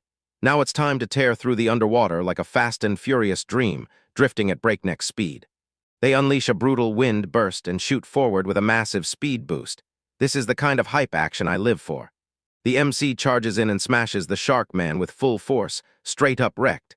Nemo, you messed with the squad and now you're paying for it. A massive explosion erupts, bubbles everywhere. And I'm telling you, that shark is either finished for good, or at the very least wrecked after getting hit like that. Forget it, the Sharkman is basically a walking tank, just standing there and eating every hit like it's a spa day, and now the MC's starting to look straight up nervous. Sharkman unleashes a thunderous roar. Yeah, this is 100% a boss fight now, and he's seconds away from going full berserk. He starts mashing spear thrusts like it's a fighting game, hammering the same one button over and over, pure spammer energy. MC is scrambling to dodge every attack, one slip and it's lights out for him. The tension is so thick you could cut it. Wait, MC is actually using his brain. He's predicting every move down to the centimeter. Bro just activated straight-up hacks. That spear barely missed his face. My pulse is going insane right now. What a freaking close call. 70 centimeters to the left. Like his brain is running a full-on cheat code, and just watch him go. He figured it out. This shark isn't hunting. It's just looping the same moves like some broken NPC with glitchy AI. Turns out the shark has been brainwashed too, just like those pathetic knights we saw earlier. And now the whole plot just keeps getting thicker like oatmeal going wild. It's time for the ultimate counterattack. MC is about to wipe this guy's entire career off the map with one genius brain move. He lunges and grabs the shark man. Yeah, it's over for you, buddy. You got caught slipping by the big brain MC. Use your tentacles. Wait, did he seriously just say that? This manga ramped up the Gary culture way too fast, and I'm loving every second of where this is headed. They've got him strapped down, the shark squirming like it hates every second. Still, he totally earned it as a villain-s pawn. They're trying to figure out who pulled off this brainwashing, either some top-tier mage, or a brand-new GigaChat villain hiding just off-screen. They swept up every guard, boom, all of them are taken. The whole squad's right here, standing sharp and ready, and for now, mission complete. She spots someone she actually knows and suddenly bolts. Wait, is it another waifu? Please tell me it's another waifu. Oh, mommy, Madeline just crashed the chat, and she's absolutely stunning. Look at those curves, boys, we're eating good today. Madeline is sobbing. Then her tears turn into pearls, and I'm telling you, that's the most profitable crying spree I've ever witnessed. Turns out when powerful mermaids get emotional, they cry pearl tears. And if I could get my hands on one, I'd be a billionaire in no time. Madeline is the queen's servant, and right now she's thanking the MC. Plus I'm straight up praising her design because she's top tier. Out here, they packed most of the mermaids straight into Fishman Village. Yeah, it's basically a prison break arc now, so buckle up. She hands the MC a pearl like, thanks, and honestly, bro just cashed out in jewelry for doing the bare minimum. That's not living, that's winning. She begged for help one more time, and with that face and that outfit, there's no way anyone could resist. So yeah, MC is totally down bad now. Look at that midriff shot. This artist absolutely knew what they were doing for the men of culture out there. They crash into Fishman Village, and it hits like a punch, rocky, grimy, and way uglier than Mermaid Paradise, like the kind of place villains call home. Too many guards, seriously, it's suffocating in here. But wait, what the hell is that thing out in the distance? Something about this doesn't fit. Underwater, a ship just sits there, and something about it screams fishy. Not just because the guards are acting weird, this is human tech. A human priest is jawing with a shark man, and you can practically smell the betrayal on him. Yeah, don't trust this robe-wearing snake. They spot their boss on a tiny boat. MC is seconds away from jumping in and wrecking their entire illegal setup. Oh no, there's a mermaid locked in a cage and they've gagged her. This just shot from cute to absolutely unhinged on the cultured scale. So humans are out here selling mermaids. These dudes aren't even villains, they're trash incarnate. Now the MC better flip into GigaChad mode and rip those waifus out of their nightmare. Yo, what's up my cultured kings? Back with another banger. Straight out the gate, we spot some scumbag NPCs trying to hawk mermaids like their merchandise, and our MC's face says it all. He clocks that this is straight-up mid-tier villain behavior. The second that ship starts hauling ass like it can slip out of the plot, I'm shutting that down. No way, fam. That massive dragon is itching to torch everything right now, but the MC slams the brakes, because we've got to track down the main base first. He fires off his tiny birdseal to scout the area. This little guy is basically a living drone, moving instantly with zero lag. CL hovers over the ship like a venomous X, and the rest of the squad braces to smash into the Fishman Village. The mermaids want to take the guards on themselves, and yeah, they're dead serious about sizing up these girls' assets too. Honestly, I'm down bad for the one in the middle. She's got main girl energy leaking out of her. MC's out here simping hard, fretting that it's too dangerous for them. Bro, they literally live in the ocean. They can handle a few fish. Out of nowhere, mommy. I mean, D. Mort bursts in with a giant wolf, swings the room like, step aside. And just look at that outfit. She's the living definition of cultured. The wolf is way too pumped for what's coming next, while Demore flashes that smug, I'm about to end every NPC's whole career grin. MC just shrugs and goes, Fine, I'll trust the demon lady. And honestly, that might be the smartest call he's made all day. Even the dragon looks at these two and basically admits, yeah, you might be stronger than me. And that's power scaling so wild it's practically screaming. The squad barrels into the village, and the sharkmen have zero clue they're about to be wiped out. Demord and the wolf are teaming up to cook some combined magic. So if you're not vibrating with hype right now, check your pulse. The wolf rips into a Beyblade-style spin, cranking up mana so intense it feels like it could redraw the entire map. They unleash a colossal energy beam like a nuke on steroids. Seriously, anyone in that whole zip code better duck. The beam crashes into the water, and you can almost feel how brutally expensive that animation budget must be. The shark guards are totally stunned, staring like they just saw a ghost rise out of the sea. Demorta slams them with the X-Band command. Yeah, I heard the thoughts in your head, and trust me, she's straight up absolute cinema. A massive magic circle suddenly blooms across the surface of the water. This is straight up high-level Riz, no joke. She straight up splits the sea like Moses, but somehow she makes it look hotter. Absolute cinema, boys. Watch this. The sea tears open, and the sharks end up flopping on the sand like they've lost their minds in the fight. MC spots the opening and barks, move in. Like it's game time, pure fish-in-a-barrel chaos. Wait, hold up, the mermaids are flopping too. They forgot they literally need water to move, and that's a massive L for the Wafus. The MC slips in those tiny spirits to do all the hard work, then watches from the sidelines like a full-on gaffer, just soaking it all in. It's a full-blown massacre. Those shark men are getting stuffed up like yesterday's laundry and tossed aside. The shark leader is straight up losing it. He was so sure he was the main character, right up until just 5 minutes ago. MC strides up to him like he owns the place, and the shark's totally stunned, because a human is standing right in the middle of a dry ocean floor. The shark leader yanks out a mysterious dark orb, and you can tell he's desperate to cheat death with some forbidden plot armor. He slams that orb to juice up his crew, and suddenly they're all veiny, nasty, and twitchy like a mid-tier boss has just transformed. MC's jaw drops at the power-up. Still, we've all watched this exact, sudden boost play out 1,000 times. That wolf doesn't care about your buffs. He just snatches one of them and bites down like it's nothing. No diff. Those sharks might be stronger, but they're crawling like trash, while that bored-looking wolf is rushing in and absolutely clapping them. The leader decides to yank every last drop of magic back into the orb, fully committing to that legendary, final form, move. He morphs into a buff Giga Shark. Yeah, he's still a total beta next to our boy, but he's fighting like hell and giving it everything he's got. He's bragging like he's invincible now. Pro tip, don't ever say that out loud, because that's exactly how someone finds a way to one-shot you. He's seconds away from blasting the orb's power, and for once, he's acting like he genuinely might win. Then it's gone, boom. The little dragon rider swoops in and snatches it like it's candy, pure speed blitz chaos, and the shark's face is everything. He stares at his empty hand like his brain just got disconnected mid-battle. Papa, I figured it out. The kid's a real Chad, not the villain, and Shark Man is officially done for. MC pockets the orb, steps deeper in, and freezes, because it suddenly feels weirdly familiar, like some experimental tech ripped straight from her own lab. She confirms it's all backed by her research, and then drops the nightmare detail. That villain straight up used her leftovers to cosplay as someone hard. And then, oops, the Morch bumps the orb the wrong way and crushes it, just like that. And look at that shark's face, pure devastation. Magic is spilling out everywhere, and the shark's sobbing like a simp who just got left on read by Discord. DeMorty tells him he'll find a better one soon, and I'm just sitting here losing it over the sheer audacity and total disrespect. Because I love this woman. Turns out the shark is named Pedro, and the MC can't help but blurt, "So why were you acting like a total clown?"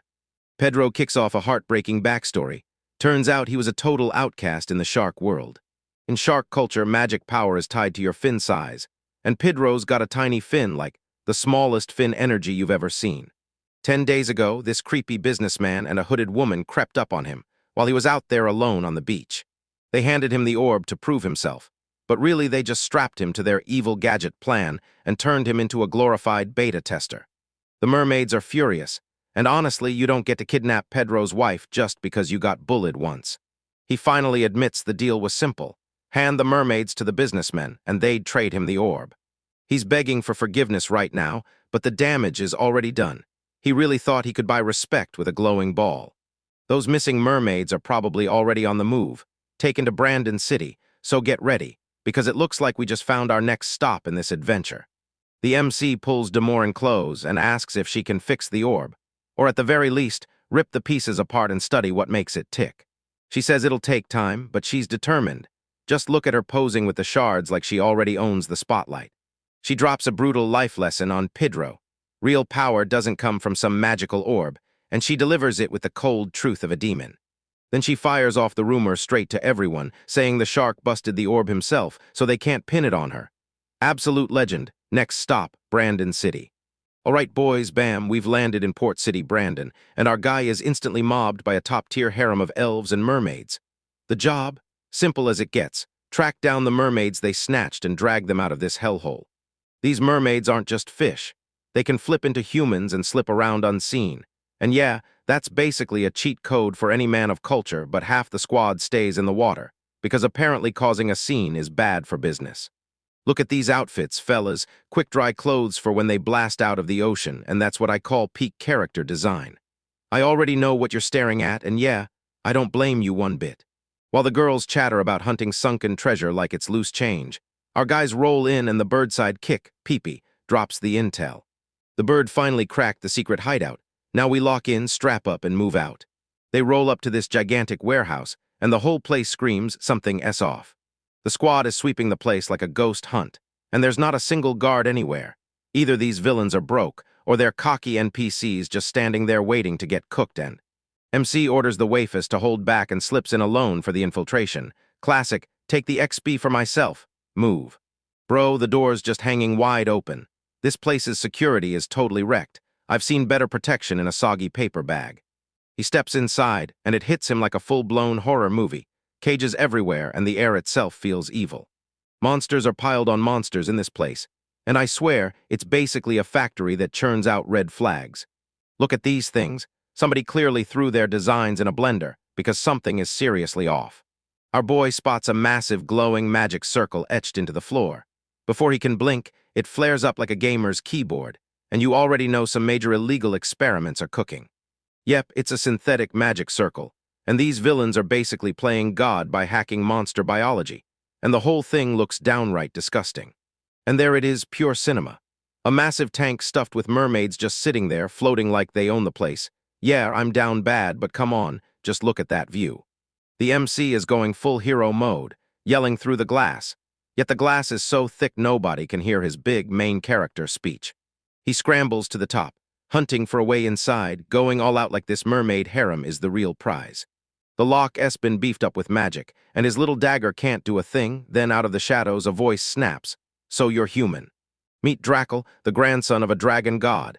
And yeah, he's a total gigachet even locked up in a cell, offering the MC the exact key's location in exchange for freedom. MC doesn't even pause, he's got that killer instinct. He takes the deal on the spot, then slams one condition: the mermaids come first. He snatches the key and swings the tank lid open. Boom. The mermaids are finally free, and they look so relieved it's almost unbelievable. But hold up, the plot just got savage. The mermaid queen isn't here because they hauled her off to an auction to sell her like some rare collectible. MC realizes the auction house is packed with risk-draining security. And to make it worse, these mermaids can't even transform to slip away on their own. Time to bring in the backup. He yells for his team, snaps the key to the Dragon Bro, and makes it clear. A deal's a deal. Dracula's finally out of that cage, and wow, look at how huge this guy is. He's already grateful, and he swears he'll pay back every last bit of that debt. Now that's pure chat energy. Then the Sharkmen crowd in, begging for help with shaking hands. Just look at their faces, pure terror staring back at you. Turns out it wasn't mind control at all. Their magic was just too powerful, so instead, they got dumped to merchants like regular NPCs. MC cuts everyone loose, and the whole crew storms back together at the docks. Then a whole squad of monsters shows up, and Waif looks like she's about to start a full-on riot. Lucky the wolf is hot on the trail, jaws working as he hunts down the queen's scent. Little May is sobbing because she's got one mission: save her mama. Then she goes, ready to throw down with whoever stands in her way, even if she's still literally just a kid. Plot twist, this little brat isn't just some kid, she's a full-on princess. And yeah, looks like royalty really does run in the family. MC finally caves and lets her tag along, but then he snaps at Madeline to grab the gold, because if they can't carve a way out, they'll just buy the queen back. Money? Yeah, that's the real plot armor. They follow the trail right to this sketchy, shadowy building. MC orders the girls to stay out there while he slips inside to investigate. And honestly, the way he's protecting the wafus is straight-up gentleman level. He hands the princess a classic, then locks it in. I'll bring her back with a smile. The Riz is off the charts right now. He stands right in front of the black market shop's doors. This is where the real danger starts. He shoves the doors wide and bursts into the dark. Look at this shopkeeper, pure basement dweller energy. This man looks like he hasn't seen sunlight since the previous era. The MC immediately calls him out for the stench. This guy's practically digging gold out of his nose while he talks, and it's downright revolting. The MC whips out a stack of cash and boom, right when the shopkeeper sees it, his whole attitude flips like a switch, because around here money talks, and this NPC is finally listening. He drags the MC into the back room, smugly flexing his rare creatures. Yeah, I've got a gut-wrenching bad feeling about this. The MC is on edge, convinced the mermaid queen just slipped back in, until a shadowy figure suddenly appears in the hallway. Hold up, mommy. Sorry, mommy. Look at this hooded lady's assets. She's clutching a bird, chatting about some weird smell like it's the biggest thing ever. Even that disgusting shopkeeper is drenched in sweat. Yeah, you know she's lethal when the local creep is shaking with fear. She's sniffing the air like she's hunting for her next juicy meal. She barges straight into the MC's space, eyes blazing like something not even human, pure, unfiltered audacity. She sniffs him, says he reeks, and just like that, the mission's spiraling downhill. Is our boy done for? We'll find out soon enough. Yo, what's good, my cultured kings? Back with another banger, and our boy is diving straight into this city's underworld. It starts with the MC frozen like a deer in headlights because creepy eyes are locked on him from the darkness. He's grilled about this woman named Lydia, and our boy has zero clue, straight-up NPC energy. The tension's so thick you could slice it, and that mysterious hooded figure is basically scorching a hole straight through his soul. But wait, hold up, mommy. Did you see me? Look at the assets on this sorceress. She swears she smells some familiar magic on him, and if she's about to investigate that close, I'm honestly not even going to complain. She slips through the door like she's got way better things to do than waste time talking to some beta. Turns out that mystery sorcerer was Riche. She's the one forging all the top-tier magic gear here, and even the local shady merchant can't get the full story on what she's really up to. Our boy gets dragged through this door wrapped in a massive magic seal, and you already know it. When a door looks this insane, the loot behind it is guaranteed to be pure cinematic gold. And bam, just look at this. For the first time ever in auction history, there's a real mermaid queen, and she's sitting in a tank like royalty. Yeah, I see what you're staring at. She's got that thick capital T energy. Check those scales and that spellbinding figure, and I'm basically getting bricked just imagining the bid price. But then, boom, emotional damage hits because that mermaid is me's real mother, and the whole story gets wilder faster than even the queen can keep up. That merchant won't stop bragging, claiming she's leagues ahead, and she's demanding a cool 300 million, because apparently this queen fish lady thinks one haul like that is worth it, even though that's a mountain of dough for a single one. Turns out mermaids aren't just eye candy. They can throw hands, and that's exactly why her price tag is so ridiculously astronomical. But here's the problem. Grise, some nobody, has set his sights on her. He's the fool of a rich merchant, and he's packing that whatever I want energy. This guy's pure trash. He buys women, gets bored fast, then tosses them aside like yesterday's trash. Absolute zero respect for this man. The merchant tells our kid to hang tight. Price drops the moment Grise gets bored. It's a smart move if you're scraping by, but come on, we both know that MC's got main character energy.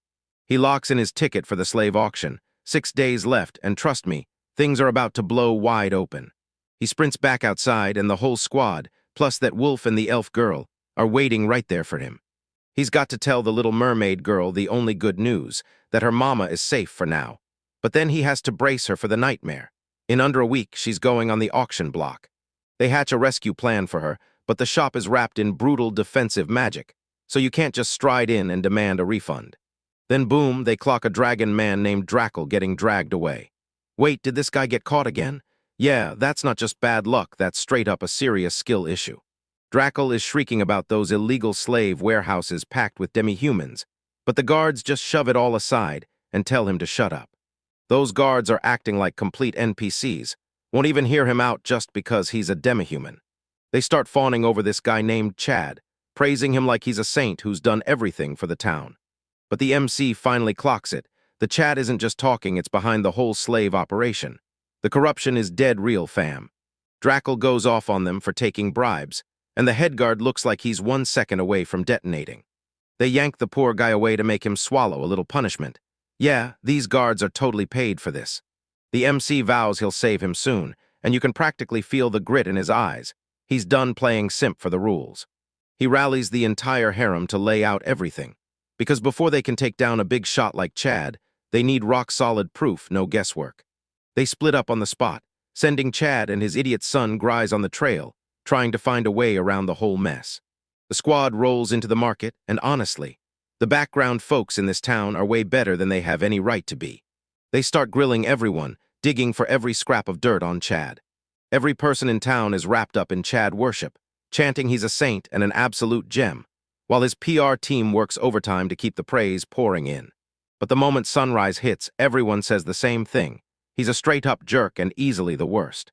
An elf girl steps in and claims Grise is out here snatching up other folks, wives and daughters. Straight up, this guy is a walking red flag. Suddenly, *GRR roll. A wild stomach growls and that wolf is starving like, honestly, same. That elf girl's cheeks are blazing red, and she's scrambling to pretend it wasn't her, like she's too innocent for this filthy, trashy world. It's lunchtime, and the squad is buzzing to grab food, because you can't punch through a revolution with an empty stomach. Then crack, a carriage rolls up, and some spoiled voice snaps at our boy, calling him a peasant. The nerve on that person. This rich kid spots the rare gray wolf and decides it's his, right now. He's staring at Lucky like he's already picked his new toy.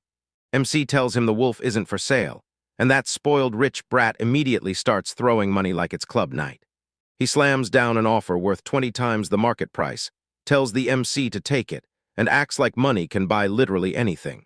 Our boy won't budge 1 inch, and the rich kid looks absolutely finished because someone finally dared to stand up to him.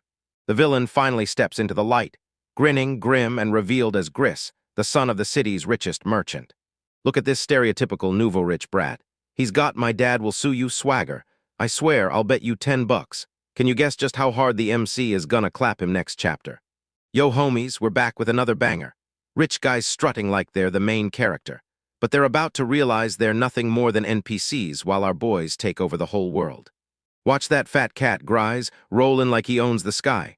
Then start tossing cash at people like it's a strip club night, straight up worshipping the king like he's the whole world.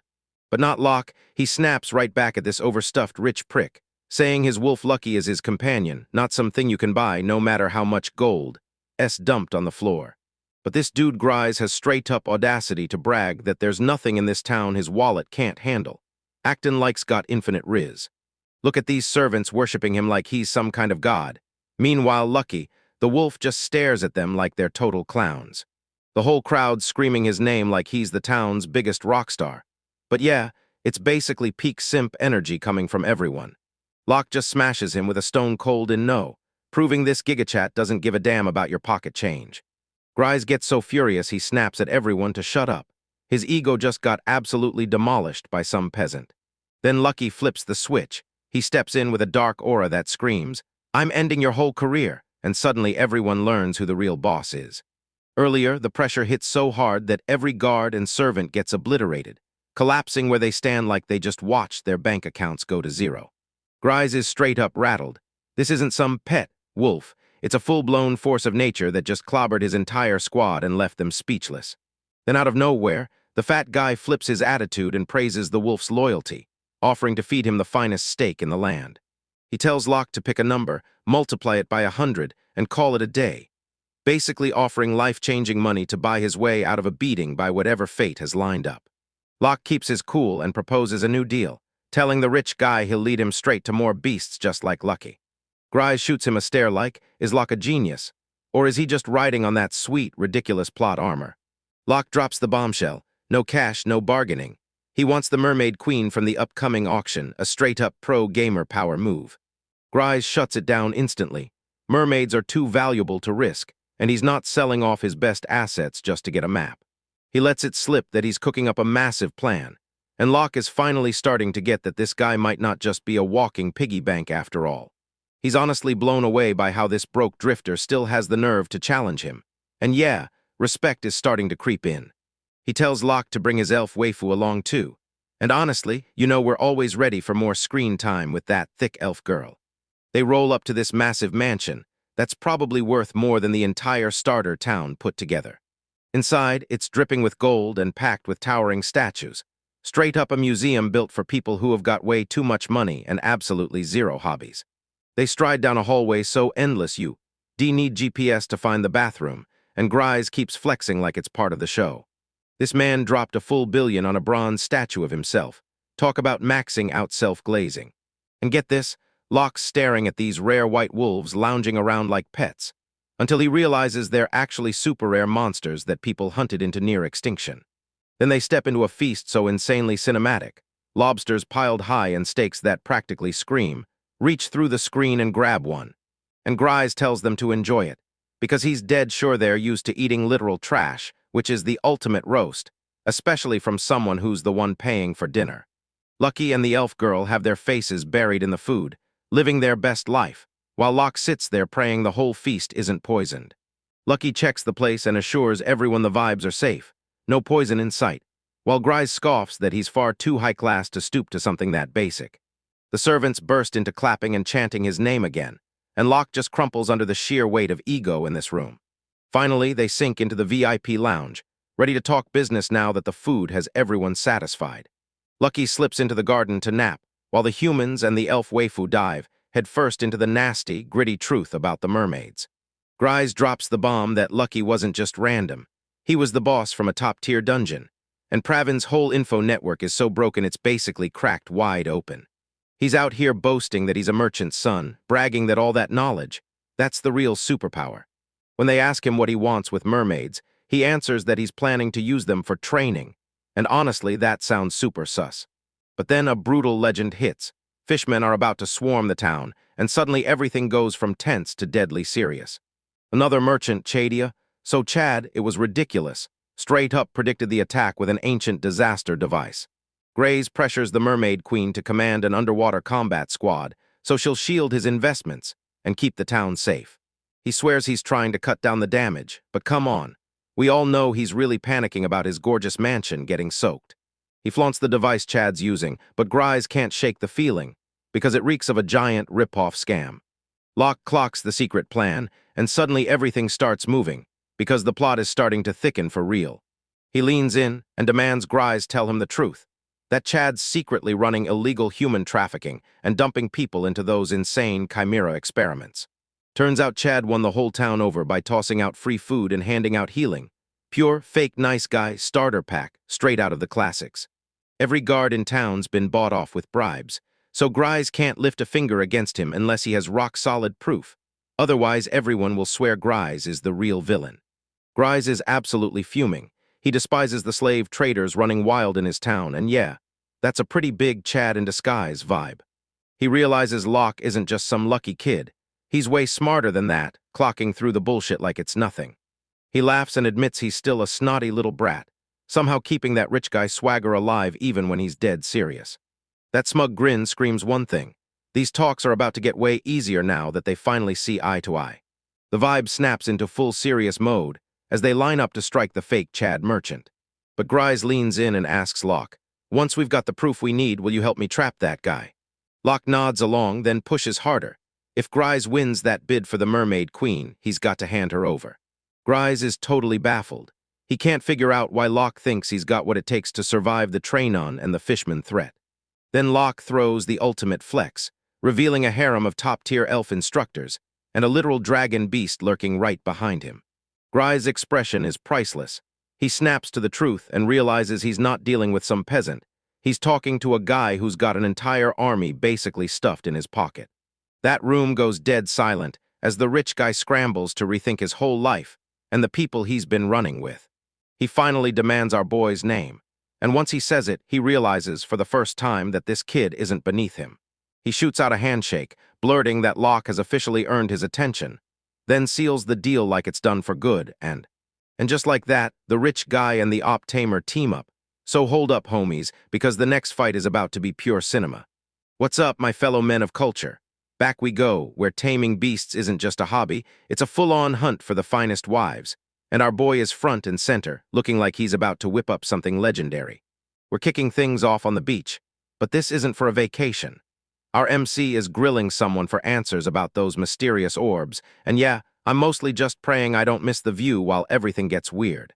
Look at Demoured Boys. She's out here in a bikini doing research, and the vibe is pure top-tier mommy energy. She says she worked herself to death, and honestly, I'd let her wear me out any day. Joking aside, she stumbled on something seriously messed up. Those orbs aren't just for mind control, they're mana-gathering machines. And what's it all for? To bring back a demon that's about to wipe out the world. Yeah, the classic Saturday morning villain routine. MC's freaking out, but Demoured just stares, face carved in ice. That's a woman who knows exactly how to tame a beast. But it turns out this demon is the real reason Shannon's cursed, and our boy is finally snapping the clues into place, except he's getting totally derailed by what he can see behind him. Yeah, I see you, cameraman. MC is trying to play it cool and serious, but come on, he's secretly thrilled he gets to spend time on a beach with a baddie. If this demon snaps awake, the entire world gets cooked. Turmoil, destruction, and all the chaos you can't even name. They've got to hunt down the guy who built that orb and shut this whole operation down. Like, right now.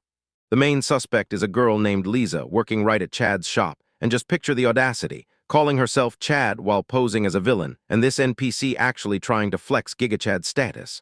Wild. MC fires back at Demoured, ordering him to dig even deeper into demon lore, while MC turns around and heads straight back to the city. He teams up with the Chad guy for a few days, digging up intel, while the whole time you can tell he's just stroking his own reputation. The day before the big auction, this Chad dude launches a soup kitchen like he's stealing the spotlight. Bro's out here trying to look like a hero for the cameras. Look at these NPCs lining up for some mid-tier soup, like it's the most important mission in the world. MC and Shannon roll in with Lucky, their massive wolf, and the whole town is out here bowing to Chad like he's a living saint. And yeah, he's even got a free healing stain set up. If you've ever read more than 2 manga, you know that's a giant red flag waving in your face. Everyone's getting healed, and the next thing you know, they're worshipping Chad like he's the second coming. We cut to Nayuta, a little girl with a bum leg, hauling alongside her brother as they march into the tent. Shannon says Chad's got everyone wrapped around his finger, and yeah, it screams something's off. But the locals are completely down bad for him anyway. Suddenly, the guild's notice board starts exploding off the wall. Chad had a gut feeling a fishman attack was about to hit any day, and Bro's either riding straight-up plot armor, or he's secretly the one calling them in. All the adventurers are fired up out of their minds. Chad-san said the words, and now they're fully running on hype. The glazing is straight-up insane. MC is sniffing that cap like it's miles away, and somehow he still hits the scent instantly. He runs right into that little boy from before, and the kid is just wrecking, bawling his eyes out. Lucky pops in to help, but his massive, tail-wagging dog energy overwhelms the crying kid. The kid starts screaming for help, convinced he's about to get devoured. Then Lucky hits him with, "Bro, I'm literally a god to your beast, calm down." MC tucks Lucky away, but the kid keeps stumbling. Then Shannon swoops in with elf mom Riz like she's the cavalry. Yeah, she shuts him down in like 2 seconds flat. Watch her go. That's wife material perfection, I'm telling you. She even whips out cookies. And honestly, if a thick elf started handing me snacks, I'd stop crying on the spot too. Just stare at that smile, pure absolute cinema. But it's not just hunger in him. Something way bigger is tearing at him inside. And just like that, his little sister Nayuta has straight up vanished. She slipped into the healing tent for a hurting leg and never walked back out. The guy at the tent tells him she already left. But she's nowhere, not even a trace, and that's when the MC's eyes finally snap open. This Chad isn't a cool dude at all, he's a predator. And just like that, Lucky is back in full SHIBI mode, ready to stalk and hunt. MC swallows her pride, apologizes for calling him a dog, and they gear up to track that scent. Lucky goes full GigaChad, muscles bulking up as he leaps over city buildings like they're nothing. This is why a beast tamer, boys. Because he's tearing through the scene like the wind. And the kid finally gets to witness just how badass a massive wolf looks in real life. They soar across the rooftops, scanning every alley for that girl. Shannon's crazy good with kids. She even casually mentions she used to have a younger brother. Wait, so this is the backstory I totally smell coming, right? She grills the kid about his parents, and Daryl's time is up. Things spiral fast. Turns out their village got mauled by white wolves, and their dad paid the ultimate price, dying while he fought to protect them. That kind of trauma doesn't just linger, it haunts. They were racing for the capital to track down their relatives when Nayuta got hurt. Now MC's heart is breaking for them. But his eyes snap to the real target and he's locked in. There's that look in his eyes, like he's seconds away from blowing this guy's whole career apart. Lucky slams the brakes as they finally reach the exact spot where that scent is coming from. It's this massive, jaw-dropping estate that screams money from every single stone. And would you look at that? Chad hands the one living there. This clown is snatching kids and locking them up in his mansion, and honestly, the audacity is unreal. Lucky can smell Nayuta and a whole pack of other kids trapped inside, and this healer is a bottom-tier villain straight-up kidnapping orphans just to play savior and look cool. What a joke. Guard spots them on the spot, because MC knows he can't just crash in without a real plan. They hustle back to base, and then boom, we cut to Locke in her pajamas, half asleep and grumbling, yet somehow insanely adorable. And yeah, cultured viewers, we're eating good tonight. MC tells her, watch the kid while I explain everything. And the moment he starts talking, that dead serious, problem-solving MC energy fully kicks in. Shannon rushes to the kid and apologizes, because he didn't bring his sister back right away. She swears she'll find Nayuta, and the sheer fire in her eyes screams unwavering determination, pure top-tier waifu energy. The kid finally wipes his tears, trusts them completely. The moon hangs overhead. The danger is razor-sharp, and now it's time to go full stealth. Right there, the MC hooks up with a shady informant girl. Hood up, but the vibe screams she's got taste and knows exactly what she's doing. He's got everything. Now he just needs the final scraps of intel. Words spill from her mouth. She's got him exactly where he needs to be. The target woman is tucked away at the western beach, and she's been hurt bad during the undead flood. MC just soaks up the moment, looking like the real deal Chad. No wannabe villain vibes, pure confident legend. That informant's got some seriously creepy shark-tooth energy, but hey, judgment's off. The bait hits the water, and the MC stands there with his crew, full chaos in human form, including a straight-up shark man and a mermaid. Time to slip into Chad's mansion and snatch those kids back. Absolute cinema kicks off right now. Now main for, yo, what's up, my cultured kings and queens? We're back with another recap of our favorite trashy adventure where the plot gets tangled and the wafus get even thicker. We kick off right outside the lion's den, as Shannon slips on the innocent maiden act to breeze through the gate. These two guard NPCs are puffing up like they're the toughest guys in the room, grilling her like, who the hell are you with? And yeah, I'm giving off big man energy like I own the place. But Shannon fires that love beam, and bam, these two losers drop to the floor instantly, completely down bad. They went from who are you to anything for you mommy in record time, dangling a sneak peek if she stuck around later, Simp City, the whole lot of them. Yeah, she's not really into these betas at all. She just lets them crash face first into the dirt while she snatches the bag and grabs the keys. Our MC rolls up to check on her and Shannon just freezes for a second. Oops, my bad. While she clutches the loot like a champion, and honestly, I scold. I'm obsessed. They don't waste a second. Snap the lock open like it's Friday night and nobody's stopping them. MC tells her to watch out for traps, but with the luck this guy has, it's like the story hands him plot armor that never runs out. They storm into this yard so massive it feels like my whole future. And bam, red coyotes swarm them from every side, like I just got dropped into a mid-tier boss fight. These B-class monsters are stalking around like they're starving for an MC snack. MC is ready to throw hands, but Patra, our resident bug girl, steps in and steals the whole moment like an absolute boss. She starts chatting to these giant puppies like she's their kindergarten teacher, straight up hurting the chaos with every word. She begs them to let them pass, then snaps off the mask and shows, real quick, who the true alpha actually is. She lets her a class orange energy flare with a queen's aura, and these coyotes realize they're totally done for. Look at these dogs prostrating themselves. This isn't fear, it's worship, like they're begging her for salvation. Absolute cinema. Patra gets showered with head pats because she's such a good girl, and now she's even talking to the dogs. Honestly, this girl's got riz for days, like it's a whole multi-species buffet. They storm into the basement and boom. This Chad San guy's real face hits them hard. He's been running a literal trafficking ring beneath a fake healing station, and yeah, he's a certified villain. Downstairs, the guards are guzzling and cackling, bragging about how simple it is to snatch kids. So yeah, I'm really hoping the smoke finds them. The MC and the squad huddle in the shadows, listening as they brag about how they're gonna sell synthesized beasts. But right when the guards crack open their beers, they start collapsing, dropping like flies, snatching up sleep that has nothing to do with the alcohol. Turns out CL isn't messing around. The bird pulls out a sleep flower and wipes him out cold. And honestly, that's pure GigaChad MVP energy. They stumble onto the kids shut inside a cage, shaking and utterly wrecked from the ordeal. Next, the MC hits them with that "don't worry, I'm the hero" speech, then races off and tracks down Ryland's sister, Nayuta. The kids are buzzing with excitement because they finally spot a way out of this nightmare. Nayuta's got a savage streak. She calls her older brother a crybaby and then backs it up by staying totally unshaken. The MC reaches out with the keys, but this girl won't take no for an answer.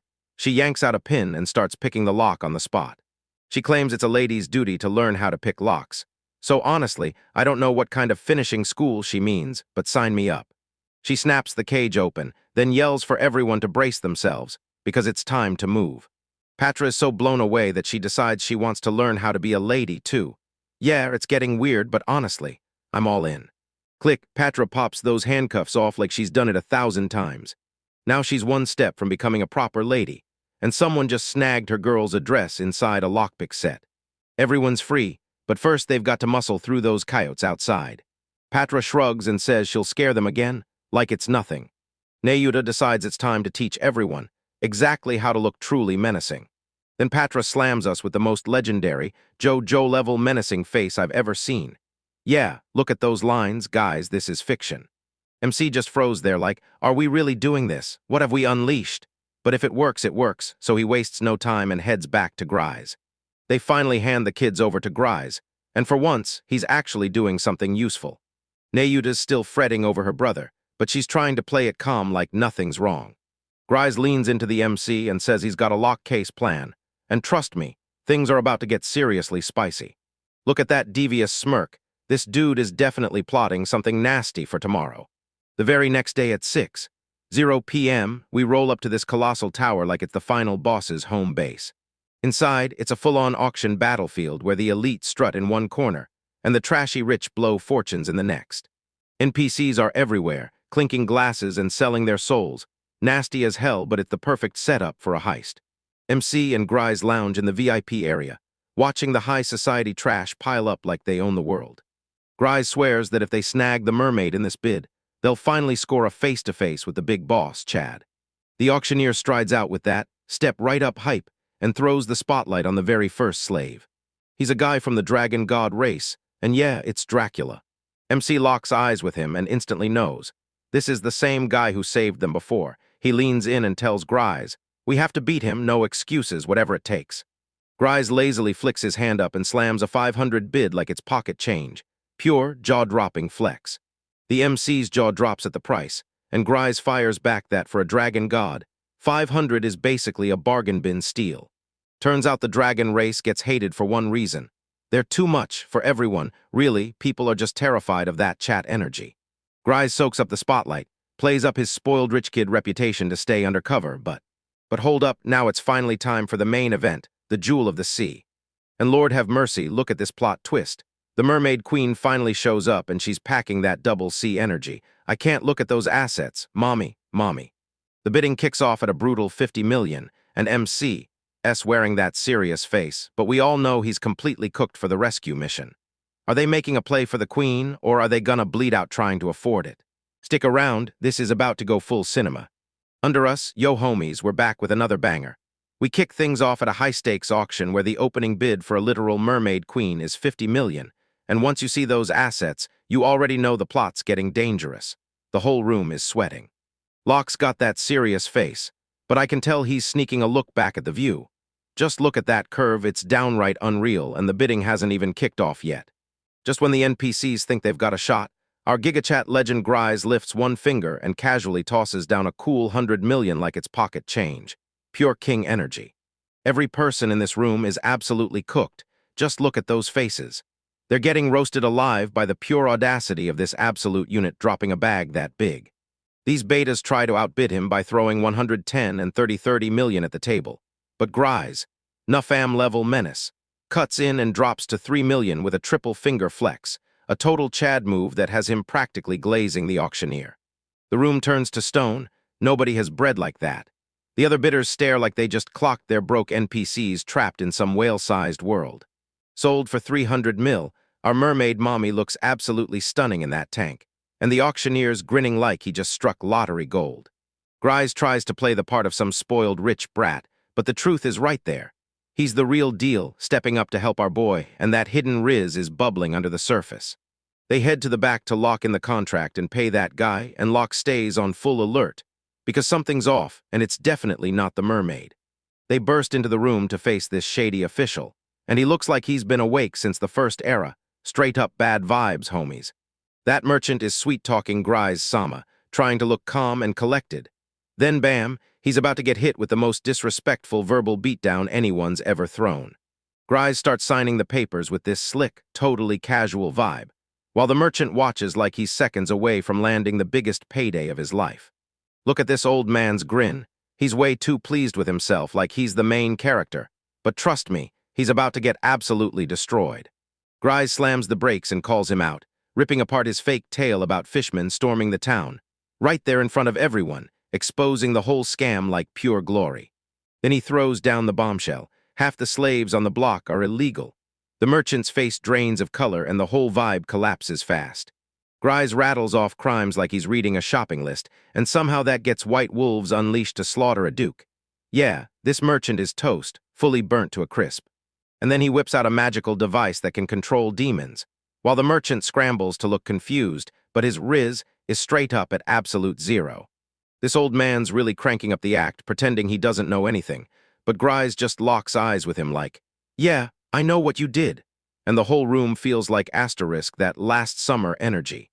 The merchant won't believe a word until he sees proof, smugly convinced that being a trusted official makes him untouchable, pure delusion, and it's absolute cinema. Suddenly the door swings open and cries out, "Ask and you shall receive. You old fossil, because here comes the hammer." A tiny girl steps in like she's lived through disasters, and the merchant stares, his eyes practically popping out of his skull like a cartoon. She's the witness, and she was trapped in his basement with the other orphans, and now picture this. A high-ranking official gets exposed by the kid he kidnapped. The merchant tries to shut it down by claiming nobody would believe some orphan over a pillar of the community. Meanwhile, bro is absolutely guzzling hopium like it's oxygen. Grise just stares at him like he's the dumbest person in the room and says, "Guess you didn't see it." Then he leans in, "Get ready because this is the biggest plot twist of the day. This isn't some random orphan. She's Nayuta Louis, and she's the daughter of a ducal family, top-tier nobility. You absolute clown, and now you're finished." She steps up and makes him face it. He really did kidnap her and trap her in the basement, and suddenly his merchant life is collapsing in real time, with every second flashing like a death sentence. She's running straight to the country, spilling every detail and blasting the hit tied to her father. She came for revenge, and I'm right there with her for every last sweet second of it. The merchant yells for proof, and the girl's like, "Bet." Then she starts lifting her shirt, and I already know what you're thinking. Stay classy, boys. It's for the story, I swear. There's a family crest stamped on her stomach, etched in forever, magic-proof evidence of her bloodline, pure cinema, and he can't deny it. Grays lays it out. Noble families slip in secret dies for those marks. Slave traders never catch on. And now the merchant is done for, out of options and out of time. And yeah, her brother's already at the capital, ratting her out to the king right this second. It's over, period. Start packing for the meanest dungeon they can find. Grise drops the ultimate question. Who will the country trust, a duke's daughter or a sleazy slave trader? And yeah, this roast is the one from hell. The merchant's sweating buckets, pinned like prey with nowhere to run, and it looks like his mind is about to snap in glorious 4K. Then he bursts into laughter like some classic anime villain. Because yeah, he knows his secret base is seconds from going up in flames, and honestly, this guy is completely unhinged. Stare at that creepy eye. This guy's officially snapped, and you just know he's about to pull some insanely dumb move, like the boss fight music is already creeping in. He snaps his fingers, and boom, a whole squad of guards swarms our heroes like NPCs on command. Honestly, no honor at all. This guy's a total beta hiding behind hired bodies. He's out here bragging that he controls the whole town and every single soldier. Then he really thinks his numbers can save him from our main squad, and yeah, that's honestly adorable. He tells Grise to negotiate in the afterlife, because the second he's done, he's already teetering in clap-getting range of our main crew. The guards lift their spears and come storming forward. This is starting to look grim for the nobles, but just wait till you see who steps up to deal with the garbage. Locke stares at our elf waifu Shannon and asks if she's got the strength for this. She nods like she's about to erase these men's careers for good, then steps up with zero hesitation. Grise can't stand the idea of letting her handle this solo. while Balak just lounges there, unbothered, because he knows Shannon is built different, and those guards are about to get a rude awakening. Shannon rockets in like a streak of speed and steel, and the guards instantly feel it. They're about to learn they're nothing but the warm-up act for her personal highlight reel. She's already taking them out. Look at that speed. These guys can't even track her, and she's not even breaking a sweat. She's twirling circles around them like this is a rhythm game on easy mode, and these poor NPCs never even get a shot. Our cultured elf queen owns every beat. Look at that focus. She's gorgeous, dangerous, and fully locked in on protecting me. Honestly, I'd trust her with my life any day. She's kicking and slashing like a storm, carving up the room until the merchant's ego and paycheck are both buried in the rubble. Yeah, she's a full-on beast. She stands there like a queen, smiling through the chaos, while the surviving guards stare in shock, questioning every choice they ever made. Pure, absolute dominance. Locke tells him she's been training with Fenrir, so those human guards are basically like fighting toddlers to her. She's not just a pretty face, homie. The second Locke calls her more than just some cute girl, her whole boss vibe evaporates, and she starts blushing like her heart, on fire, totally gone for him. She's giggling like a total schoolgirl as they stride off, leaving the merchant eating dust, and that sweet little jab hits way harder than the guards ever could. They hook up with this dude, Dob, finally ready to grab the merchandise they came for, only he looks like he's been through hell. And there she is, mermaid queen or tank, standing tall with the massive dragon man Drackle right beside her, and just look at that design on her. It's straight up pure culture. Locke snaps and Drackle rips free from his chains. He's a massive problem, and you do not want to cross him if you're smart enough to keep breathing. But Drackle is seething, furious that a mermaid just fetched 300 million, while he's stuck at 500 measly gold, and his ego is getting absolutely obliterated. Bro, he's literally sobbing over that low price tag, like you're free. Who cares if you're some budget dragon? Grab the win and sprint out. Locke shrugs off the dragon's tantrum and barks that he's helping carry the mermaid straight back to the sea, because we've got a schedule to keep. Suddenly, the mermaid mommy bursts out of the tank herself. She's done waiting, and she's craving some fresh air right now. Locke snatches her up in a full princess carry. Look at those scales and that flush on her face. Yeah, our boy is absolutely cooking. The Riz game is his today. She's calling him master and begging him to keep carrying her just like this. And yep, our boy has officially won the mermaid mommy's heart. Turns out she's me's mom. Yep, a full-on thick mermaid mommy just crashed the party like it was nothing. This is Abs Cinema, boys. See you in the next one. Yo, what's up, my cultured kings? Back with another full-on banger where the plot gets messy and the waifus get messier. We kick off with this broke urchad racing to escape on his ship, while Locke and his brand new mermaid mommy are posted up on the docks, watching the whole chaos unfold. That beta thinks he's the main character, standing there like he's already won while gripping stolen goods, then smugly tells our MC there's no point in running. But we all know who's actually cooked. Even dragged out a witness to try and pin everything on our boy, telling everyone to just quit like he's some kind of mastermind. And I'll spot you $10 if you can guess how fast this plan is about to explode right in his face. Look at that ugly mug. He's laughing like he can delete the witness and walk away scot-free, like he's the main character in some self-made tragedy. But then the ocean starts bubbling like a boiling hot pot, and boom, an entire army of shark-headed fins erupts from the waves. Honestly, I don't know about you, but it feels like the animation team hit turbo and decided to make these sharks as vicious and menacing as possible. Locke's staring him down like trouble's coming, while Chad's out here stroking his ego, convinced these fishmen are his personal hit squad. And Chad even flashes that I'm about to ruin this man's career. Grin, not realizing the cameras are about to turn on him and wipe him off the map. He starts barking orders like he's a total gigachat, telling the fishermen to dump their rage on the humans. And honestly, it's painful watching a guy so deluded act like he's got any chance against the ocean dwellers. He's screaming at them to wipe out everyone, and the sharks explode out of the water like they're auditioning for a Discovery Channel special. While Locke just lounges there with a mermaid in his arms, pure natural-born winner energy. The deck gets absolutely mobbed by these shark bros, and for a split second it looks like our MC might actually have to break a sweat. But then, boom, the way they're positioned screams that something's off. The sharks hit the ground and instantly swarm Chad, and the look on his face is pure cinema. He's blurting, like a clown, right as he realizes he's been totally betrayed. He starts panicking, yanking at the air like, "Where's my right-hand man, Pedro?" While the sharks just lock onto him, staring him down with those cold, lifeless eyes. You gotta love it, boys. The villain didn't get handed his win on a silver platter. Out of nowhere, a crew of mermaids bursts in to tell him straight up that Pedro's already rotting in a cell. And the power shift hits so hard that Chad basically watches his soul fly out of his body. And would you look at that? Here comes the mermaid princess, shining like a whole masterpiece, while Chad's trembling in his boots, because he just realized his loyal fishman had been teaming up with the ladies the entire time. She jabs a finger at him and spills his whole scheme, using the fisherman for his own greed, and you snap back. Queen, no one under your command gets to exploit the men of culture and walk away fine. The coward bolts for the exit, screaming that this can't be how it ends, like he's starring in some mid-level shounen, only for it to be downright pathetic watching a grown man try to parkour away from a literal sea dragon. He trips over his own feet like a total scrub and faceplants hard, and the whole crowd just stares.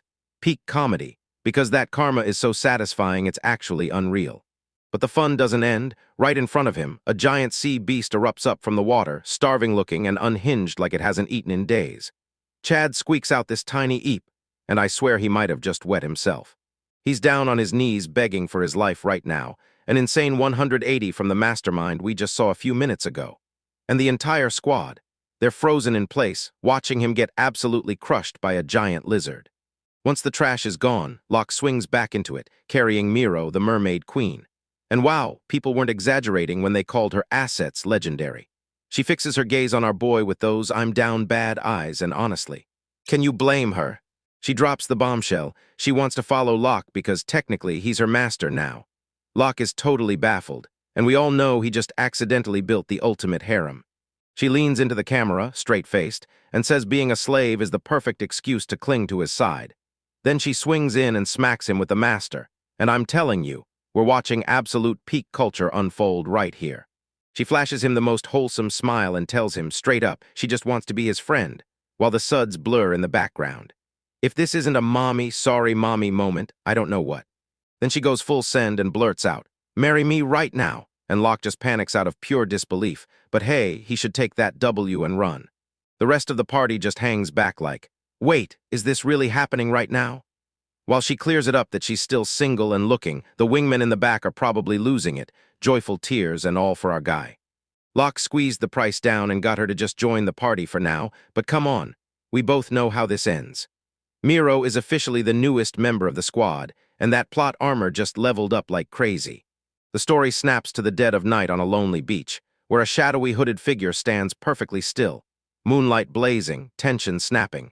Yeah, you can feel the moment when everything is about to go dark. Turns out it's a girl named Riche, and she's clutching this super weird little voodoo doll, eyes locked on you like she's about to kick off a full-on villain arc. And I swear, I'm obsessed with girls who have got a little crazy in their gaze, right? Then Lydia steps in, another girl, and straight up confronts her over those stolen research papers. And the tension is so thick it feels like you could slice it in half like a sword. It's a full-on classic mage standoff, and I'm eating every second of it. Riche barely even speaks. She just slams her hand forward and starts charging a gigantic magic circle, radiating that, I'm about to end this girl's whole career, energy. And I'm not gonna lie, she looks insanely badass doing it. She screams out a spell called Numerous Eternal Darkness, and suddenly Lydia is staring down a full-on apocalypse, like the world itself is collapsing on her. This isn't newbie magic NPCs spam, it's elite, terrifying power. Riche cackles like she's already crowned the winner, but Lydia just stands there, stone calm and totally unimpressed. Yeah, you're finished when your ultimate doesn't even make her blink. Lydia slides out of the whole attack like it's Tauhu on easy mode, and Riche is left completely rattled, because how on earth do you dodge that? And that facing confidence, you just love watching it crack. Now Lydia steps up and starts casting a spell that makes Riche's magic look like a tiny sparkler, burn bright but pathetic, because she wasn't really hurt at all. She was baiting that girl straight into a trap. She lashes out with a storm of hellfire, and the whole beach instantly turns into a roaring barbecue pit. Riche's screaming her lungs out as a real mage obliterates her with raw, brutal power. Lydia just stands there, clutching a blazing ball of fire like the ultimate magic demi-mommy, while Riche crumples to the ground, trembling and squeaking a tiny eep, just like Chad did earlier. Out of nowhere, a giant flaming skull bursts from the magic circle, and Riche's face drops like she's seconds from a heart attack. Because this isn't just magic, it's necromancy pulling your stuff from the grave. A spirit named Demorta shows up out of nowhere, drops the bomb that she's really Daya's mastero, and yeah, she's also a lick. Ghost form or not, she still has that insane step energy. That power gap is so massive it's downright hilarious. And Rize instantly realizes she's been playing checkers while these two are running 4D chess. Demora then strolls over and casually asks for her papers back like she's just a librarian checking books. Rize hands over the bag with 0 words, looking utterly broken and traumatized. Because when a lick mommy demands something, you don't refuse, you just hand it over and beg the universe to keep you alive. Demora snatches the bag and morphs into a way more human form, and wow, the vibes are strong. She's got the braid, the outfit, and even the Great Sage title to prove it. She starts laying into Rize for her misconduct, slamming her for stealing while Rize somehow looks absolutely stunning. And honestly, living the villain life gets brutal when the heroes are this much of a vibe. She presses Rize on why she'd even try to resurrect a demon in the first place, and you can practically see the girl freeze. No words, just shock. That's when the story finally starts to thicken, and yeah, I'm talking about more than the characters. Turns out Chad's been clutching the demonic orb this whole time. That's why he was strutting around like he owned the place. And Rize, she's just a tiny fish in a massive, brutally dangerous pond. The moment the merciless one has the power to decide, he chooses mercy and begs Rize for one last favor, before she's shipped off to the Shadow Realm or tossed into normal prison. Rize's already bracing like execution is minutes away, but the Sage has a totally different plan. She tells Rize she's got real talent, and then dares her to figure out how to bring people happiness while they're stuck behind bars. It's the sweetest go-to-jail speech I've ever heard. Rize gets totally weirdly hyped by it and vows to give her all, smiling like she just got recruited into a cult. Because if a woman can trick me into researching happiness in a cell, I'd march right in too. A few days later, we find Chad rotting in a dark cell, finally paying for every crime he ever pulled against humanity. And for his fashion crimes too.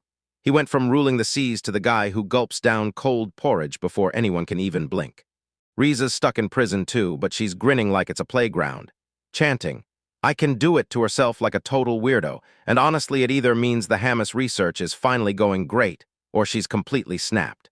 Back with the main squad, they're trading goodbye hugs with the townspeople, soaking up that warm, we saved the day, sunset glow, and gearing up for the next wild adventure, pure cozy magic. Even the Sharkmen are laying down their rivalry and making peace with the mermaids, proving everyone can get along, if you cut out the toxic leaders. But Pedro is still trapped in a cage, because some people are just beyond saving. Locke stares out at the peaceful town and grins like he's hit the jackpot, daydreaming about how many more wafers he'll stack in his collection, while the sun blazes, birds chirp, and everything finally snaps back to normal. That chubby noble shows up just to hand Locke all the glory, but our boy shuts it down. He's humble like a saint, and you can tell he knows this was a team win all the way. He calls out that everybody pitched in, the little dragon, the whole crew, straight up power of friendship energy. Yeah, it's a little cringe, but you can't deny it because he's got a mermaid queen waiting for him. Everyone's grinning, the crowd's roaring, and the energy feels unreal as they gear up to leave. Locke even throws one last thank you back to them, looking exactly like the hero he never meant to become. That noble dude is obsessed with Locke, and for once, he's not wrong. Our guy S got the accidental riz, the fight skills to match, and real taste. But right when you think it's over, the scene snaps into a dark, crawling cave, where someone's breathing hard right in your ear. And you instantly know this calm won't last once the manga starts showing stalactites and those ominous shadows lurking everywhere. A shadowy figure is straining to stop a massive seal, shouting that this is a disaster as sweat pours off their face. And whatever's locked behind that magic circle is absolutely not here to mess around. The seal starts splitting, and boom, these gigantic crystal structures rise into view, like they're pinning down something ancient and brutally powerful. And yeah, this is exactly the kind of scene that makes a recap hit 1 million views, boys. Inside those crystals, we catch a flash of a legendary dragon, and suddenly all those previous beasts look like tiny goldfish in comparison. It's absolutely massive, and it looks like it's about to rise from a sleep so ancient it could have swallowed centuries. They realize it's unstoppable, and then, bam, a tight close-up on the dragon's eye as it starts to blaze with power. Yeah, that "we're all dead" feeling hits hard, and I'm freaking ready for the next arc.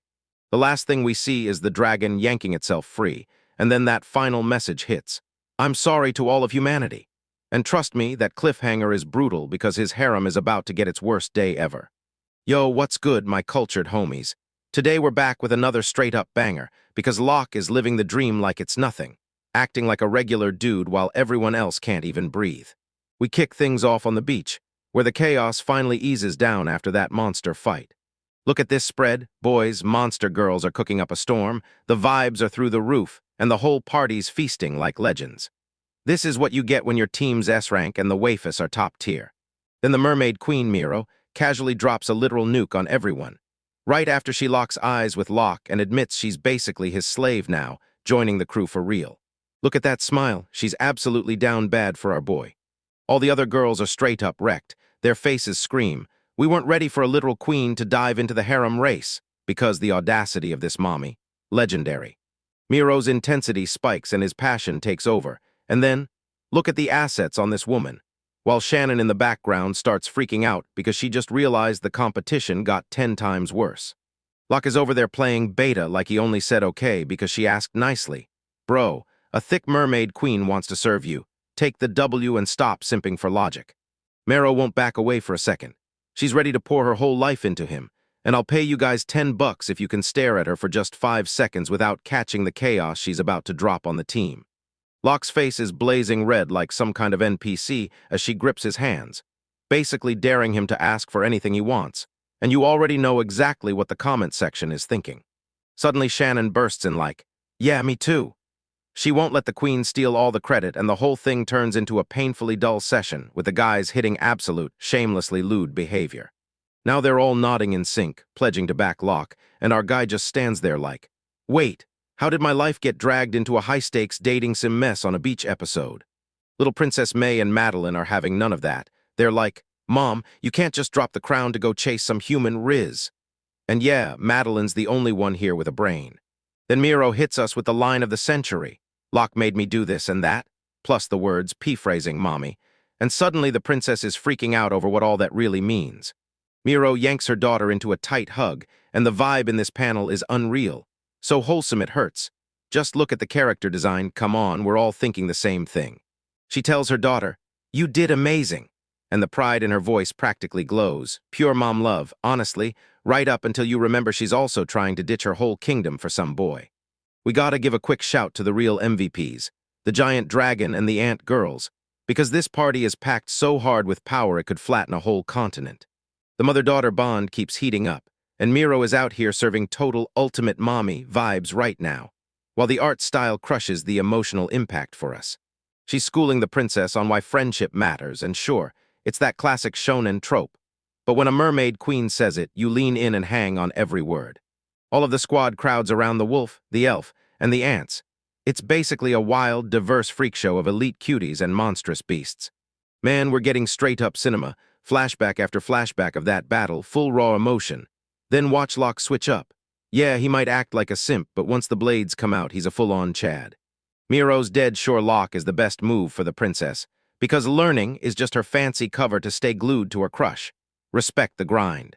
She's pushing her daughter to grow into a truly wonderful queen, and honestly, this is peak character development. Even a Man of Culture series can hit you right in the heart. But Mero straight up admits she's hopeless. She'd just end up messing up the kid. So she goes all in on the adventurer path, aka Locke, let's see what you can really do. She straight up hands the responsibility to Madeline, and Madeline just stares like, "Are you kidding me right now?" Now Madeline's the real deal. She's got steel in her spine, and she's the only one who can keep the princess from running wild, straight up giving off GigaChad level, "Don't test me" energy. That goodbye hits hard. Miro swears she'll keep watch over them from the shadows or from Locke's side, depending on whether she's got that bikini on. But hold up, those girls are laughing, because not a single one of them even for a second buys this whole noble sacrifice stunt. Miro blasts them with her aura, boom, right in the face. And yeah, you know she's busted when she busts out that classic one-eye-closed anime girl stare. Madeline starts roasting her on the spot like, "I know you're just dying to marry and have fun, you lazy queen." And wow, the internal screaming, it's absolutely real. The chase is live, and Miro's bolting to escape her royal duties while Luck just stands there, sweating buckets. Honestly, this is pure comedy gold, boys.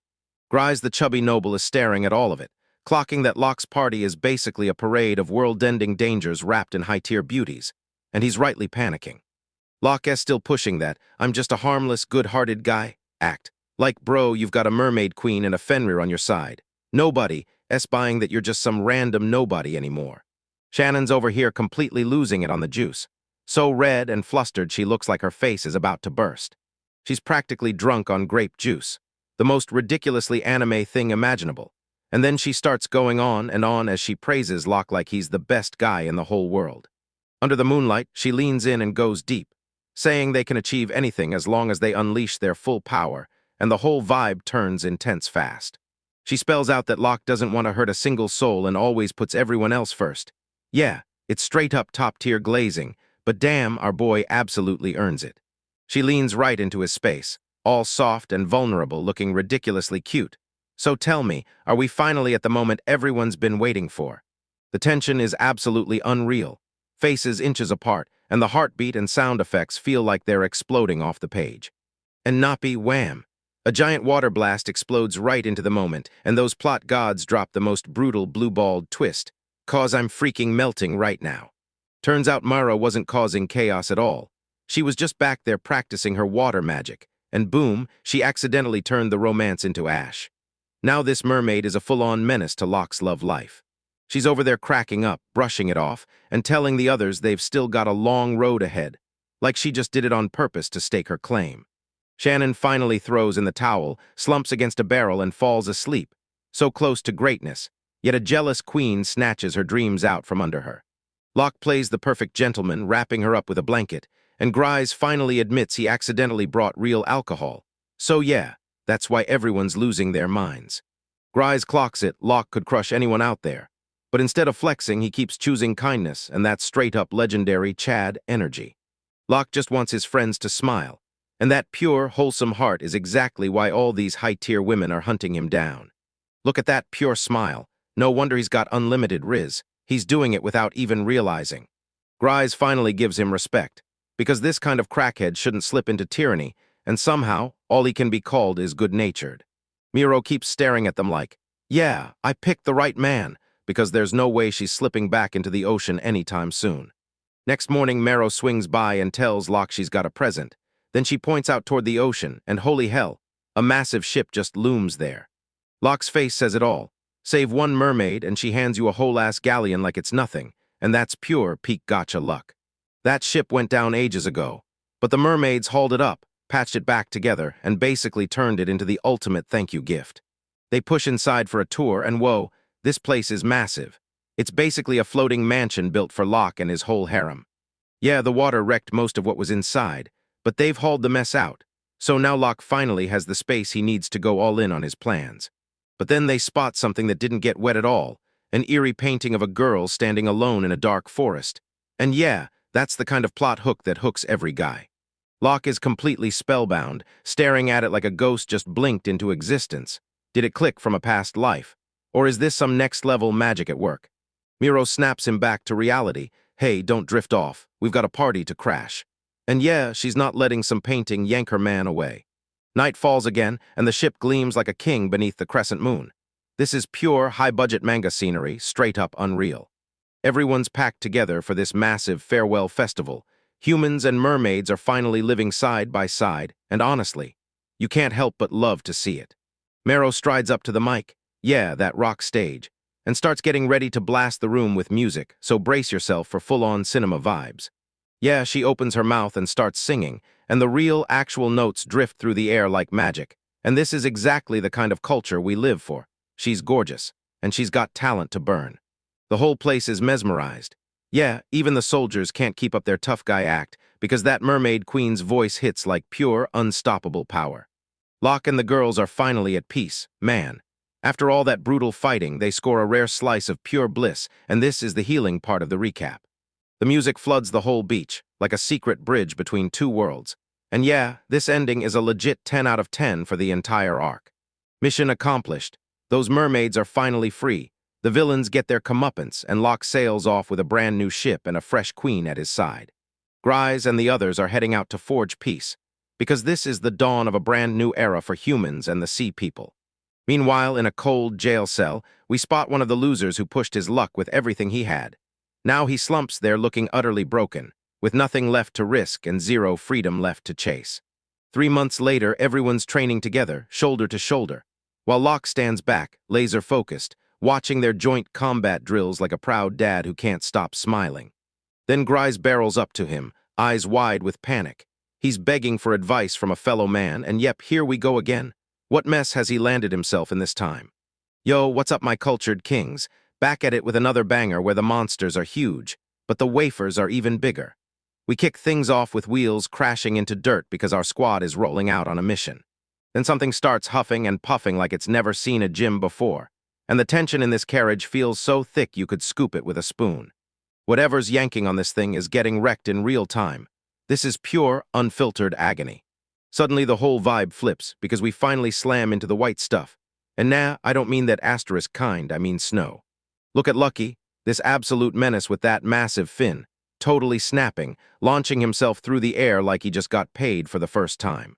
Like this giant fluffball is absolutely obsessed with winter, ice glittering everywhere like it's out here trying to impress him. Lucky's out there living his best life, while the rest of the squad rides in the carriage watching him like, yep, he's basically a giant puppy. But don't get it twisted, we're not rolling up just to throw snowballs. The whole team is marching into the mountains for a reason that matters. We rewind a whole week, and right there, this merchant guy just starts grying, staring like he's seconds away from a full-blown midlife crisis. He drags our MC Locke into a private room, because there's a secret in his head he can't risk telling the NPCs out there. Look at Grise, he's totally blushing like a schoolgirl because he finally found a woman he likes. Yeah, it's full simp mode, but honestly, respect the grind. He's straight up telling Locke that his dream girl wants a rare ornament carved from a snowstone. But the market's totally wrecked, and nobody's selling a single one. These rare mountain stones are the kind of loot people kill for, but right now the blizzards are so brutal the whole distribution has completely ground to a halt. He practically begs Locke to help him out, even offering to pay on the spot. Like, hello? This is a full-on quest prompt straight out of the game. Locke is on the verge of saying yes when, out of nowhere, the entire harem erupts in front of him like they've been maxing their stealth for this exact moment. Graze is rattled. He thought he was having a private meeting, but Locke's girls had been eavesdropping the whole time with a magic watch. And that's the kind of absolute cinema that hits hard. Look at these waifus. Every single one of them is fully locked into this romance drama, grilling that girl like it's reality TV. Mommy. Sorry, Mommy. Locke just stands there, hands clasped like a priest, while Graze realizes, oh no, his whole private life has suddenly become public property. Poor guy is getting absolutely swamped by the party's non-stop energy. Time skips, boom. The journey is rolling, and Locke out here slamming his summons to rip through the terrain like an absolute menace. Fenrir's on their side, and even the local monsters won't dare throw hands, so the caravan barrels through the mountain range without a single scratch. After 5 brutal days of battling the cold, they finally spot it. The massive walls of their destination, towering ahead like a promise. This is the gate to Karan village, straight up a fortress built to shut out more than just a little frostbite. Grise slaps on his professional smile, tells the guards they've arrived with relief supplies, and demands they take him to the village head. The guards are weirdly relaxed and wave them in after a quick scan, like they can't believe anyone would rob with faces that scream. Way too much riz to be bandits. They roll up to Karan village, and man, this place hits different. Even though the air outside is freezing, the ground is bone dry, no snow in sight, because the village has a straight-up fire blessing protecting the land. It's a mind-blowing power-up. Locke and the girls take off to hunt the snowstone, while Grise grinds through all the dull merchant business. Grise is on his knees, praying they'll stumble onto the perfect accessory a woman will adore, while the girls are just giddy that they finally get to hit the shops. They roll into the local jewelry shop, and the shopkeeper drops the bomb. Those snowstones, spring and summer only. Major L for the whole squad. Apparently, they hoard everything for winter and crunch it later, so right now the shelves look emptier than a simp's bank account. Right when Locke is about to tell Graze the quest is dead, he suddenly hears shouting and chaos nearby. A local merchant is getting hounded by a crew of thugs who demand magic stones, swearing the village is doomed if he won't cough them up. Locke strides up to see what's going on, but the guy snaps at him to get lost. This isn't a show, so beat it. Suddenly, a hand slams down on the loudmouth's head, his own companion stepping in to tell him to chill. And hey, check out this new character design. She's an elf beauty with icy princess eyes, the kind that makes you feel her confidence in one glance. Total step-on-me energy, and I'm obsessed. These guys are snow people. An entire tribe of demi-humans that clings to the darkest parts of the mountains, way past where normal humans can't even last. The girl suddenly suspects Locke isn't just a kid, maybe he's a player, and blurts out if he's actually hunting for magic stones. Her brother comes at her with pure aggression, but Locke stays ice cold, firing back. What are we even using those stones for? The snow people start acting mysterious, refusing to tell him the reason, and that silence screams red flag. Then they beg Locke to return to their village, because their chief is ready to lay out the whole truth. They're so desperate they'll trade for those stones no matter the cost. I know exactly what you're all thinking, so get those minds out of the gutter. Locke suddenly clocks it. These aren't just random villagers, they're the ones who actually deliver the snow stones to the whole town. The brother hesitates, but the sister snaps. Bro, we need those magic stones, way more than these rocks. And she takes matters into her own hands like it's her call. She tells Locke, show up in Anissa village, and I'll make sure you leave with a snowstone in hand. Locke nods and tells his crew to go warn Grise about the plan shift, because they're marching straight into the lion's den. Right as they're about to head out, the local shopkeeper snaps up the lock and demands, so you're really going to Anissa village? He starts spilling lore like it's a warning. Any traveler who goes there lately doesn't come back. They just vanish into the snow. Turns out the snow people have been acting super weird ever since they started hanging out with Suju, the country of sorcery. Check out this dark-ass nation. It looks like the lair of every villain in the series, and they're stockpiling power to wipe the world clean and rule it all, giving off peak edgy dominance. The shopkeeper snaps at Locke to watch himself, because the snow people's sudden craving for magic stones feels downright shady. He says he'd never sleep again if a stand-up guy like Locke disappeared. Real bro code, no joke. Locke takes that warning to heart, and suddenly this simple fetch quest flips into a life-or-death survival mission. The squad bursts up to the gate and finds the snow people waiting, ready to tear out into the blizzard. But as they slip away, a mysterious hooded figure lurks in the shadows, and you already know, someone S about to get totally wrecked. And his skis. All right, homies, we're back again. Today our guy is charging straight through the dead center tundra, because clearly he's still not satisfied with being freezing. They're closing in on Anissa village, but bro's already teetering on the edge of turning into a popsicle, unless they snag a heater like right now. Suddenly, he clocks a wild NPC kid just standing in the snow all alone like a total creep, probably waiting to hand out a side quest. The squad finally pulls up to the village gates, and the chill in the air hits hard, like cold wind and colder dread. Welcome to Anissa village, the so-called land blessed by fire, and yeah, that smells like a scam to me. The village head starts smearing the fire with a blessing, swearing this is the only thing keeping those guys from turning into frozen nuggets. But hold up. These locals are firing the biggest side-eye at our MC, because apparently humans have absolutely zero riz around here. The village head tells him to block out the haters, then guides him straight to the main hut, surprisingly cozy. We finally lay eyes on the big boss, Krogo, an old elf so wild-looking he might be on day 3 billion of no barber in 3 centuries. They plop down for a little tea party to trade info about the magic stones, and you already know things are about to turn deadly the second that tea hits the table. Krogo is acting like the perfect gentleman for the moment, but I'm watching that old geezer like a hawk. He reeks of big secrets just waiting to explode. Our MC takes one sip of the tea, and no joke, his soul straight up floats out of his body, because that flavor is so mind-blowing it makes him forget he's trapped in a frozen wasteland. It's this rare snow tea the mountain folks treat like a legal drug, and bro's already hooked, locked in from the first sip. After the tea break, Krogo snaps back into action hunting the magic stones, and the whole vibe turns so heavy it hits harder than my student loans. Suddenly, the entire room starts pounding like a magnitude 10 earthquake, and everyone's tea rattles right off the table. MC doesn't just look like eye candy. He kicks on his search skill and spots a terrifying power level blasting straight up from right under their feet. This isn't some little shake in the ground. Something huge is crawling under us, and whatever's down there is absolutely gargantuan. Just for a split second, the shaking pauses, but the MC's face screams it all. He knows they're perched on a ticking time bomb. He shouts for the old man in front of the underground monster, and Krogo snaps, realizing he can't hold this secret back any longer. Turns out the truth is finally out. There's a sleeping dragonling right under the village, and it's not that friendly how to train your dragon vibe at all. This flame dragon is the living furnace of fire itself, spitting out blessings like a massive, scaly geothermal heater that keeps the whole land warmed and powered. That dragon heat doesn't just burn, It races through the caverns and keeps the villages warm, and honestly, those ancestors were playing on another level. But here's the twist.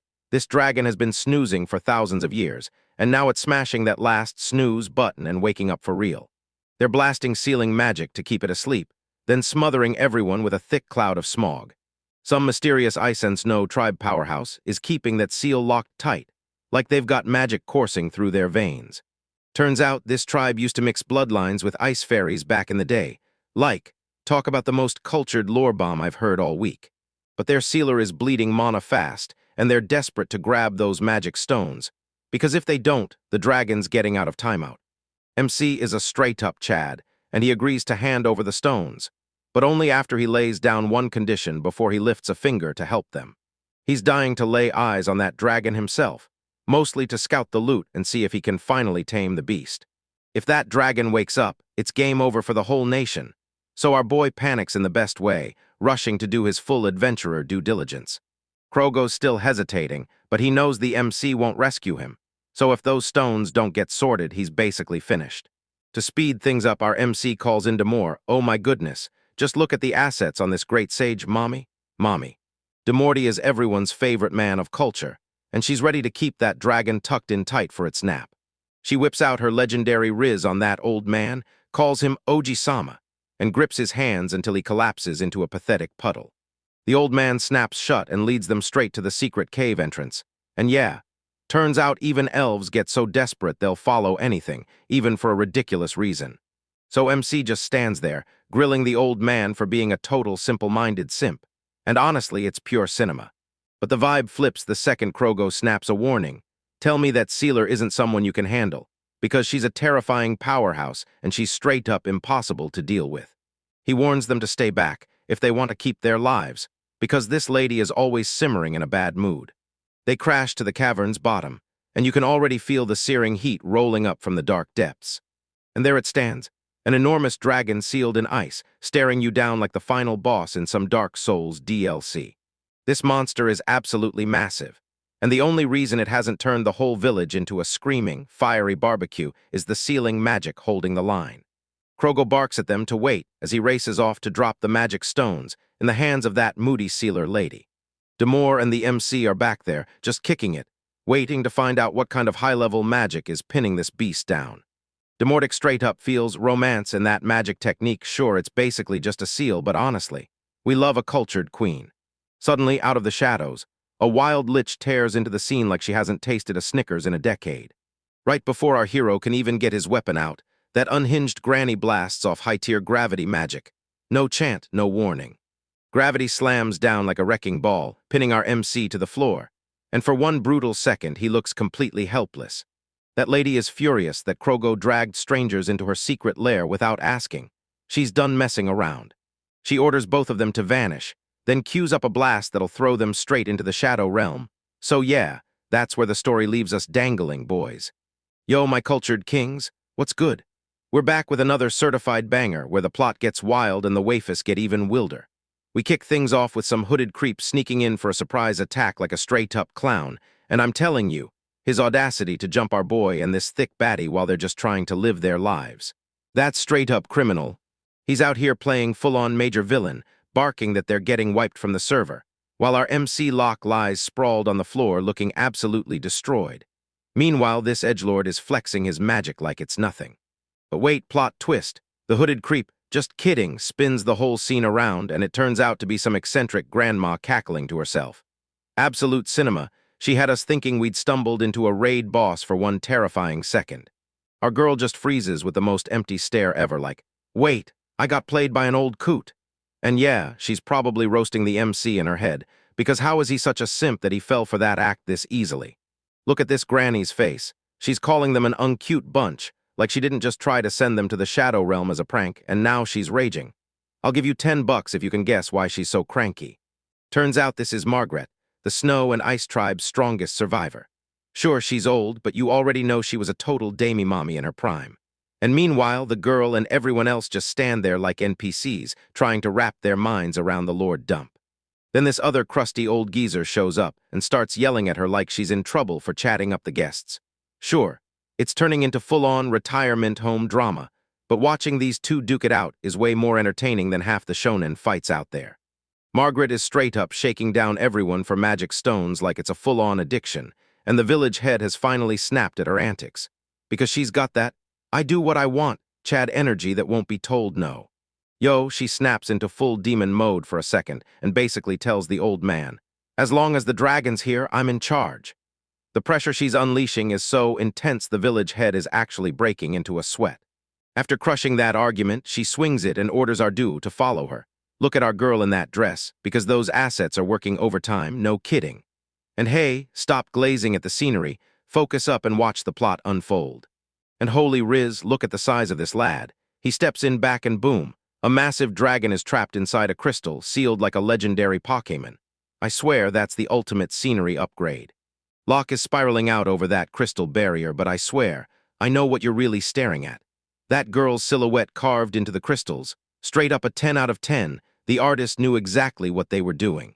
Margaret offers to teach them about the barrier, all generous and bright today, while Locke, our so-called hero, acts like a beta as the girls run off to chat shop, and he stays behind just staring at that giant lizard. She's blushing like crazy because she's finally getting to see brand new techniques, and yeah, she's a total magic nerd. But that smile is messing with my head, and after all that drama, she's finally genuinely happy. Locke starts getting all touchy-feely with that crystal like he's invincible, even though it's basically a dragon's prison. Bro, use your head and don't go poking it with bare hands. Suddenly, voices slam into his head. Literally, the dragon is telling him to beat it and stop messing with its nap. Like imagine being such a joke that even a frozen dragon has to roast you for touching grass. Mental pressure slams into him like a freight train, and then it clicks. This voice is pouring out of the dragon's soul itself. It's top-tier telepathy, and our boy is absolutely not wired to handle it. He starts feeling sick and stumbles back, like the dragon's presence has weight you can feel in your bones. Locke's face twists like he might puke, while the dragon glares at him from behind the glass. Suddenly, the whole place starts trembling like a magnitude 10 earthquake. Then a massive magic circle erupts into glowing light overhead. Like the security system just got hit with the alarm, and yeah, things are turning dangerously spicy now. That magic circuit is absolutely ginormous, plastered across the whole roof of the cavern.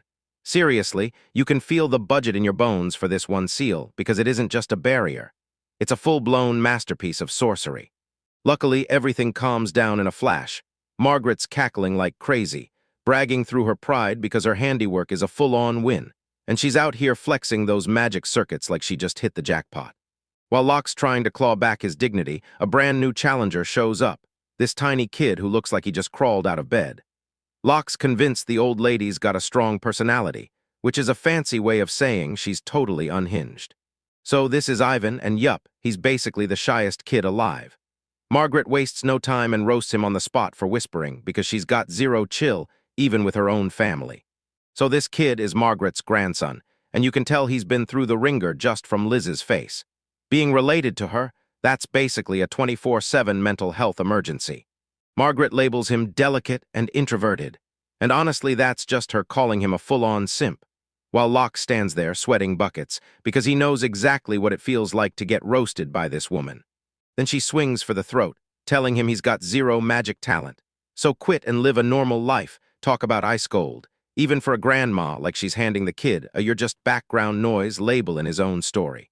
Ivan can't handle the heat. He darts out of the room sobbing, and the girl just stands there like she can't believe what she's seeing. Imagine being a guest and watching a kid's dreams get crushed in 4K. Locke opens his mouth to speak, and Margaret just cuts him off on the spot, like, "Stay in your lane, outsider." The way she hits back is pure power move with that "I've lived longer than your entire bloodline and I'm not scared of you" energy. The air in this room is so tense it feels like you could slice it with a blade. Locke stands there looking rock solid, and you can finally see that main character spark flicker back to life in his eyes. Yeah, he's about to make his move. The village head is scrambling to tie everything up and send everyone on their way before sunset, because he's probably trying to slip out with his skin intact before Margaret roasts them alive. Margaret shuts it down like she's got the power of 1,000 warriors. She demands they stay longer for the village's sake. Translation: she's basically keeping them for use. And the village head is completely losing his mind. She insists that with their help, they can crank the dragon seal up even stronger, basically treating them like free labor. while the village head is so stressed he looks 1 second away from dropping dead. Right then, another guy bursts in, yelling that the merchants from the neighboring country are about to pull out. Then the village head practically exhales in relief, finally getting an excuse to slip away from that wild woman. Margaret, yeah, the puppet master herself, shoves okay to the village head and orders him to go see the merchants off. And you just asterisk no asterisk she's up to something bigger, like scouting the whole situation. The village head bolts and Margaret whips Locke a look that screams, "Don't screw this up." Then she orders him to watch them like a hawk, because this doesn't smell like harmless town business, and it definitely isn't just the local cuisine. Look at that stare. Margaret might be a troll, but she's razor sharp. She senses something's off with these visitors, and she's telling our boy to step in and check the situation, right now. They link up with the merchants, and right away the vibe turns nasty. This dude in the middle grins like he's hiding a bomb, while those hooded kids look like troubles tucked under their cloaks, just waiting to explode. Locke clocks the merchant's got a blade in hand and armor on tight like he's about to kick in a dungeon door. No normal traveling salesman shows up that geared up unless he's hawking insurance from inside a war zone. And look at the escorts, every shift of their posture, every move screams professional soldiers, not some hired muscle. Locke's starting to get it. These aren't here to trade spices. They're here for the smoke. Locke stays icy calm as he steps up, introduces himself like he's just a plain adventurer. Mid-tier Riz turned on, trying hard to act like some random NPC drifting through town.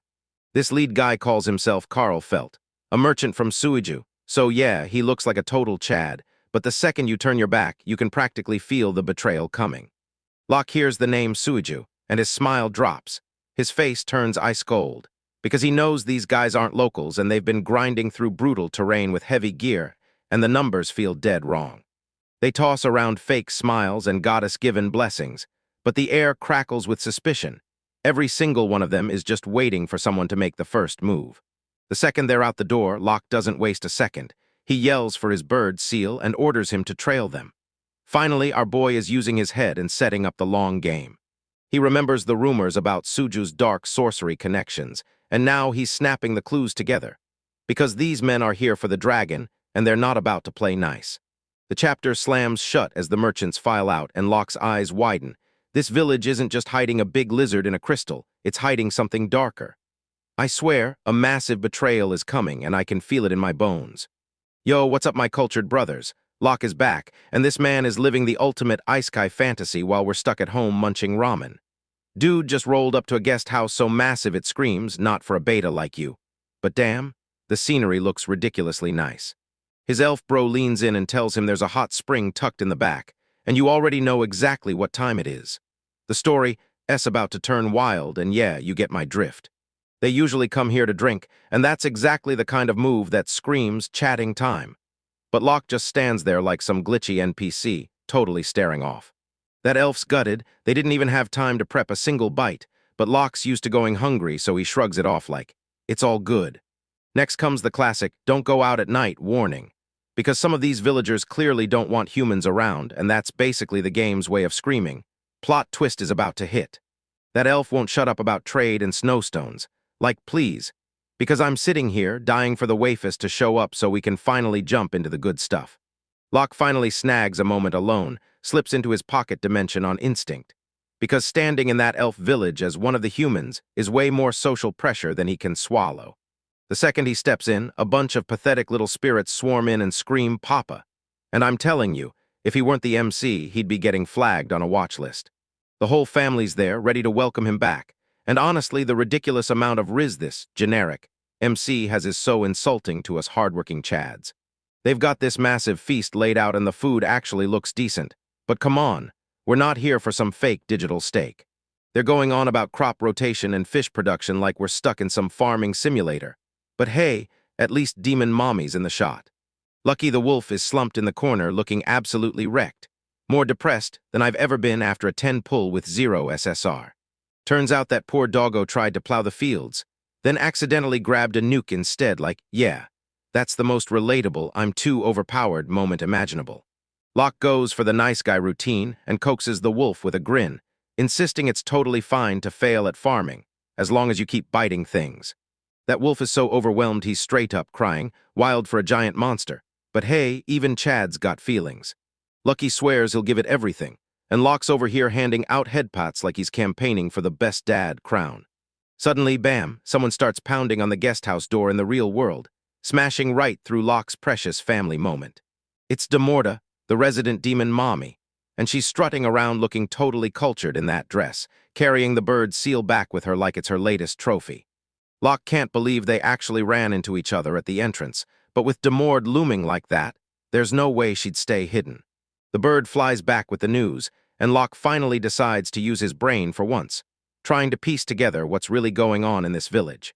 Demorty just drops a truth bomb, rips into the village head lady like she's a full-on fraud. And honestly, I'm 100% with her, because mommies are never wrong. She's convinced that old lady's hiding something, and she's got zero plans to keep the dragon locked up, so you can bet things are about to get dangerously, terribly spicy. Locke links the dragon's voice from earlier to everything else, and you can't help but feel that legendary, plot armor magic just kicked in. He still remembers the dragon warning him, "Don't wake me," and I get it. If I had a dragon's bed, I'd never want to get up either. They decide to kick back in the village for a while, and the wolf brings up the hot springs again. This is the absolute cinema moment we've all been waiting for. The story whips outside to a snowy outdoor bath, and you can practically feel the heat and excitement crackling in the air already. Locke's kicked back in the water like he truly earned the piece, while those tiny spirits drift around, acting adorable like they're straight-up NPCs. And just like that, the harem storms in, and the screen's basically flooded with eye candy, while Shannon and Miro look absolutely wrecked, down bad to their core. That zoom on the legs is straight-up high-tier fan service, and I already know what you're all staring at right now. Locke tells them they all look great. Like seriously, that's the most painfully beta compliment ever, right when you've got 3 top-tier waifus in towels standing in front of you. Everyone's splashing and laughing like crazy, right down to the dragons, who are straight-up diving into the bath with zero shame. Lucky the wolf is trembling on the sidelines, because his giant, fluffy body makes him a walking disaster around water. Demorty whips out her magic and conjures a cozy, warm bubble around the wolf, because she's a total gigachat mommy who takes care of everyone, no questions asked. The wolf finally cracks a smile. The vibes are absolutely immaculate. It's basically a beach episode, but it's snowing out and everything's boiling with steam.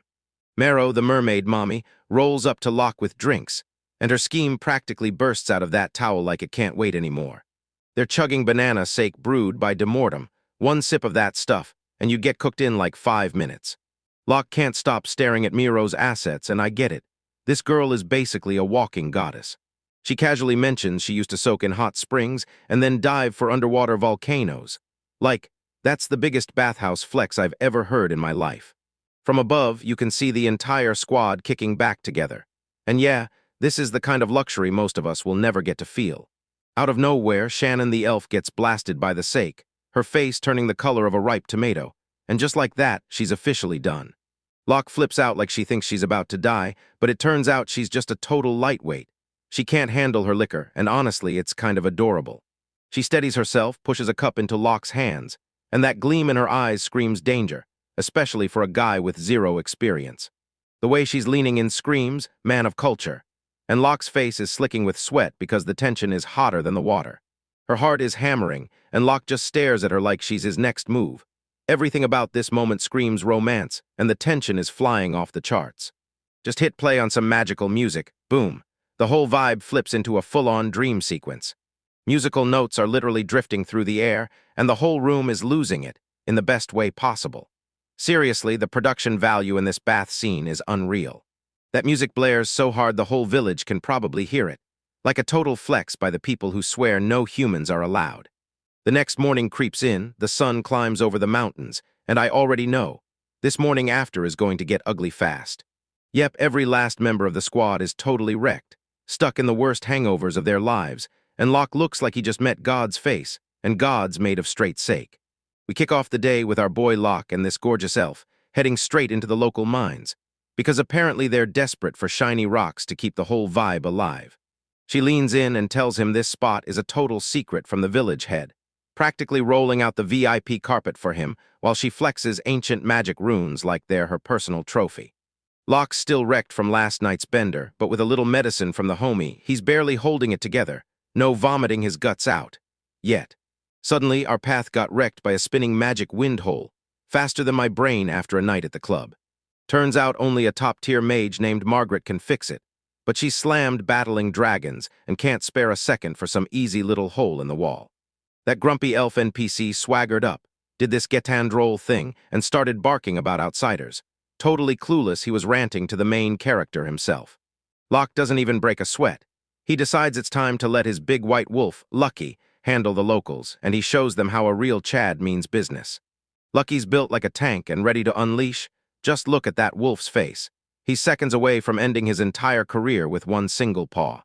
The wolf starts powering up a magic circle that screams straight out of an epic movie, and the local NPCs can't even wrap their heads around where this terrifying beast popped out from. Locke tells him to hold back, but Lucky ignores it, then unleashes pure violence and obliterates the whole cave wall like it's made of wet paper. The wind hole is gone, and so is the whole side of the mountain, leaving everyone frozen, staring in horror like, "Are we about to get buried alive?" I'll give you $10 if you can guess the repair bill, because this is one gigantic hole punched straight through the scenery. Lucky's standing there, totally baffled, wondering if he really held back enough, while that grumpy elf can't even get a word out, stunned by how wildly this dog just crossed the line. But hold up, their overkill paid off big time, because they just cracked open a vein of snowstones that's shining brighter than a brand new iPhone.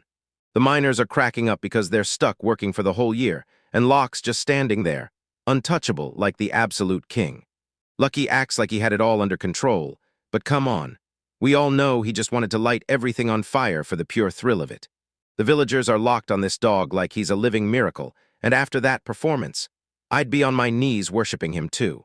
Even Grumpy Gitten has to choke down his pride and thank the wolf, an unexpected flash of growth from a guy who barely gets any spotlight. They finally show their thanks, handing Locke a little souvenir, bowing with real respect at the man of culture and that absurdly overpowered pet. It's this gigantic snowstone masterpiece that looks straight up carved by an artist, and you already know it's gonna cash out for a ridiculous fortune later. Gin even throws out a real apology for hating earlier, proving that in this world, the fastest way to make friends is going full mountain-level destruction. With the job finally finished, the boys can't wait to dig in, feast like they just hit the lottery. And yeah, they've earned every bite. They drag Locke and the crew into the party, and you already know our heroes are about to feast, because the food and drinks are guaranteed to be legendary. Lucky's out here clawing for clout, badgering Locke for praise like, "I'm a good boy, now hype me," because apparently his love language is nuking mountains. That elf girl immediately curls up with the wolf, and honestly, Lucky's living his best life right now, while Locke just watches his summons steal the spotlight and win over every girl. She gets all mushy about craving the world beyond their walls, and Locke hits her with that classic main character hype, straight up pure riz. Look at that smile. Yeah, she's absolutely down bad for our boy, or she's about to go back for round 2 with the wolf. A tiny gargoyle messenger swoops in to warn them, "You're gonna be late," because the whole plot's sprinting faster than anyone expected. Locke casually drops that he's got a gargoyle buddy of his own, and the elf girl's eyes widen, because his whole party is loaded with top-tier summons. The gargoyle starts spitting legends about a barrier around the village, one that shields the whole place from the outside world like a knockoff Wakanda budget edition. That elf girl is totally rattled, because nobody warned her about any of this, and now she's side-eyeing Margaret, convinced she's doing something shady behind their backs. They argue about whether to smash it or leave it alone, and you already know Locke's itching for some barricade-fueled chaos. She steps up and takes the blame head-on, proving she's not just there to look pretty. She's a total boss who's ready to face whatever comes next. They finish up inside the cave, lock it down, and gear up to head back, because the real mystery for our crew, it's only getting started. Locke tails a tiny bird named Seal, chasing a mysterious merchant through the shadows, because the hunger for answers never, ever shuts up. They slam into a dead end, until Locke snaps into his instincts and realizes the wall is a fake, concealing the real path right behind it. It's a secret passage that plops you right into the country of sorcery, and you can already tell things are about to get wildly magical and way too dangerous. But the whole place is packed with traps, so they call it quits and save the dungeon crawl for after they've had a proper nap. We zoom out to this massive wide shot, and holy hell, the barrier is so huge it's unreal. Someone dumped an insane amount of mana into this thing. Suddenly, a whole swarm of cute fairy girls pops up, buzzing with excitement and begging to tear down the snowy mountains on sleds like it's the best field trip ever. They're building sleds, gearing up for full-on high-speed chaos, and I'm telling you, this looks way more fun than mining rocks ever did. Everyone's scrambling to team up, and the crew starts lining up to mount wyverns like they're about to hit a wild fantasy X Games showdown. Then Mero, the thick mommy of the crew, grabs Locke and drags him along, and I already know what you lucky bastards are staring at. She can't fly, but she's got that pure magic energy, and Locke is more than thrilled to jump in and ride shotgun with her. They blast off the cliff, and it turns into total mayhem, sleds and wyverns whipping through the air like a Mario Kart race that's gone completely off the rails. The fairies are partying like there's no tomorrow, zooming so hard that one bump could snap their necks. Look at them go, every one of them grinning like nothing can touch them, right up until the G-force starts hammering in, because that's just how they play the game in this village. Lucky and Locke watch the carnage from a safe distance, praying that everyone actually scrambles through, still in one piece. Those poor fairies look completely wrecked after that ride. Stars swirl around their heads like it's straight out of an old-school cartoon. Miro's staring at her lunch like it's about to ambush her for the second time today, while Locke just loses it, laughing at the sheer chaos of his waifu. And of course, one of the little ones is already begging to go again, because these kids have zero chill and enough energy to power an entire city. Now we slam into the land of sorcery, Suju, where the buildings look razor-sharp and the danger keeps climbing by the second. In a dark room, shady figures huddle and plot in whispers, and you already know this kind of shadow talk always ends with someone getting cooked. They say a prince is fired up about it, and in a world of spoiled, corrupt royals, that's never a good sign. Then boom, we finally uncover the former hero, Kid San, and the second he appears, he's gone full edgelord after getting fired. Look at those eyes. This guy looks like he's about to blow up, wreck everyone's day, and go to war with a grudge that's been burning for ages. Back with the crew, Miro's still sprawled out on the ground, knocked out cold, while the kids are already buzzing with ideas for their next wild adventure. Yo, what's up, my cultured kings? Today we're jumping back into pure cinema because our boy is living his best life with a pet that feels like a cheat code. First up, Lucky gets a custom-sized sled, and look at that face. He's reaching full fluff mode, and his cuteness stat is straight up shattering the scale right now. Locke and his local waifu are just soaking in the vibes, sure they're about to skate through a peaceful day, while the tiny NPCs on the sidelines are hyping them like it's showtime. But Lucky isn't built for a slow life. He suddenly yanks Locke and the sled girl up like a total Chad, cutting off even a single second for them to beg whatever god they worship. They can barely register the total lack of seatbelts before Lucky goes full send it, rockets them off the cliff, and I swear, I'd pay real money just to see the panic flash on their faces. That poor girl is completely losing it, screaming like she's seen a ghost, because they're barreling straight toward this massive tree at Mach 10, and yeah, it's not exactly OSHA approved. But don't worry, Lucky's got culture and magic, so he just nonchalantly summons a magic circle and blasts a hole straight through the forest like it's nothing. Look at this dog's pure audacity. He bulldozes through nature like it's in his way and just vanishes it, while the girl in the back is probably spiraling, replaying every life choice that led her here. They're just gliding through the snow right now, and I'm telling you, this has to be the absolute peak of winter sports.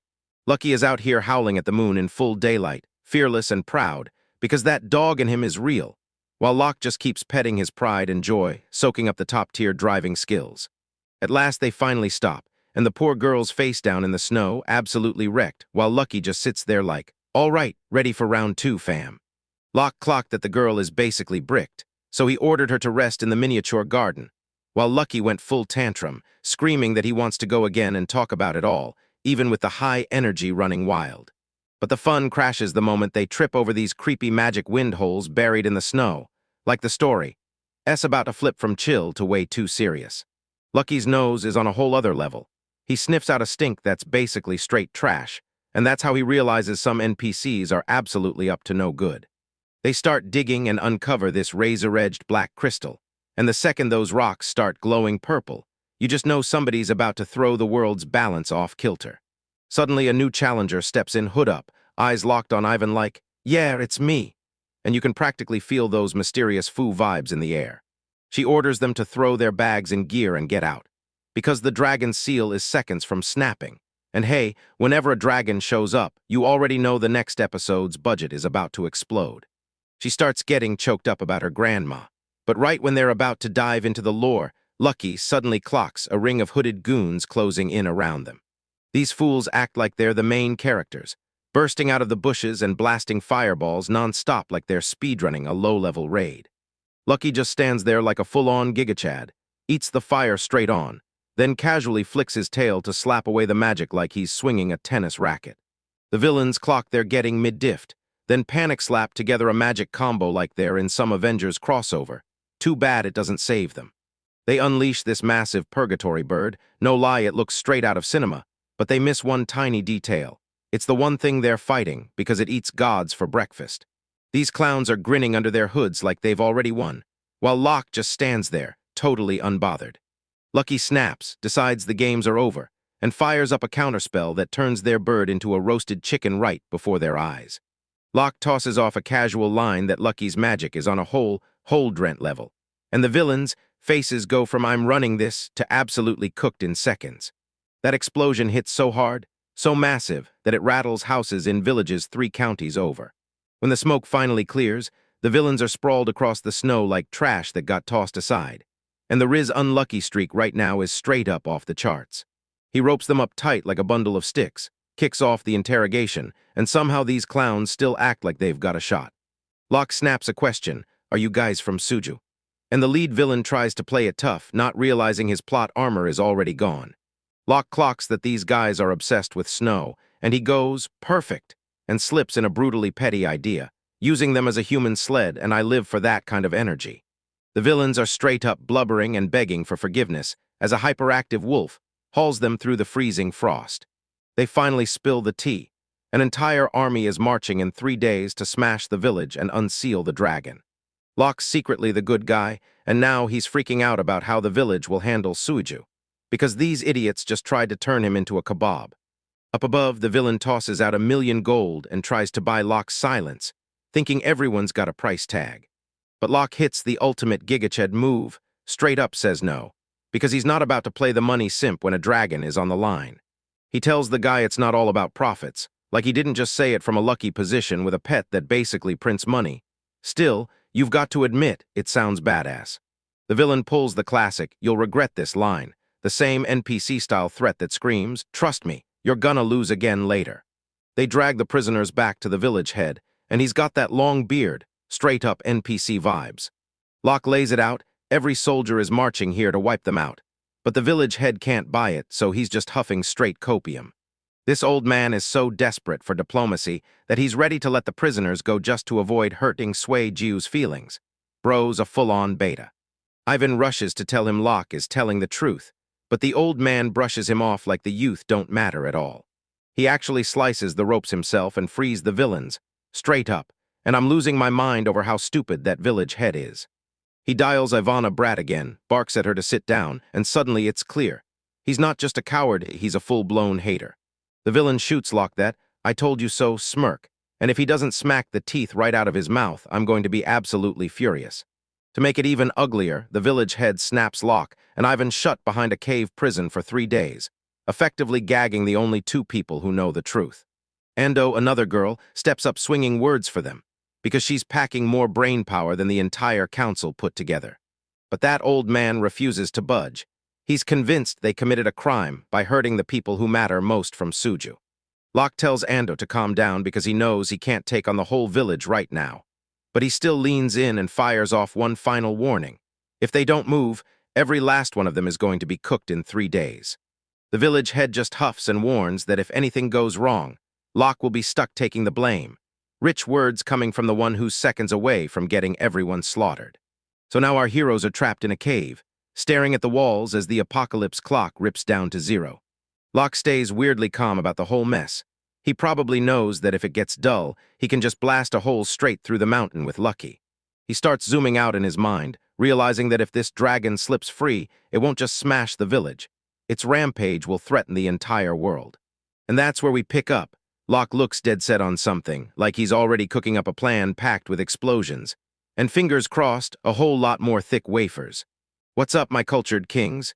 Your boy is back with another recap of the most unhinged cinema you've ever seen. We're diving straight into the heat where Locke and the squad are supposedly tossed into prison. But come on, this place doesn't look like jail at all. It's got straight-up vibes, and I'm saying right now, if this is prison, then sign me up. The elf home basically shrugs and says, "Yep, This is just a guest room, with iron bars, because they don't want some dangerous traveler roaming free without the proper permit. They've only got 3 days left before Suiju's troops slam into their doorstep, so they better cook up a plan, and they need it right now. Suddenly the room feels heavier. Demore just walked in, and Lord have mercy, look at that lick mommy's assets. That dress is doing absolutely wild things, and yeah, you're staring too, I know you are. She didn't even need a key. She just waltzed in, already mastered the crystal barrier, and now she's basically flexing her magic riz on everyone in the room. She tells them she can forge a barrier even stronger than the village's current one. But the second she says it, she clocks the looks on their faces, pure heavy depression. Locke's way more freaked out about the dragon waking up than the army itself. So when Demore casually drops that the old village head will probably break the seal on her own pretty soon, it hits like a bomb. Little Ivan starts tweaking out, yelling that Grandma would never be that selfish. Demore doesn't hold back. She tells the kids to their faces that Grandma's magic is collapsing and the barrier's done for. She tells him Grandma's trying to break Ivan out of this next successor deal, so he won't be trapped in this village forever. Yet Ivan starts cracking in his head, convinced he's got zero talent and nothing to offer. Ivan starts gushing massive magical power like a busted faucet, and the nerve of this kid, calling himself weak while he's blasting the room apart, is straight up unhinged. Stuff's flying all over the place, and those elf guards are getting blasted back like absolute NPCs. Our boy Locke steps in like a total Chad. He catches that kid mid-fall before he even has a chance to get hurt, and that form is absolute cinema. Demort clocks it instantly. The kid's got insane magical power, just like she'd predicted. Locke clicks in and puts the pieces together. Grandma wants Ivan to live a normal life, because once the world realizes he's that messed up with power, they'll come for him to abuse it. They pause to catch their breath, start trading stories about the dragon, and Locke's way too optimistic, like he actually thinks it could be kind. Dude, it's a legendary beast, not a stray puppy you're trying to win over.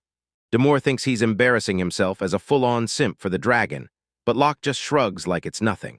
Suddenly, a bunch of buff elves show up like they're ready to throw hands, because they heard Locke attack the messenger. Locke steps up and admits it like a total boss, and the tension in the air is razor-sharp. But hold up, plot twist. These guys weren't thrilled at all. They totally loathed those messengers for strutting like they owned the place. They're not here to fight, they're here to party, yeah. They pull the whole squad into a feast, all because Locke suddenly got the trust of the village's smartest guy. Talk about a giant W right there. That elf leader is an absolute legend, and he tells Locke, "Since you've got real taste, culture boy, pull up. There's a seat at our table for you."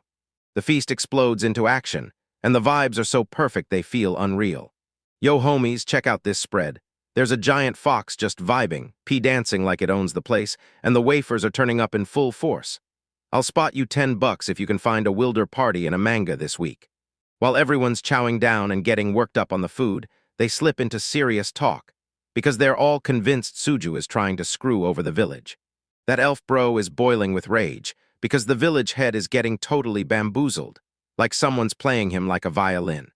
Then Grandma Margaret storms into the party, dressed to the nines like a total pro. The elves are totally chill with her since it's only the higher-ups who hate her tribe. And then she starts roasting the elf leader's face, and it's ridiculously hilarious. The more dimensions she has, the less she can taste, because being a lich is brutal, but her grandma steps in and hands her some special banana sake. Like the second she takes a sip, her eyes nearly pop out of her skull. She can actually taste it. Grandma just handed a dead girl her taste buds back, and that magic is straight up top tier. Grandma tells them she built this so the food turns straight into magical power, and Demore is officially starstruck. With tech like this in the world, she can't drop dead yet. After the party, the elf leader snatches Locke aside and spills the truth about that creepy, unnatural barrier wrapped around the village. Turns out those Suju merchants have been sneaking magic windholes into the forest. But then Locke digs up a black crystal he found, and suddenly the whole situation starts smelling way too suspicious. Demortiana snaps it open, and boom, realizes this crystal is built to swallow magic power, while the enemy literally sucks the village's mana dry like a parasite. They suddenly understood. Those scouts were gearing up to slam a massive barrier down and trap everyone inside. We get one last, lingering look at the feast vibes, while that giant fox sits there being an absolute good boy. Meanwhile, the waifus are still belting songs and spinning in circles, but the party's already dead. The elf bros lean in and tell Locke it's time. Pack up, gear up, because they're heading back to prep for the invasion. They slip Locke past a hanging cloth in the cave and reveal a hidden trail that shoots straight to Quran village. It's a full-on emergency evacuation path, and they're betting everything on Locke to lead them, because the dude is the GOAT. Ivan finally pops awake, and his grandma looms over him with a serious look that means business. The kid is completely lost. Then Grandma just flashes that calm, selfless look, like she's about to do something incredible. She grabs Ivan's attention and tells him, "Leave the village with Locke, then head straight to Koran." Ivan is totally shook. She's the one who always told him never to leave, and yet she just yanks him into a tight hug. "Yeah, this is hitting hard, and trust me, I'm not crying. Okay, maybe a little." She grabs him and snaps, "Listen to Locke, stop being reckless." She slips him one final smile, telling him to take care of himself before everything slips away. Then she whirls around and walks off, telling the kid to lock up. Those eyes of hers at the bottom weren't asking for permission. She's got something reckless planned to protect them. Ivan's still reeling, baffled by how fast she flipped her decision. Locke tells her that she wants him to see the world for himself and carve out his own path. No more hiding behind the mage life. Ivan surges with excitement, insisting he respects her because she's the greatest mage alive, and he pushes to train with her so he can master sealing dragons himself. He's dead set on becoming a sealer so Grandma can finally get some peace, and honestly, this kid is a full-on Chad in the making. Locke drops a head pat on him, because the kid's officially crew now. They finally stumble back to Quran village, then rush to the mayor and hit him with the grim news, too wild to ignore. The mayor's face radiates pure, uncut power. He's barely holding his ground, trying to keep up with the total storm of chaos Locke drags back with him. First it was mermaids, then dragons hit the scene, along with full-on invasions, and the guy's still just begging for one tiny, peaceful nap. He leaned in and spilled some real lore. Turns out Suiju, the country of sorcery, is tied directly to the Fourth Prince's faction. These guys are the ultimate villains, willing to do anything to win. Locke realizes the moment the Fourth Prince is in the mix. There's no way they're surviving this. Right then, a guard bursts into the room, screaming that everything's gone off the rails. Locke stares out the window and spots smoke curling up from Anissa village. Then it hits.